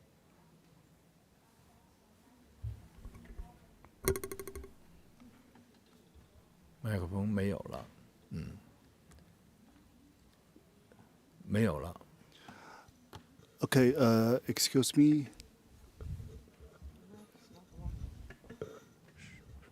Yes, the mic is doesn't work. Okay, can you help us to resolve the problem? 哦，麦克风没有电了。Okay. Can you hear me? Okay, it's okay. This issue involves not only technological and legal aspects, but also ethical and moral considerations. 因此，明确好负责任的人工智能创新发展路径与伦理考量，对全球人工智能产业的稳健、安全、可持续发展至关重要。Therefore, clarifying the path to responsible innovation and development of AI and ethical considerations is of great significance for the stable, safe, and sustainable development of global AI industry. 当前，人工智能的创新发展是全球性的，需要国际社会的共同参与和合作。各国应以负责任的态度参与到人工智能的全球治理中。At present, the innovation and development of AI is of a global affair that requires the participation and cooperation of the international communities. Countries should participate in the global governance of AI with a sense of responsibility. 人工智能技术最终目标应该是促进人类福祉，提高人类整体的幸福感和生活质量。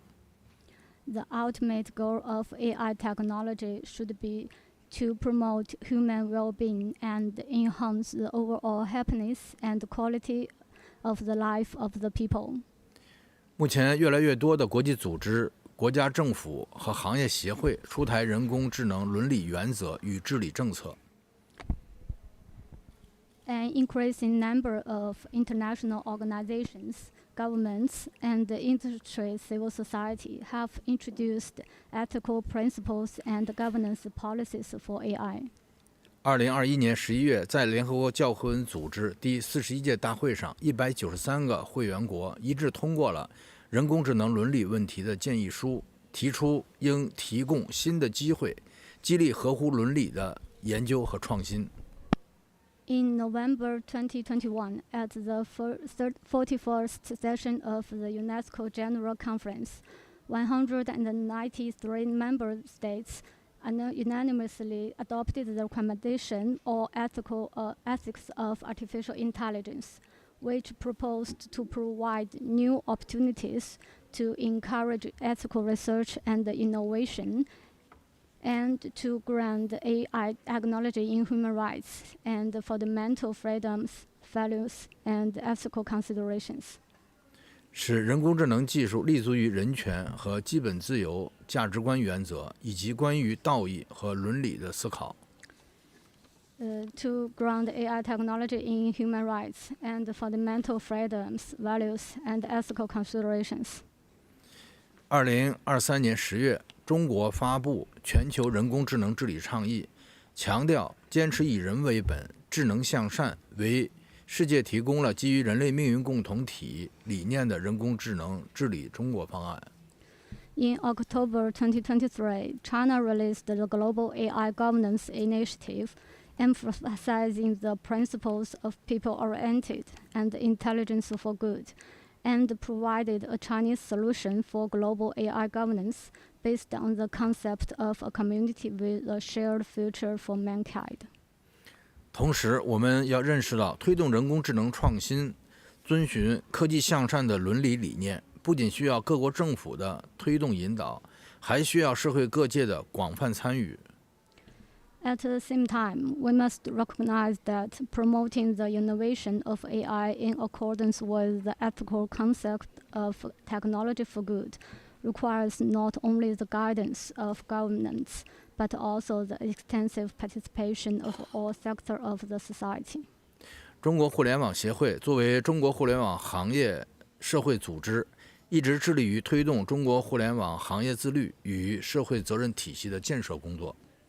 As a civil society in China, Internet Society of China has always been committed to promote self-discipline and the construction of social responsibility in China's Internet industry. 发布多项倡议文件与行业公约。And has released a number of initiative documents and industry conventions. 基于联合国互联网治理论坛的宝贵平台，协会同时也承担着中国 IGF 秘书处的工作，积极参与互联网全球治理，分享中国在数据安全、算法治理等方面的有益实践。Based on the valuable platform of the Internet Governance Forum, ISC also undertakes the work of the China IGF Secretariat, actively participating in global internet governance and sharing China's beneficial practice in data security and algorithm governance. 为实现以人工智能技术为代表互联网的前沿技术全球治理贡献力量。Contributing to the global governance of Internet frontier technologies represented by AI technology. 女士们、先生们，我认为推动人工智能走向负责任发展道路的核心目标是确保 AI 技术造福人类，尊重人的基本权利，促进公平正义，并防范潜在的风险。Ladies and gentlemen, I believe that the core goal of promoting the responsible development of AI is to ensure that AI technology benefits humanity, respects humans' fundamental rights, promotes fairness and justice, and prevents potential risks. 希望通过本次研讨会能够推动研讨各方凝聚共识，加强交流合作，携手共进，共同为推进人工智能的创新发展献计献策。I hope that through this workshop we can bring together the consensus of all parties, strengthen exchanges and cooperations, and work together to contribute to the innovation and development of AI. 最后，祝本次研讨会取得圆满成功，谢谢大家。I wish the workshop a complete success. Thank you all. Okay, thank you, Mr. Huang, for his opening perspective. And now we turn to our first presentation. First speaker is Mr. Guilherme Zanella de Souza Godoy, Director for Digital Inclusion at UNESCO. His topic is shaping humanistic and inclusive AI innovation. Okay, Mr. Godoy, you have the floor. Thank you very much. First and foremost, thank you so much for the invitation to be here. And the previous two speakers already did the part of my job because they explained better than I could do what are the key characteristics of the UNESCO recommendations on ethic and AI. So probably they saved me a few seconds on this conversation. So the first important thing here, if you need to take just one element of my 5 minutes, is this one. We shouldn't put innovation and protection and promotion of human rights as contradictory goals in this conversation about AI. It's possible to innovate and at the same time protect and promote fundamental freedoms and human rights and be ethical. This should be actually our aim. We shouldn't negotiate that. Actually, good innovation is very much related to the fact that we are not leaving anyone behind. Otherwise, it's an innovation that benefits just a specific group in our society. So that said, the spoiler made, this is my conclusion. Let me just go into some specifics.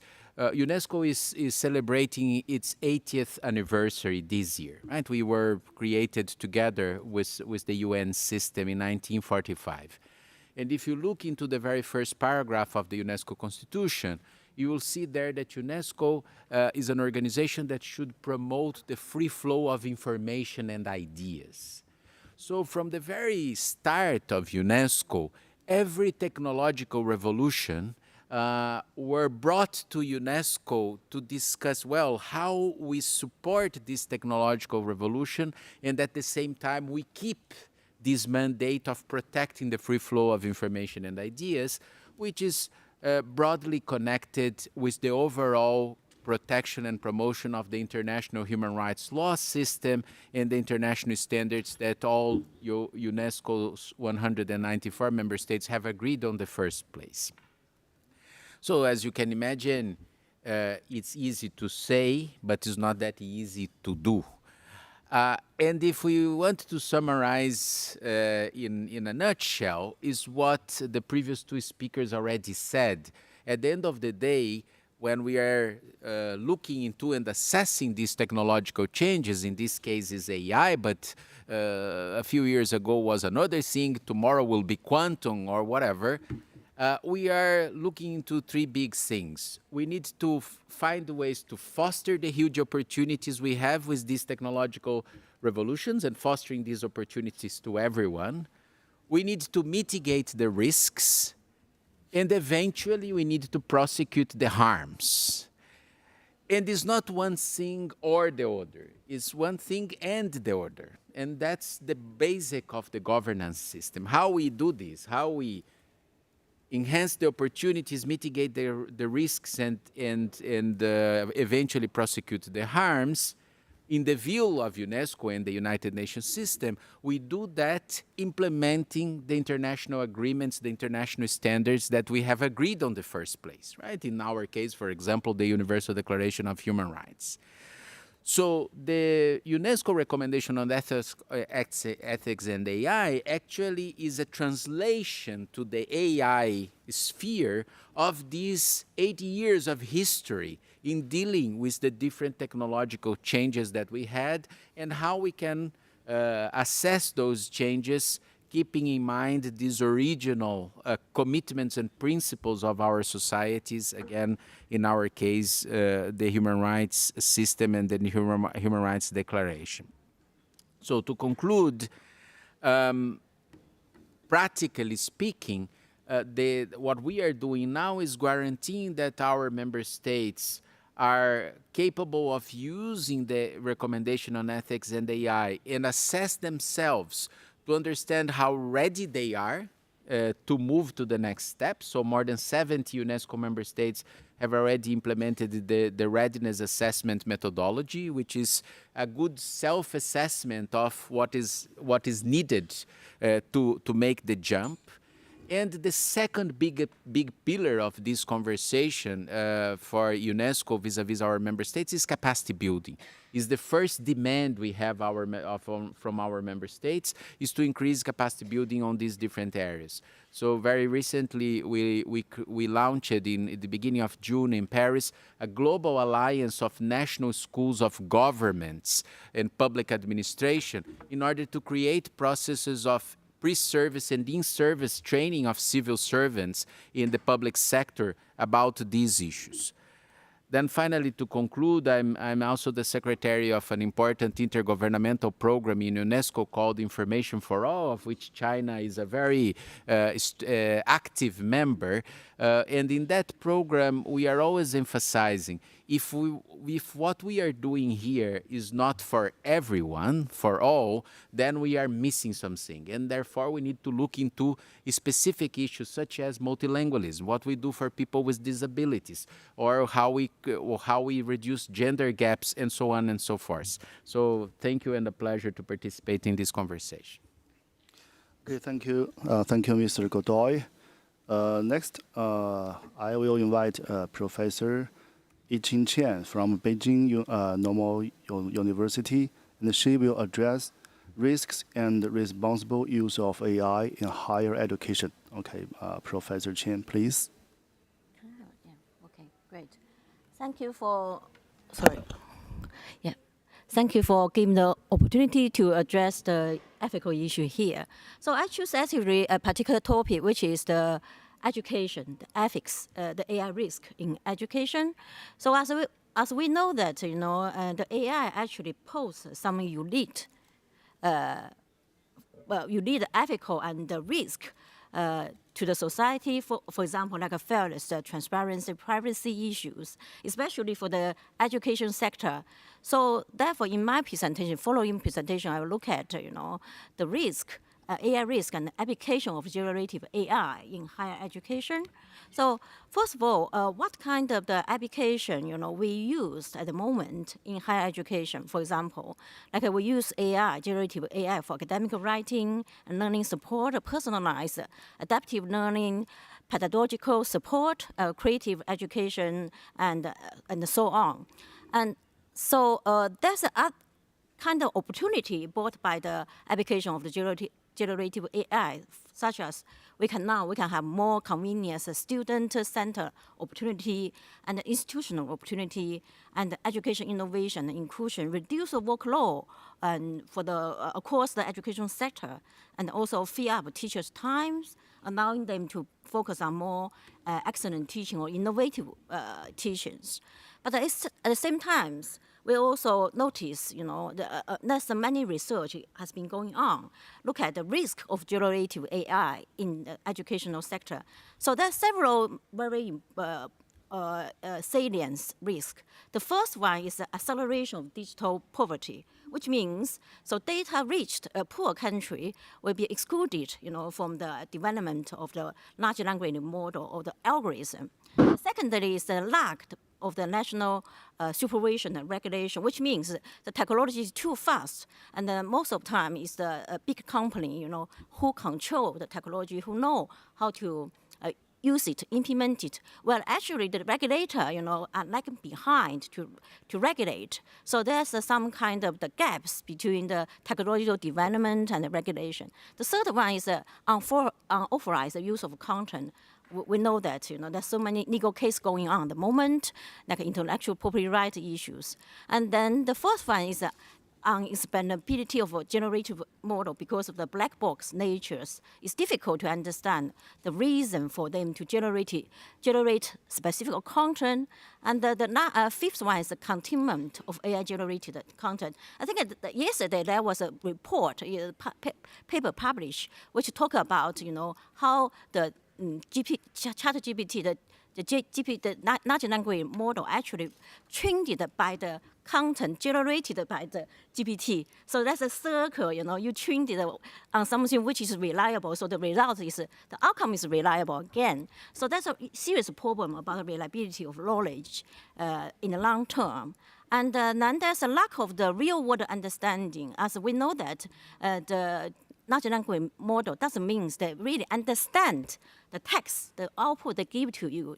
We know the mechanism of how the generative AI works. And that's the other two risks, which is quite significant. The one is when we look at the education, so that's if we use a large language model without awareness of risk, there's a big issue about the reduce of diversity of opinions and the marginalize of minority voice, because the opinions dominate, the general, some opinion which is the most common or dominate positions. And the deep fake issue as well. So there's some policy recommendation actually is based on the UNESCO's report. Of course, every country, they give some recommendation, but here I use the recommendation from the UNESCO. So for example, the first of all, for example, we needed to educate the school and the education institution to improve their understanding of the potential benefit of the risk of artificial intelligence. So they need to understand what is the potential benefit, but at the same time, the risk in the education institutions. And the secondly, actually, is about we need to reflect on the long-term impact of generative AI on the education and research. So this is because as we notice that it's still, most of countries are still in the very early stage of adopting AI, generative AI in education. We have some advanced countries like China, America, even EU, but a lot of countries actually is still on the early stage to adapt AI. So there's an urgent need for the public debate and policy dialogue on the long-term impact of the AI in education. But this kind of debate has to be multi-stakeholder inclusive. And the other one is the definition and the implementation of age limitation of generative AI. What is age limitation for user to use AI? Because most of the AI and large language model is designed for the adult, which is 18 or at least 13 years old. So should we allow like a primary school student or middle school student under 13 to use ChatGPT? So there's a risk as well. So we need to discuss this. And the last one is about data ownership. So there's a huge debate about concentration of structures of data.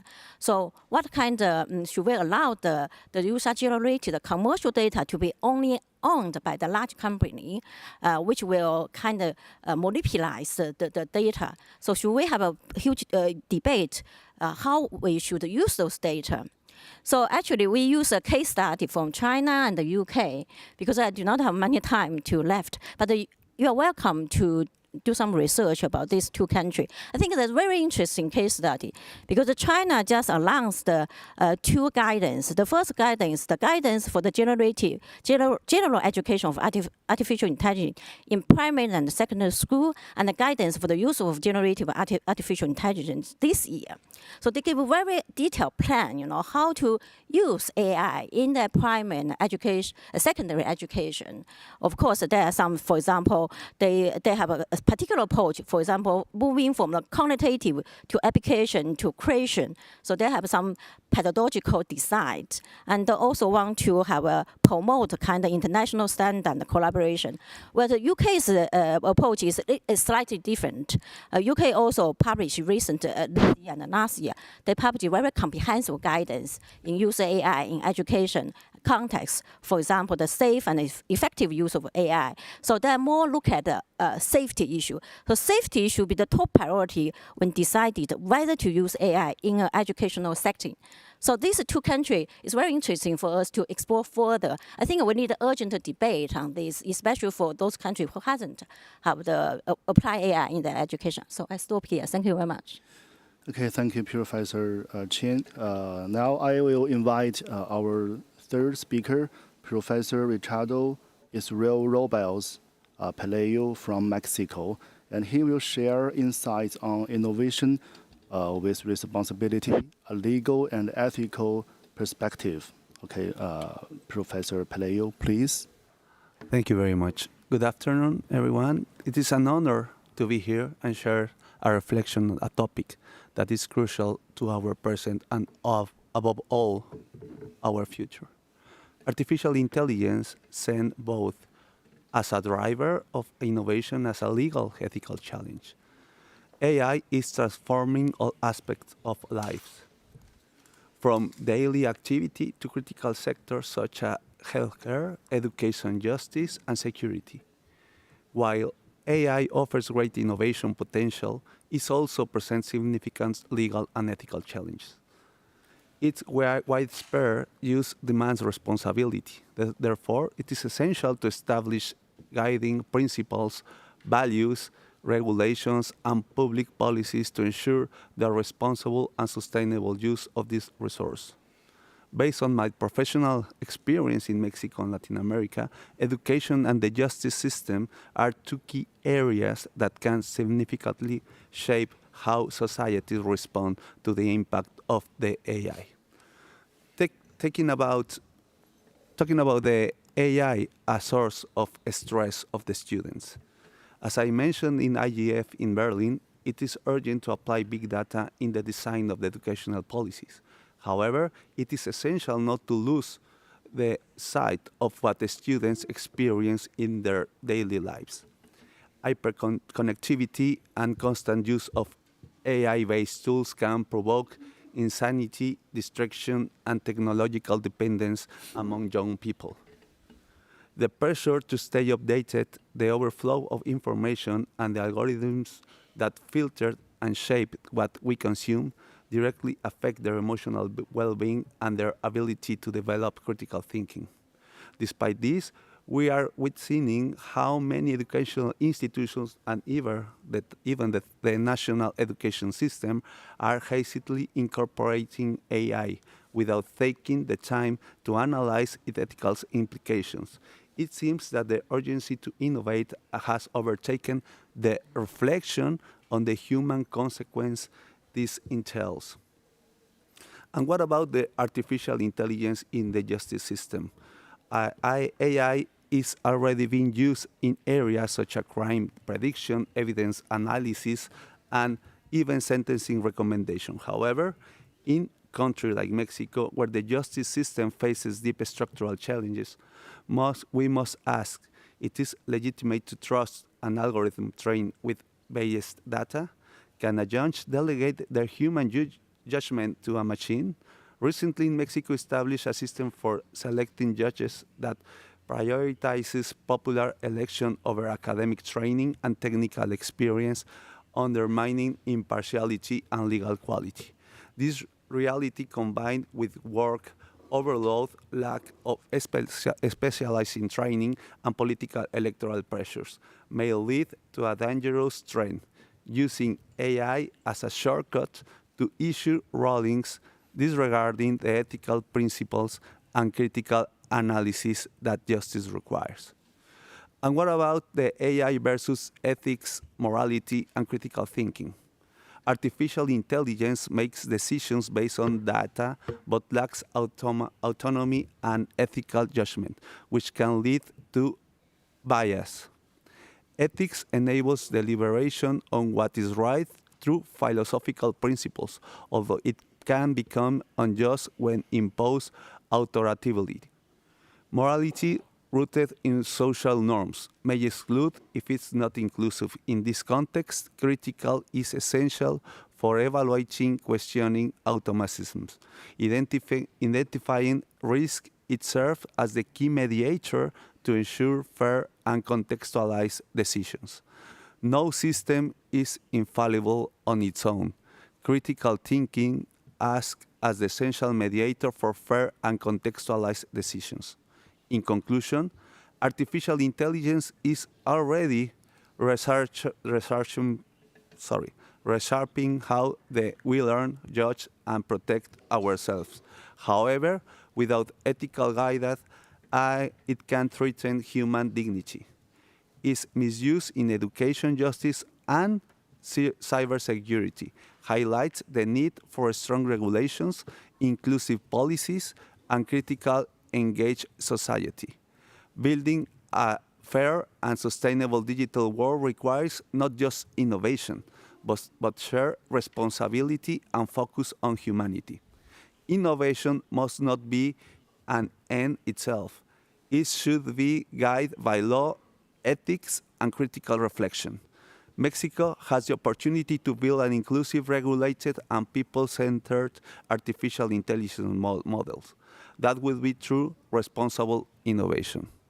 So thank you again for allowing me to share these ideas with you, and look forward to continuing to collaborate in these important forums. Okay, thank you, Professor Palayo. Now I will welcome Dr. Daisy Saliman-Salah from the University of Witwatersrand Library, South Africa, and discussing how education institutions leverage libraries to navigate AI challenges and opportunities. Okay, Dr. Saliman-Salah, please.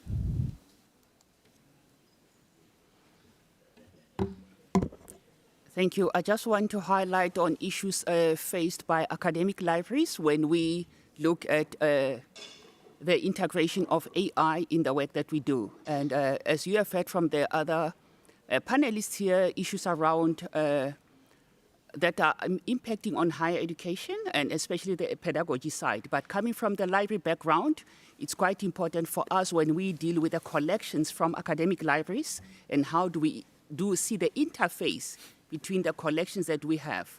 So I just want to touch base on ethical concerns that we have, and you have heard a lot that you heard from the previous speakers, that from ethical concerns for us from the library side, we handle vast data, and it's quite crucial to navigate these ethical dilemmas responsibly from the side of the library side.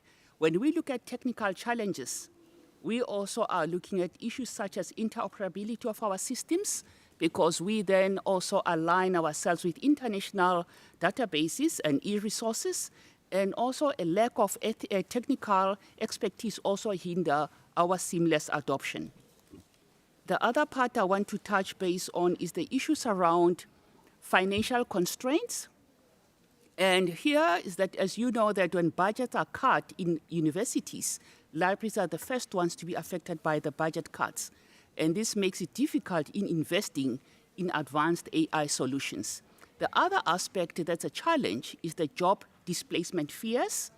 Concerns exist among staff about the potential use of AI replacing human jobs, and actually, and especially where we have tools that we use as librarians for the services that we provide. The other challenge that I want to highlight, the issues around content digitization. At this day and age, we ensure that our special collections are digitized, and we need to ensure that as part of the effectiveness of AI, we need to ensure high quality digital content is essential for optimal functionality. The other aspect is the users. Our library users, students, academics, and researchers at large, user adaptation is quite key, and education, data literacies, and you have heard about pedagogy, I won't dwell much, but it's quite key when we look at adoption of our technologies, especially in AI. The other aspects that we pick up as a challenge is the interference with traditional teaching and learning, and you have heard a little bit about the pedagogical aspect. It's quite important. The other aspect is the data at risk or the fragility of access. And here we're looking at libraries implementing robust data protection strategies such as encryption, anonymization, and access control measures, because that's key for the work that we do. The other aspect is the constant uncertainty that we pick up when we are looking at the integration of AI in academic libraries. And here are some key aspects I want to highlight: data quality and reliability.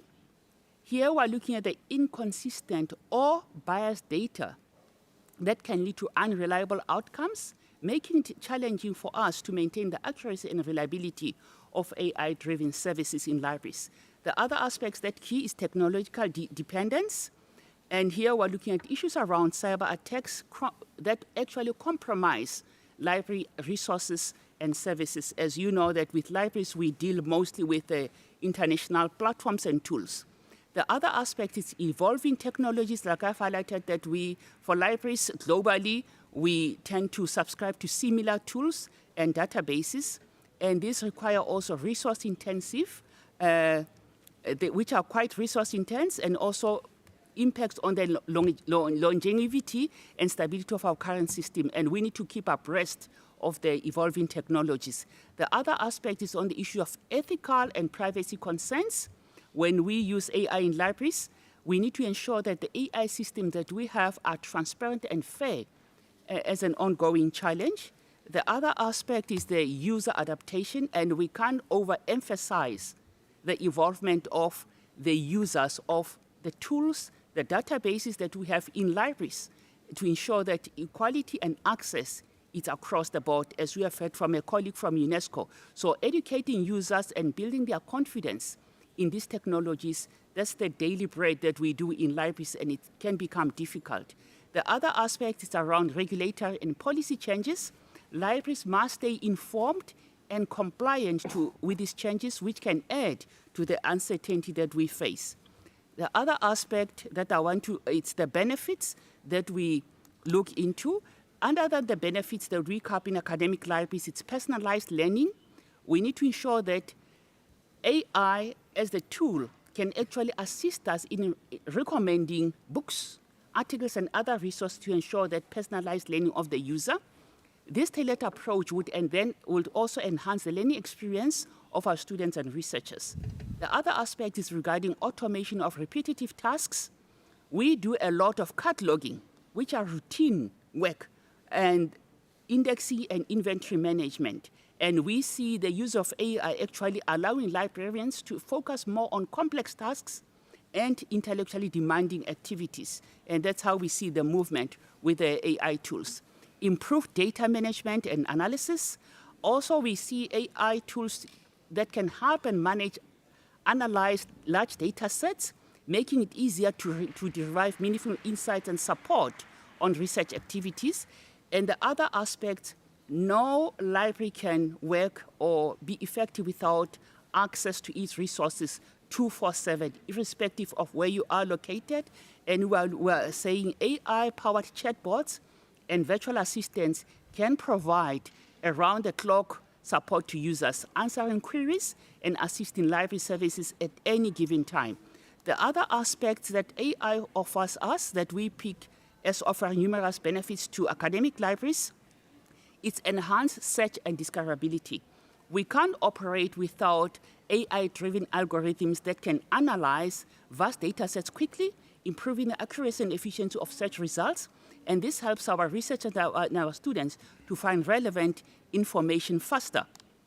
Enhanced accessibility, I can't dwell much on that. It's about the speed to text, the text to speech, and other assistive technologies for the, disabled users and so forth. When we come to resource planning and collection development, we see predictive analytics that can help librarians plan their resources and develop collections that better meet the needs of their users. And these benefits actually highlight the transformative potential of AI in academic libraries, making them much more efficient, user-friendly, capable, and supporting advanced research. The other part that we delve much in libraries is the issues around repositories.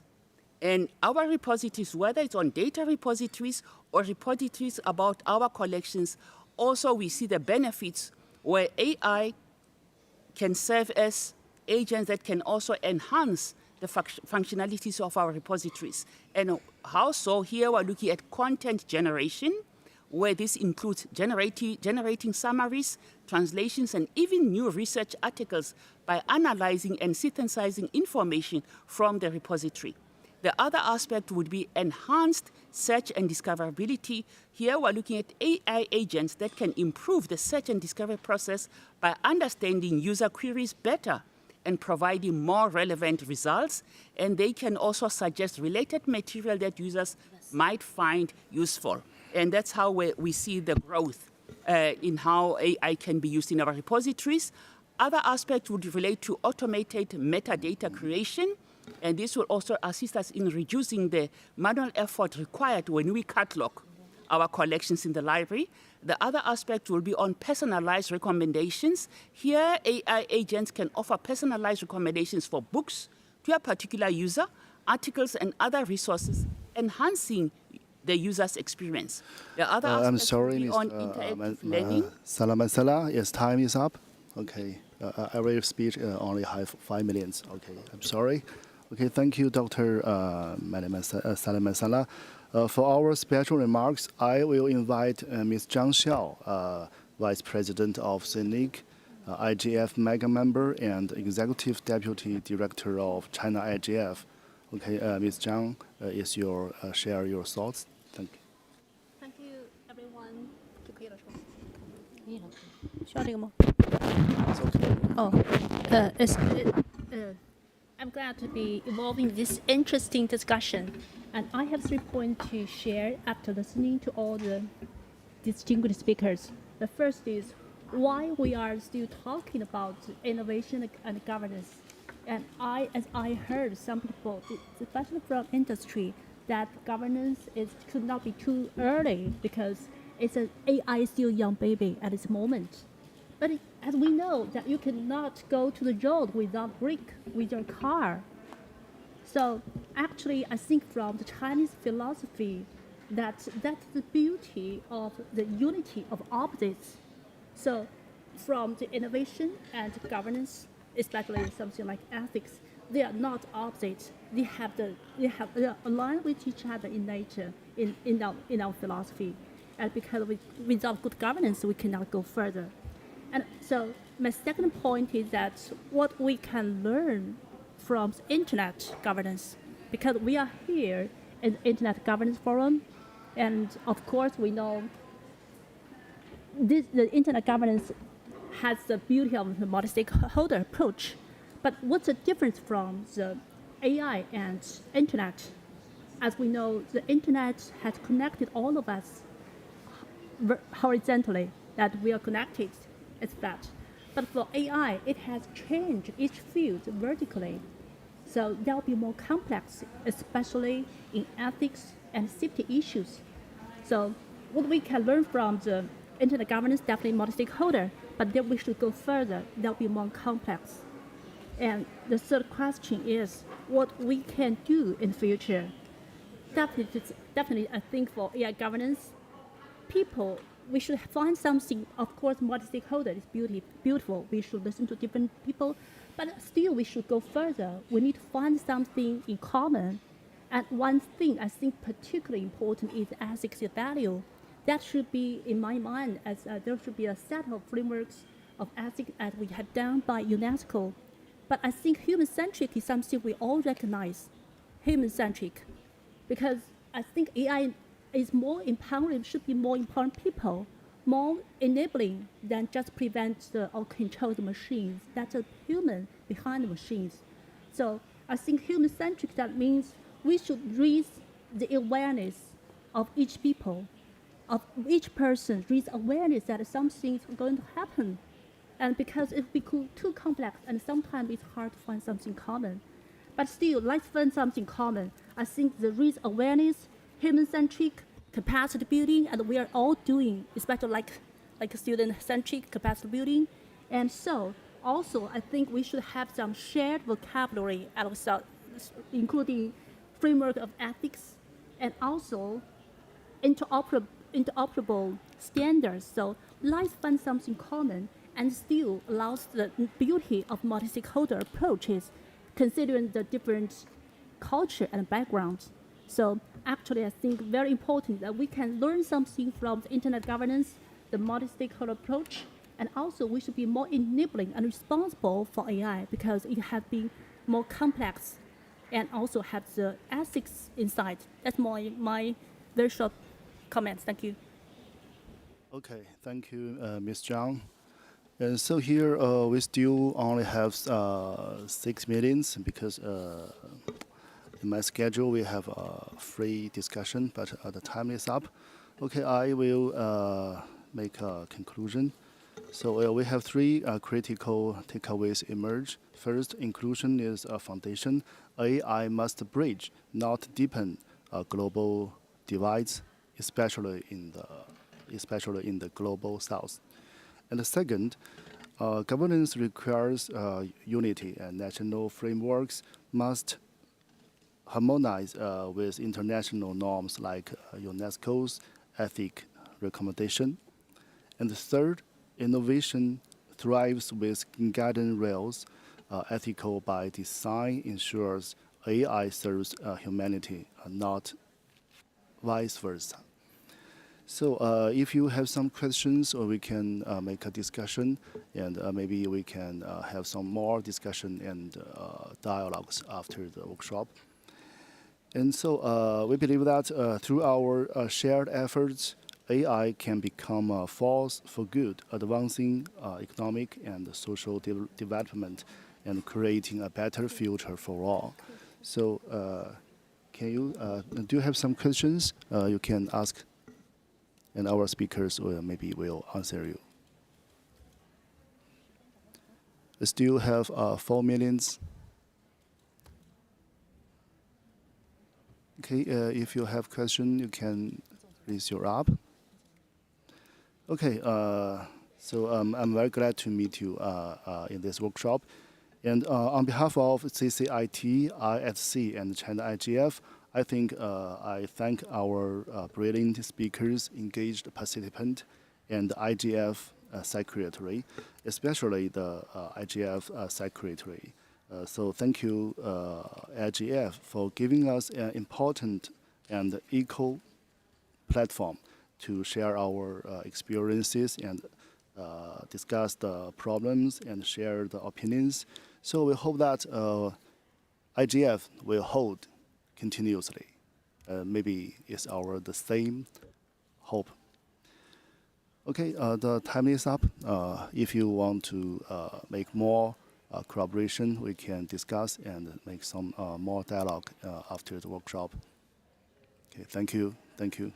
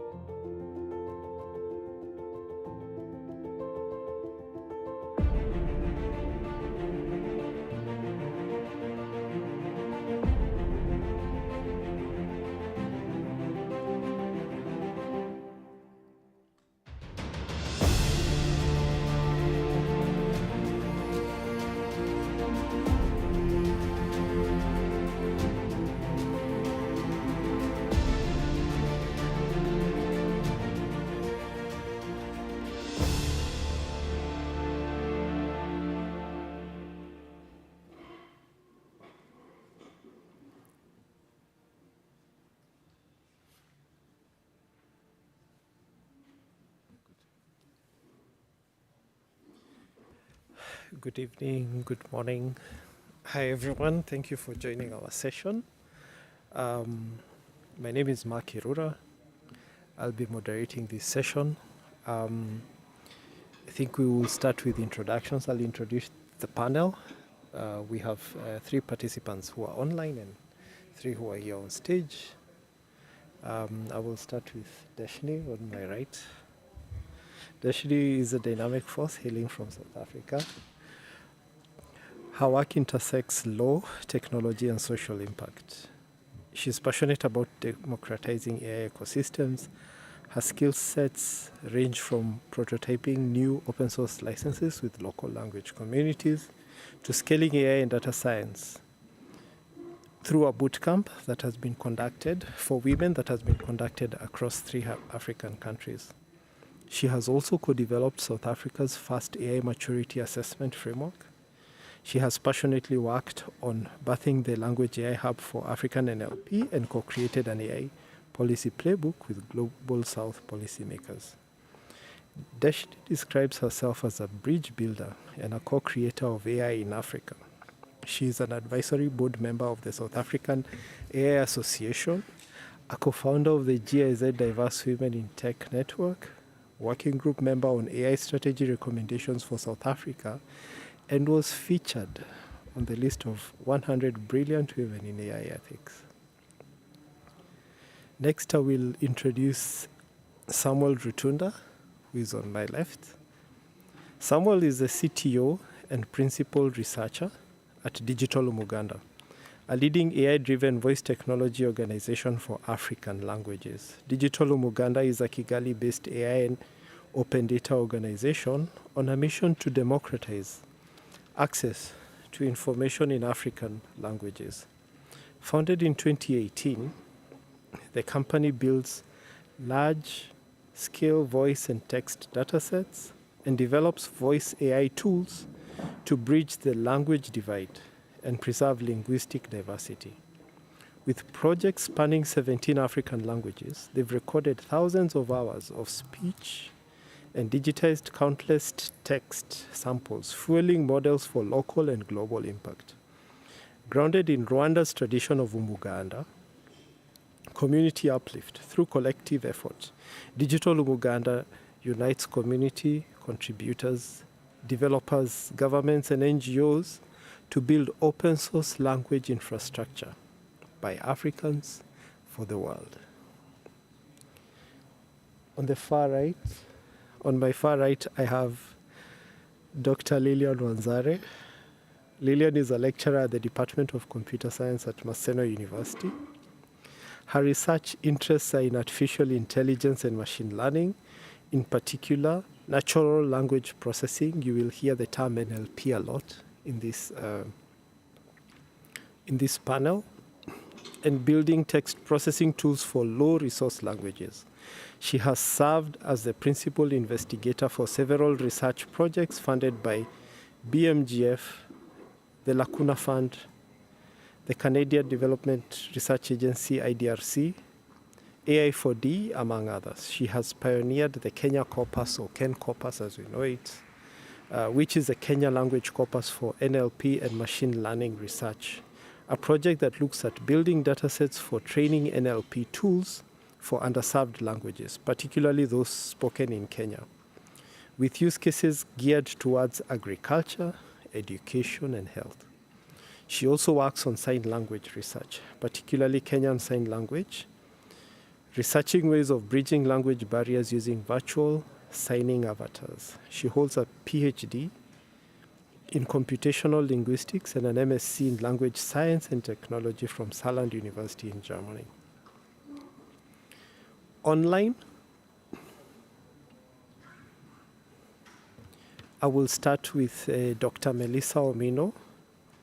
Melissa is the director of the Center for Intellectual Property and Information Technology Law, CIPIT, at Strathmore University, a leading Eastern African AI policy hub and data governance policy center. Her research direction is focused on utilizing an African lens and a human rights lens. Part of the research conducted under Dr. Omino's leadership involved mapping AI applications in Africa as an initial step in answering the question of what determines African AI and the problems that African AI should aim to solve. Dr. Omino is an intellectual property expert and has served as an advisory board member in several projects that intersect between AI and IP. This also includes driving a national AI strategy process, and she has also led IP advisory for a global entity that is funding AI research in Africa. We also have Eli Elikplim Sabla. He is a technical advisor working for the Fair Forward program, a project within the Digital Transformation Center, DTC Ghana, within GIZ. GIZ is a German technical corporation. In this role, Eli focuses on AI policy advisory, open AI resource accessibility and capacity building to foster inclusive and sustainable AI development in Ghana. Eli has worked on the development of Ghana's national AI strategy, collaborating with the Ministry of Communication, Digital Technology and Innovation through the agency of the Data Protection Commission. With a strong background in data science, monitoring and evaluation, project management, and stakeholder engagement, Eli is working towards enhancing AI accessibility, local innovation, and responsible AI adoption in Ghana. And last but definitely not least, we have Ms. Viola Ochola. She's the Director of Access to Information. She's an advocate of the High Court of Kenya and a legal practitioner with administrative law, commercial law, human rights, and law reforms experience spanning over 15 years. She also holds an MBA in strategic management and has extensive experience both in the public and the private sector. She's the immediate former manager in the Complaints, Investigations and Legal Services Department at the Commission on Administrative Justice, Kenya. Viola is an Open Government Leadership Fellow and a member of the Technical Committee on the Open Government Partnership, the Kenya chapter. In her capacity as cluster lead for the Access to Information Commitment, she is passionate about open governance and the empowerment of citizenry to access services and benefit from opportunities offered by government. The reason I've gone through the elaborate introduction is for you to understand and know who will be talking to us in this topic this evening, and also for you to look up the panelists and reach out via LinkedIn and ask questions and connect and continue to engage on the topic. Our topic today is exploring new data governance mechanisms for language data driving NLP ecosystems in Africa. The issue of licensing of language has already come up in various workshops. And today we want to have a more practical discussion that looks at research that is currently going on in this topic. Language is culture, and culture is identity. Yet the digital identity of Africa is skewed, manipulated, misinterpreted, or disproportionately commercialized. The language data collection is characterized by a significant disparity between large-scale, publicly accessible resources and numerous smaller isolated projects. The Mozilla Foundation seeks to positively impact the way in which local language data is viewed, collected, and stored and utilized. Currently, Mozilla Common Voice is the world's largest, most diverse crowdsourced multilingual open speech corpus, holding more than 30,000 hours and more than 180 different languages, and is an example of a successful community initiative that is also a digital public good. It is a self-serving community platform, as well as a lab for linguistic inclusion and for traversing data governance issues in NLP. But there has been an awakening and sentiment change amongst the language communities. And this is what we will delve into today. Speakers who crowdsource datasets, and some of the issues that have been raised, including inequitable investment, locally sensitive community control, and the dynamics around power that are impacting the use of the language to build language technology. So in this session, having introduced and set the background for the problem, we are going to highlight the unintended and intended ripple effects of the CC0 open public license on communities and language data. And we want to look at governance and policy. How do they intersect? And what are some solutions that are being worked on to try and resolve the problem? I will go straight to you, Lillian, and I will begin with a question on how can AI training data licenses be adapted to protect cultural sovereignty and ensure equitable benefit, especially for those who have been marginalized. Thank you so much, Mark, for the introduction and for the question. I think we all know that when it comes to AI systems, data is core. And when it comes to NLP systems, that data is language. But what is language specifically, as Mark has mentioned here?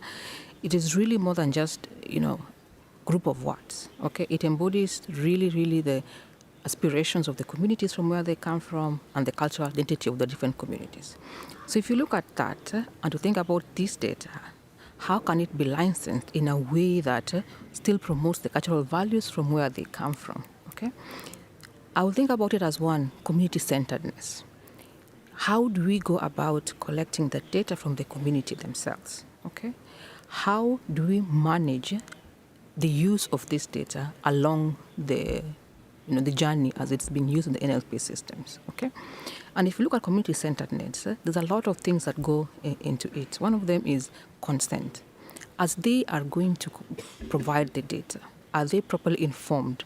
And this informed consent is a continuous process.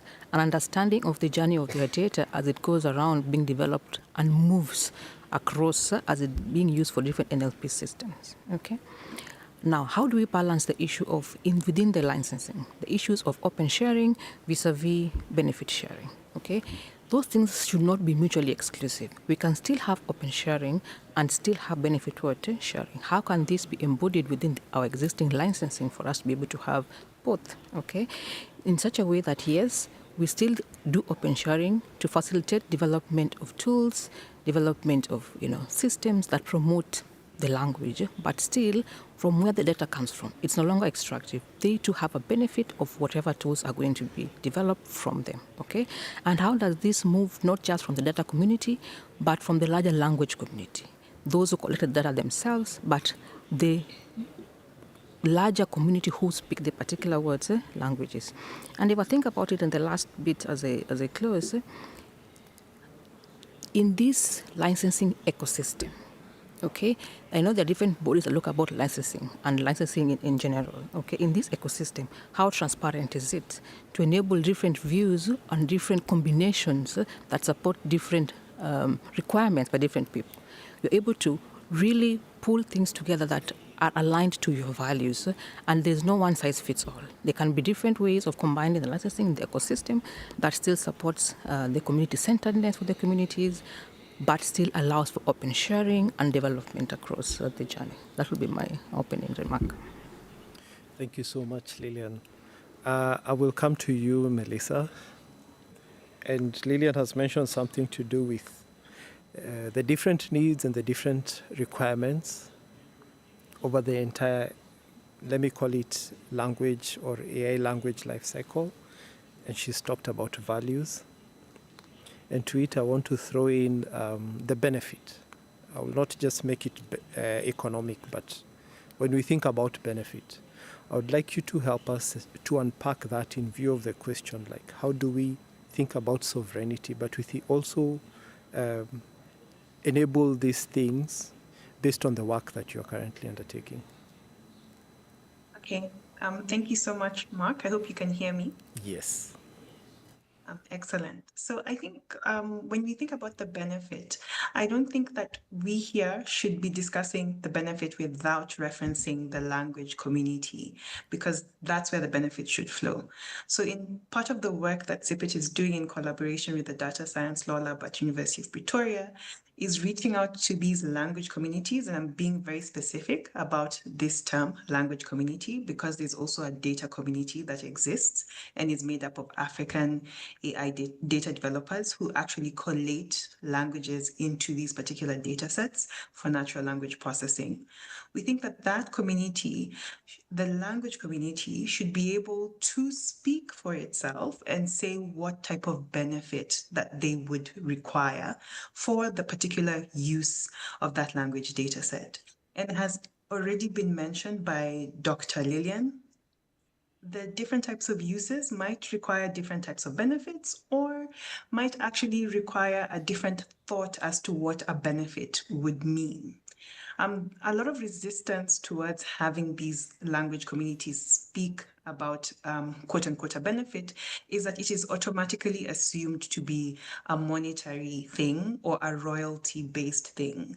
But essentially, we are saying that it should be given up to the community to decide what that should be. Most of my discussions with various communities, including the Luo community via Maseno University, has been that they want something that is sustainable and that is community-based, meaning something that everyone in this language community can interact with and benefit from. And a monetary or royalty benefit doesn't quite meet that mark.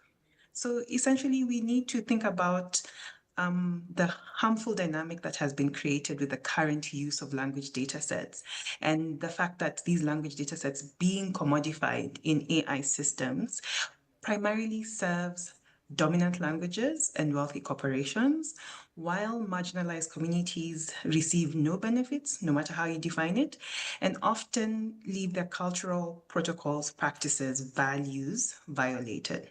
So a benefit could actually be the respect of the cultural knowledge that the language carries, or even a share or access to this AI tool that has been built using the language data. So can a licensing framework deliver this?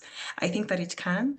That's what the NUDL license, the Nulite Bodo Open Data License, is meant to be to do. It's supposed to provide an avenue where this conversation about what type of benefit would flow to a community would start from.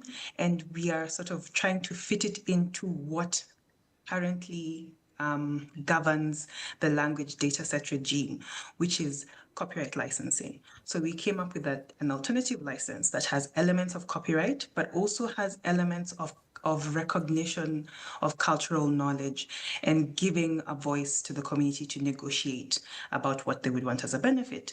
And here I also have to signal the Creative Commons community, where I am a board member, who just yesterday released publicly their work on preference signaling that would work hand in hand with Creative Commons licenses. And this essentially gives data stewards of particular data sets that are being utilized by AI to be able to say what they would prefer that data set to be used for or as. So this is actually signaling that this act of benefit recognition, benefit sharing is something that is being worked on and needs to be worked on. And maybe it's not for us to determine, because it would just be us imposing our thoughts on these language communities, but bringing language communities to the forefront so they can speak for themselves as to what they would like. Thank you. Thanks, Melissa.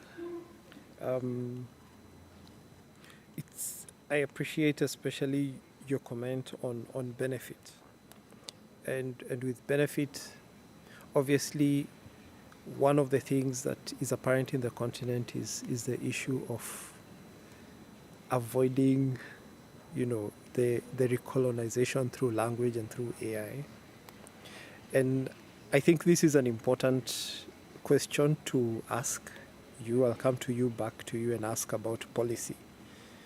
When we think about policy and we think about policy frameworks, what are broad principles that we can incorporate to think about, equity and anti-extractiveness, so that there is mutual benefit? We do not stifle innovation, as Lillian said, but we're able to grow and advance because we still need a commons to be able to move forward. Thanks, Mark. I think that In order to have real equity, we are required to think about communities as having ownership and not just a group that would provide consent. Ownership and consent are two completely different things. The traditional data sharing regime treats communities as sources rather than partners, and this extracts value while leaving these very communities with just the risks and harms.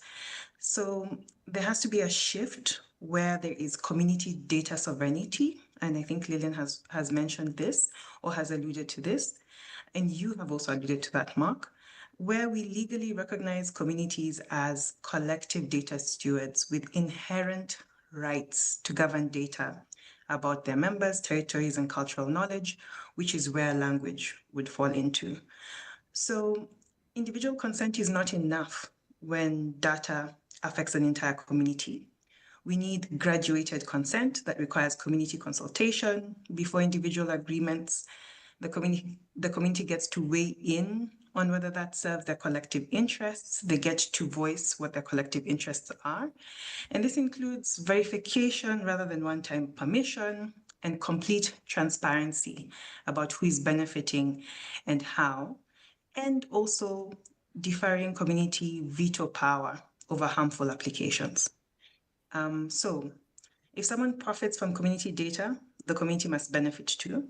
And this means a mandatory benefit sharing requirement where communities might get a percentage of profits if that's what they want, or they might get capacity building investments in infrastructure, education, and priority access to products developed using their community data. And this is not coming from me, this is coming from consultations that I've had with specific community members. So in order to prevent exploitation or to make this shift to these new utopia that I'm speaking about, we need strong anti-extractive safeguards. So data should not be sold to third parties without going back to the community for permission.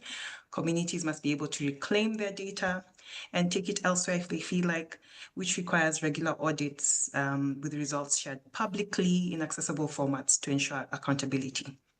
All these should be backed by penalties for violating community agreements. And I must admit here my bias as a lawyer. I'm really thinking about legal frameworks and structures. So that's why I'm talking about accountability and I'm talking about enforcement mechanisms. But I think that really works currently in the language data sharing regime because they are using legal agreements, being copyright licenses, to govern the sharing of this data.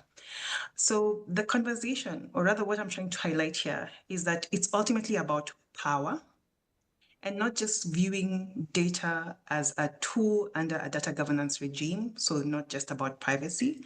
It's really about where is the wealth and power concentrated, and how can we then distribute this in an equitable manner. So legal frameworks would be one of the policy considerations that I would think of, but I also think that governments, when coming up with their AI strategies and policies, which a plethora of those have happened on the African continent, they need to center culture as one of the main pillars of their strategy. I know the Kenyan strategy does that. It does mention that culture is an important factor. It does mention responsible and ethical AI, which this would be a pillar that this conversation would fall under. And it also talks about model development for problem solving on the continent. And you cannot talk about model development for problem solving if you do not think about language data sets. So I think that this is essentially how we can get to a balance. It's not about closing off the data. It's about ensuring that it's an equitable exchange between those who want to collect and use the data and the communities that have preserved and curated. And again, I say that there are two communities that exist. The language community that has suffered historical disadvantages in curating and preserving the language, particularly in the context of Africa. But there's also the data community, which is the African AI developers who put in effort, who've used their skills and knowledge in creating these data sets, and who have an interaction with those who fund these activities. So there needs to be a balance for, let's talk about these three parties in this context. Those who would like to use the data set, those who have curated the languages and preserved them, and those who actually have created the data set. Thanks, Melissa. I'm looking at you, Desh, now. Melissa has taken us to utopia, to Canaan. But we need to come back now here to what exists now that we could latch on to. And even as Desh gives her remarks, maybe I'll ask you to Viola to also be on standby to give us a different perspective if there's anything that Desh will have missed out. So over to you, Desh. Sure. I think it's important to also to point out that when we mention the concept of extractive practices, that it's not always a foreign versus local context. And it's not a cross-border issue, because I think that extractive practices often happen within countries and within the continent under the guise of the open collaboration concept. I do think that policy protections that cover digital work should also actually take their foundational basis from existing protections that are afforded to cultural and indigenous communities which exist in a civil context. So assuming those foundational building blocks exist, then policy protection can almost come into play in two ways. Policy protection can come into play in two ways, which is as a source for human rights, because that's really important, protecting labor rights and gig workers who also often do the unsexy work of labeling data, of training algorithms, but also come in as a counter leverage point in the context of open source and digital public goods. And we've heard the speakers mention the concept of quid pro quo. If you take something, give something back. And I'll just run through very quickly a few points. So fair sharing is one way. And then my co-panelist Melissa mentioned the Noodle license, but there's also the Incuba license that was developed. Another way is if a commercial actor has to cross-subsidize public maintenance in an open source for open source AI resources, what would that look like? Does it come with conditions? But the use of open grants or long-term partnerships that actually benefit the community. So one example was a grant that Google.org had given to Ghana NLP, which had really very minimal conditions attached that the community could use as they saw fit. I think the other one for that AI policy could include, which doesn't often happen and should, is having where there are foreign investors or foreign partners, including local partners as equal collaborators, because oftentimes localized partners come in as just consultants. And when you have an equal collaborator, you have a co-ownership of the data corpora, and that could be often done by MOUs or just general contracts. And I think that policies should make AI developers accountable, and that accountability can look like impact reports or independent audits. I will mention very quickly something that I came across before I hand over to Viola in my research, something that's called the Nagoya Protocol. And this actually exists in the biodiversity space, which basically requires fair and equitable sharing of benefits in the use of genetic resources. And that's like plants, animals, microorganisms, etc. And I feel like if we want to learn, we could learn from parallels like this. So establishing something like a linguistic protocol for use of African languages in AI could be a great policy tool for regional principles or codes of conduct. I guess another policy tool could be the AI policy playbook that was recently launched at the UNESCO conference a few weeks ago. But I'll stop here. Over to you, Viola. All right, thank you. Thank you, Mark. And speaking after Melissa and Deshni, I think most of them have sort of taken out most of the policy requirements, but I would still emphasize on the issue of the data sovereignty and equitable data sharing that both Melissa and Deshni talked about.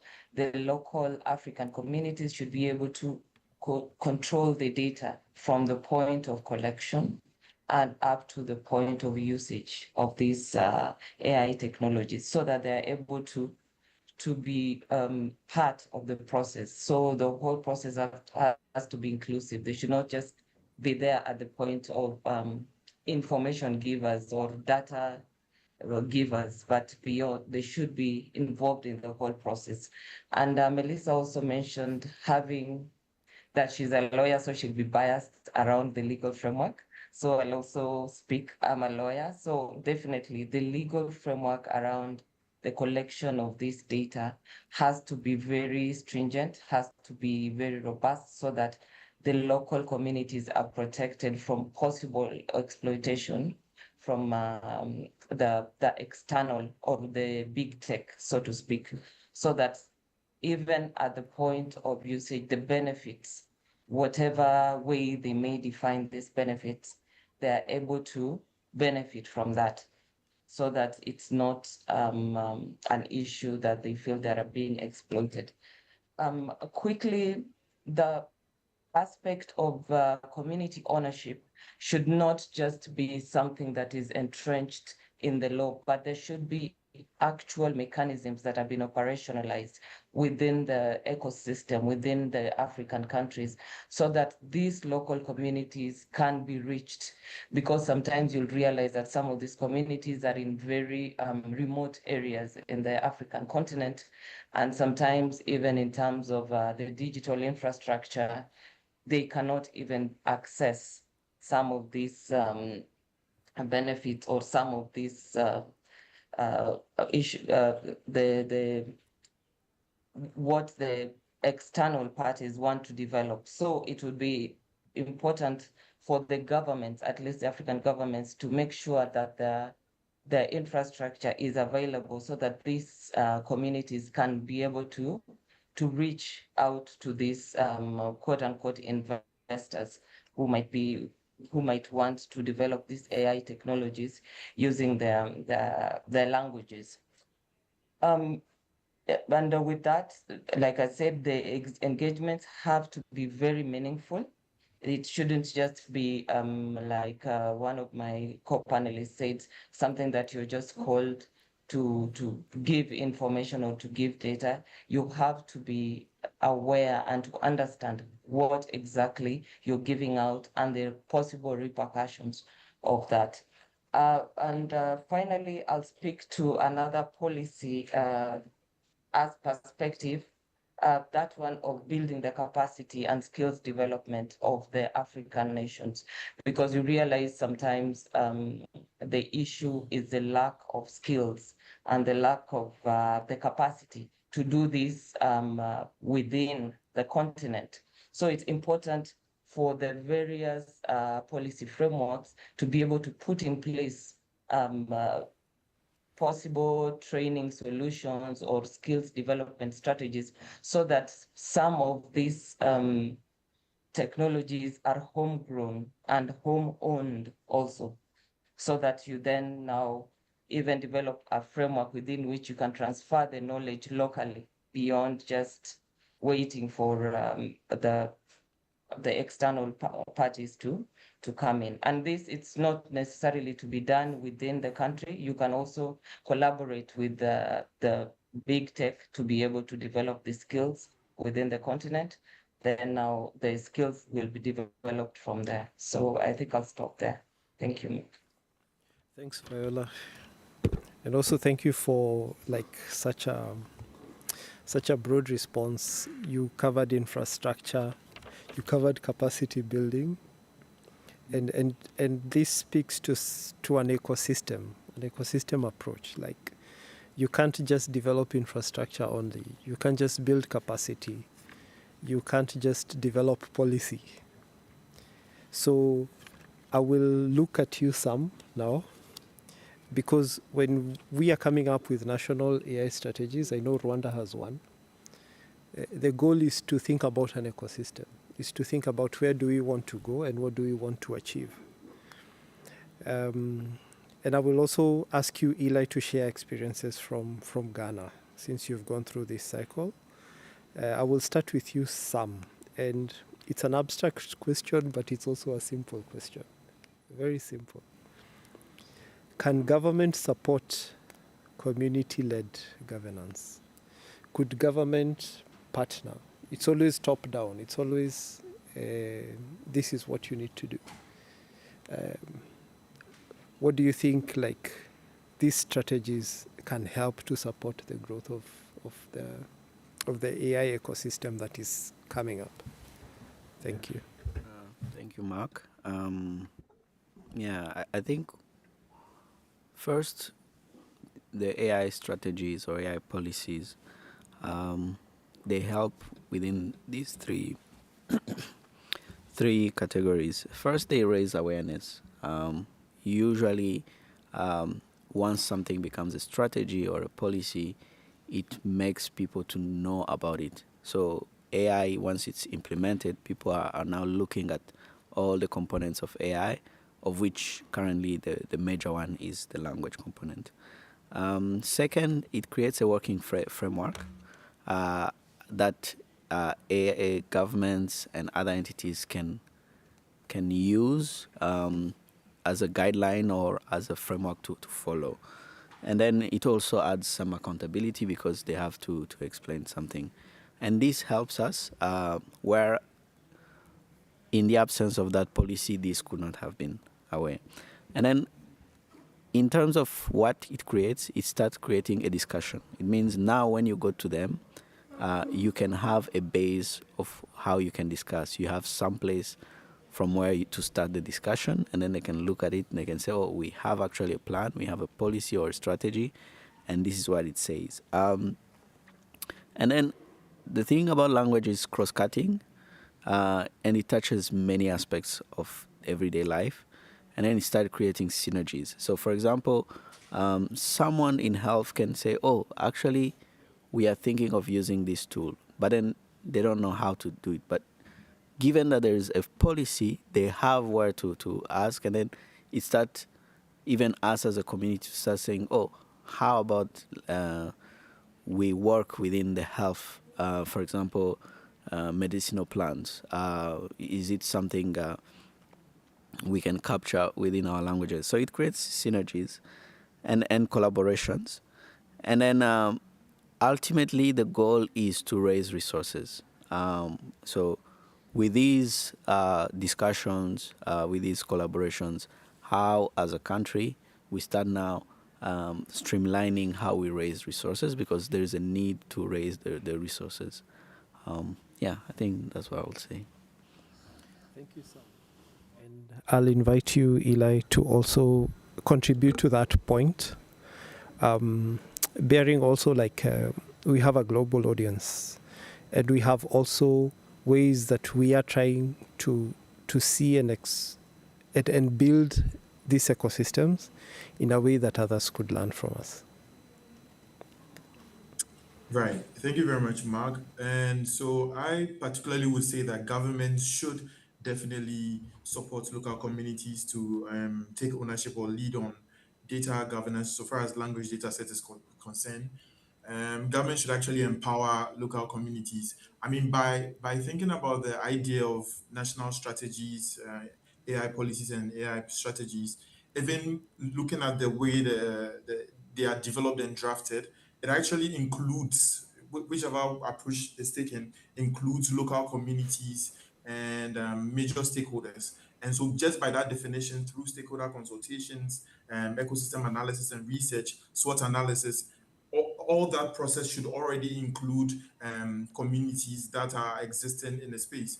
And so if that is the case, then it is in the first step a way of supporting the community to also take ownership of whatever comes out of the of data, or what data governance is concerned in a particular country.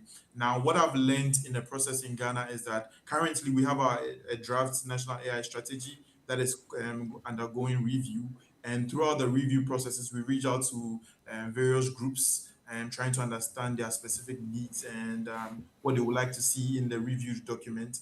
And it has been consistently spoken of how they need to see representation in there, or how they have to, or they would like to be empowered to be able to govern data sets that are generated within the same space. Now, to this, I would say that in the already existing draft, there is a pillar that actually speaks to this, it's called is the Pillar 5, which says that the strategy seeks to provide data collectors with guidelines and principles for collecting data, storing and sharing it. I think this creates the avenue for the government to empower local communities to be able to take the lead or ownership so far as data governance is concerned. If the government would, or if the strategy would actually pinpoint specific principles and guidelines that these communities need to take, that would eventually influence how the level of ownership they will be able to take of the data governance system in the country. So I think a lot has been said already, and we also need to take a look at the adoption of alternative licensing models like the Noodle that has already been mentioned by Dr. Melissa on the call in the session. And I think that would this when we take this approach, I think it will augur well for the communities involved. Yeah.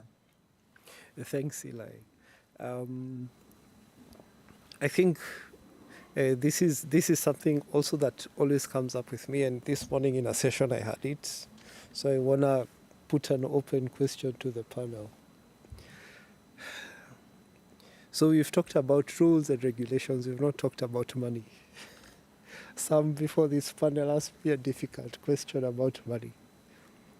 And one of the challenges even that came up earlier was the procurement systems. Is there, because procurement provides an opportunity for these communities, developer communities that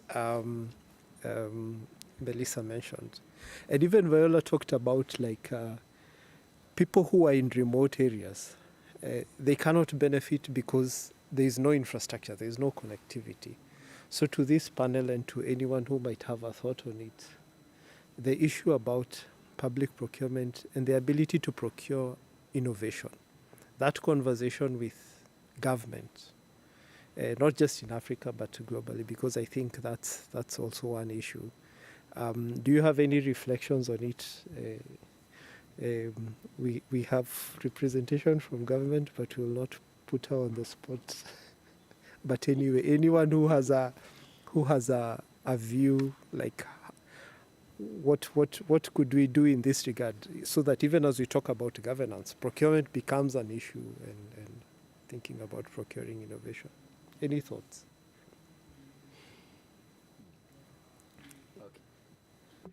Yeah, let me start. Usually, I don't know, I was talking to someone and say government is run by accountants. And accountants, they want facts. They want, what is this going to be to do? And then it's still in the early stage of the language technology, particularly within our domain. Especially for low resource languages, so it's very hard to show the facts. It's something to say, I'm going to take a chance and then I will see. Yeah, but I think there is a need to take a chance.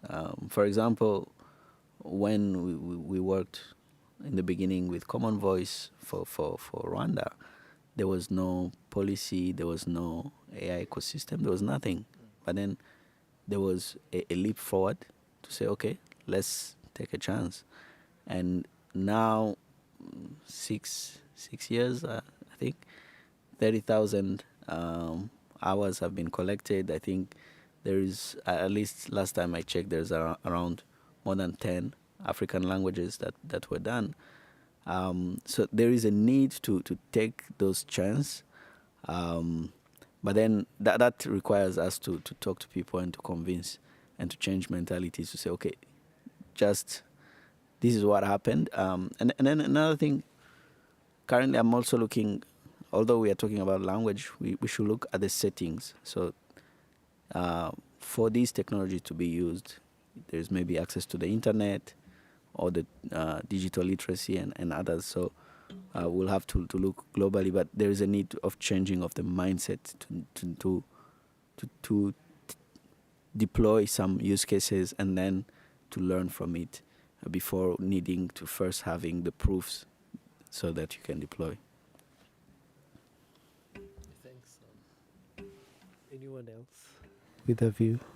I think I would come in for a bit. So, one of the things we know, particularly about African language or African NLP, or just NLP for indigenous languages, is that a lot of the time it's oral. And it's particularly so for African languages, but also for other cultures.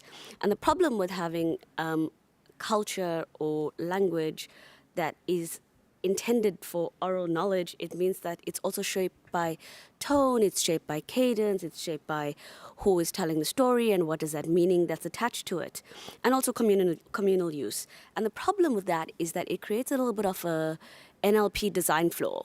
For example, like a design challenge on how do you actually then codify knowledge that is not as easy as taking something that is, a book and then making it digital. And so the point I'm trying to make is that when we're talking about procurement and talking about, what it is that we need to do, we need to understand what asset we're actually working with. And it's kind of hard to understand the asset that you're working with if you're not even sure how to put it into, create an asset value or an asset form. You know it's an asset, but you don't exactly know how to make this tangible and make it in a form that somebody says, oh, that's actually interesting, I'm willing to invest in it, or I'm willing to do this, or I'm willing to do that. And so it's the difficult part of trying to actually unpack that and then unpack it properly and in a way that you actually shape and preserve and protect the cultures and the nuances that come with trying to take this raw material that is an asset to the people, but then make it a tangible and international value that you could say, cool, as a country, we have this and we have this. Now let's see how we can use this as a bargaining tool to come in for infrastructure development, to come in for knowledge sharing, but still protect the people. Melissa?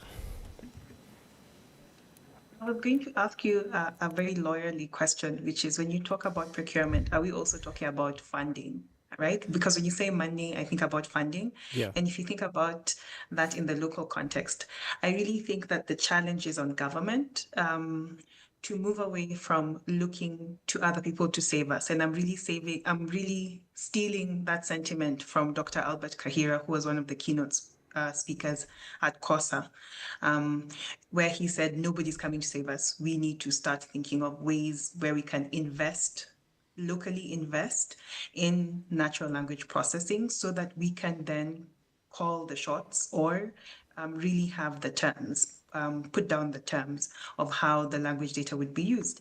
And I think this is something that government is very much aware of. A lot of conversation around the Kenya National AI Strategy has been how will it be implemented. The Kenya government made the decision to keep the implementation plan away from public purview, but there is an implementation plan there. There are key performance indicators there, and there are key partners who have been identified to help with the implementation of that AI strategy. Because essentially this conversation that we're having, we are right at the beginning cycle of natural language processing. And the experts in the room can say that. We are merely talking about data collection when we talk about language data. We need to get into the conversation of building models that will utilize this language data. And that's why we are up in arms about having that language data open and free for all, because it will minimize the ability for local companies to invest in that language data and build models, because the market will thoroughly thrash them. If you're talking about market economics, demand, supply, etc., which also as a lawyer I might not be very good at. That's the end of my disclaimers. So I think when we talk about procurement, we need to think about funding. We need to also stop looking outside. We need to think about locally on the African continent, how can we fund?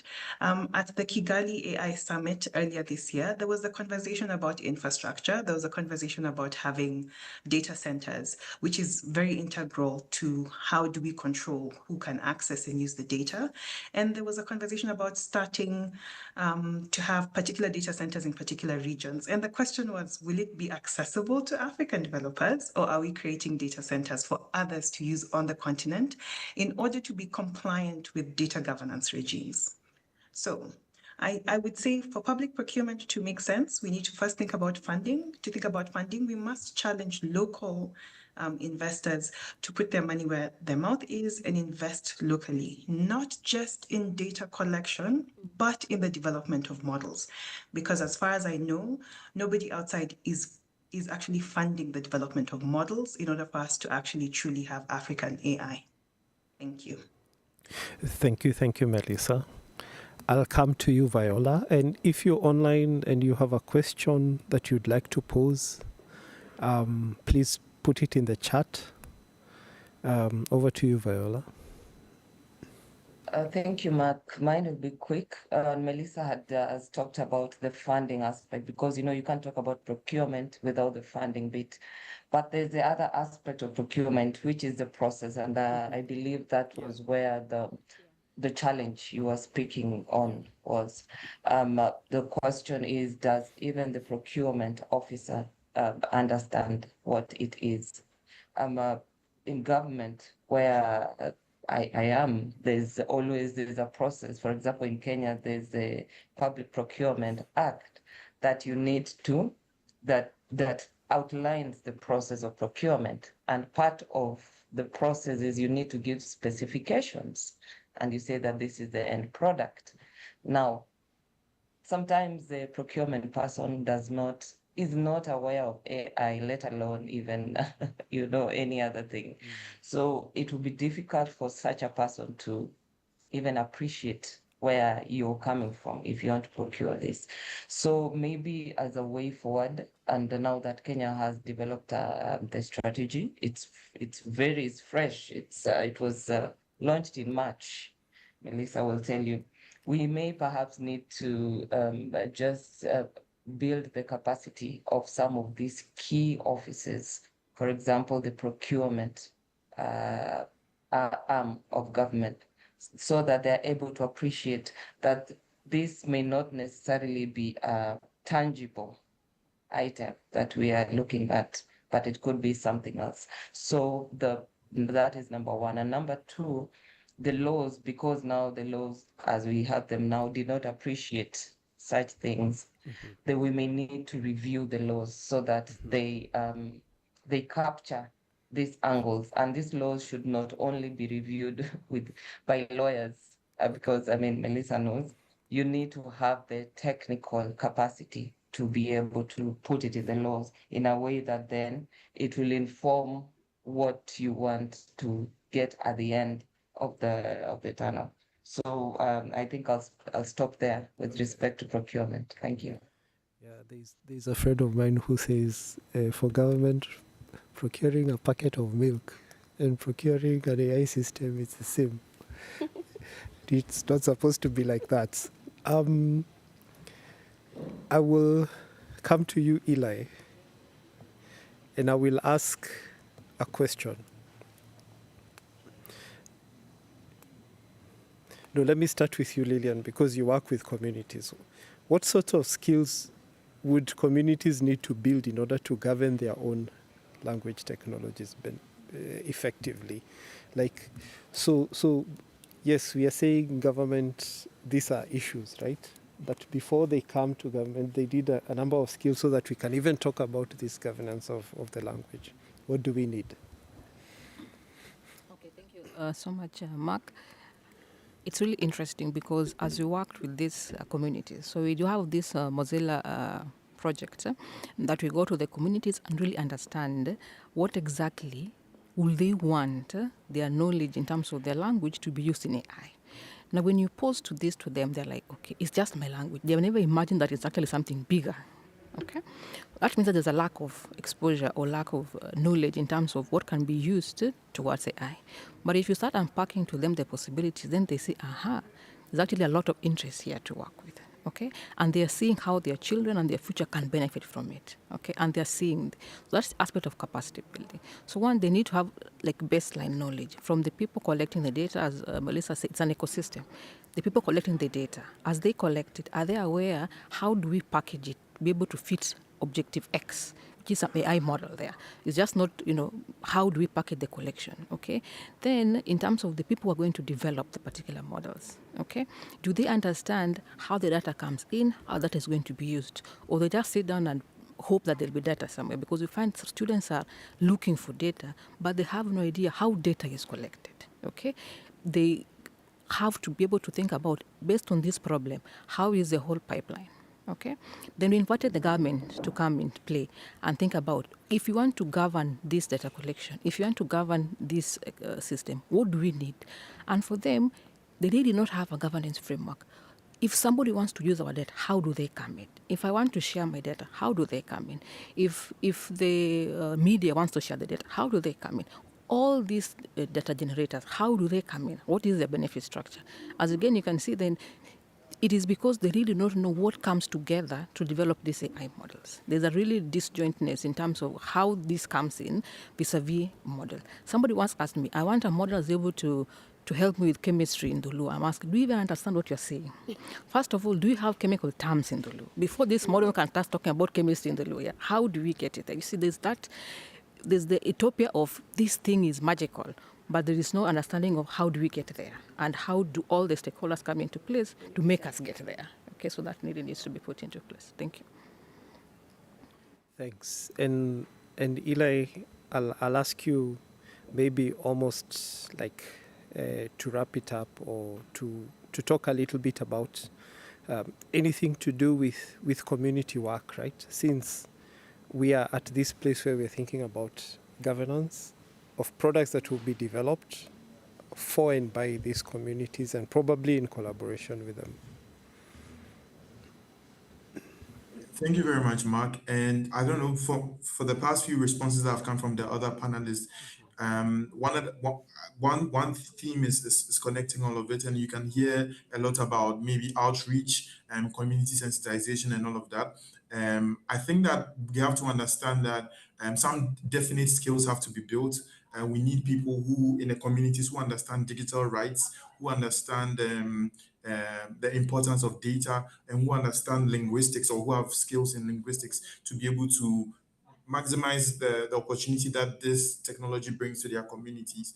Now, one of the things that I've come to understand is that sometimes there is community fatigue regarding contributing to data collection schemes. And so there's desensitization would make them understand that there's a purpose for this, and it may not have immediate should I say, benefits in terms of maybe monetary terms or whatever support they may need in the immediate sense, or but it goes a long way to contribute to something bigger that can actually benefit them immediately, and then also the nation as a whole. So I think that it is important for us to understand the need for outreach programs to reach out to people in communities, to let them understand the purpose of artificial intelligence. Recently, we did a research trying to understand how women-led women-led SMEs or entrepreneurs are using AI and NLP tools to be able to interact with their customers and partners and all of that. And we came to the understanding that most of them are probably even using tools that have AI algorithms working in them, but they don't even know. And then also some of them will even express a certain level of fatigue, as I already mentioned, that they are tired of contributing to data collection schemes and stuff like that. But then we actually need people with indigenous knowledge and indigenous experience to contribute to these things. Now, one other thing that I wanted to also point out is the need for us to let these models that we develop on the African continent to represent African culture. And one culture is the shared ownership of resources. When you talk about African culture and oral tradition, you notice that proverbs and idiomatic expressions and stories don't have proprietary ownership. It belongs to the community. And so that should be reflected in the models that we build and in our data collection activities, so that data and models are openly accessible to all. I think I mashed up a lot of things, but yeah, basically that's what I wanted to end with. Thank you. Thanks, Eli. So I will, a question has come. Wow. And we have just run out of time. Lillian, in 30 seconds, how to bridge the gap between building capacity for local communities in AI beyond collection and increasing usage of AI models within those same communities. 30 seconds, please.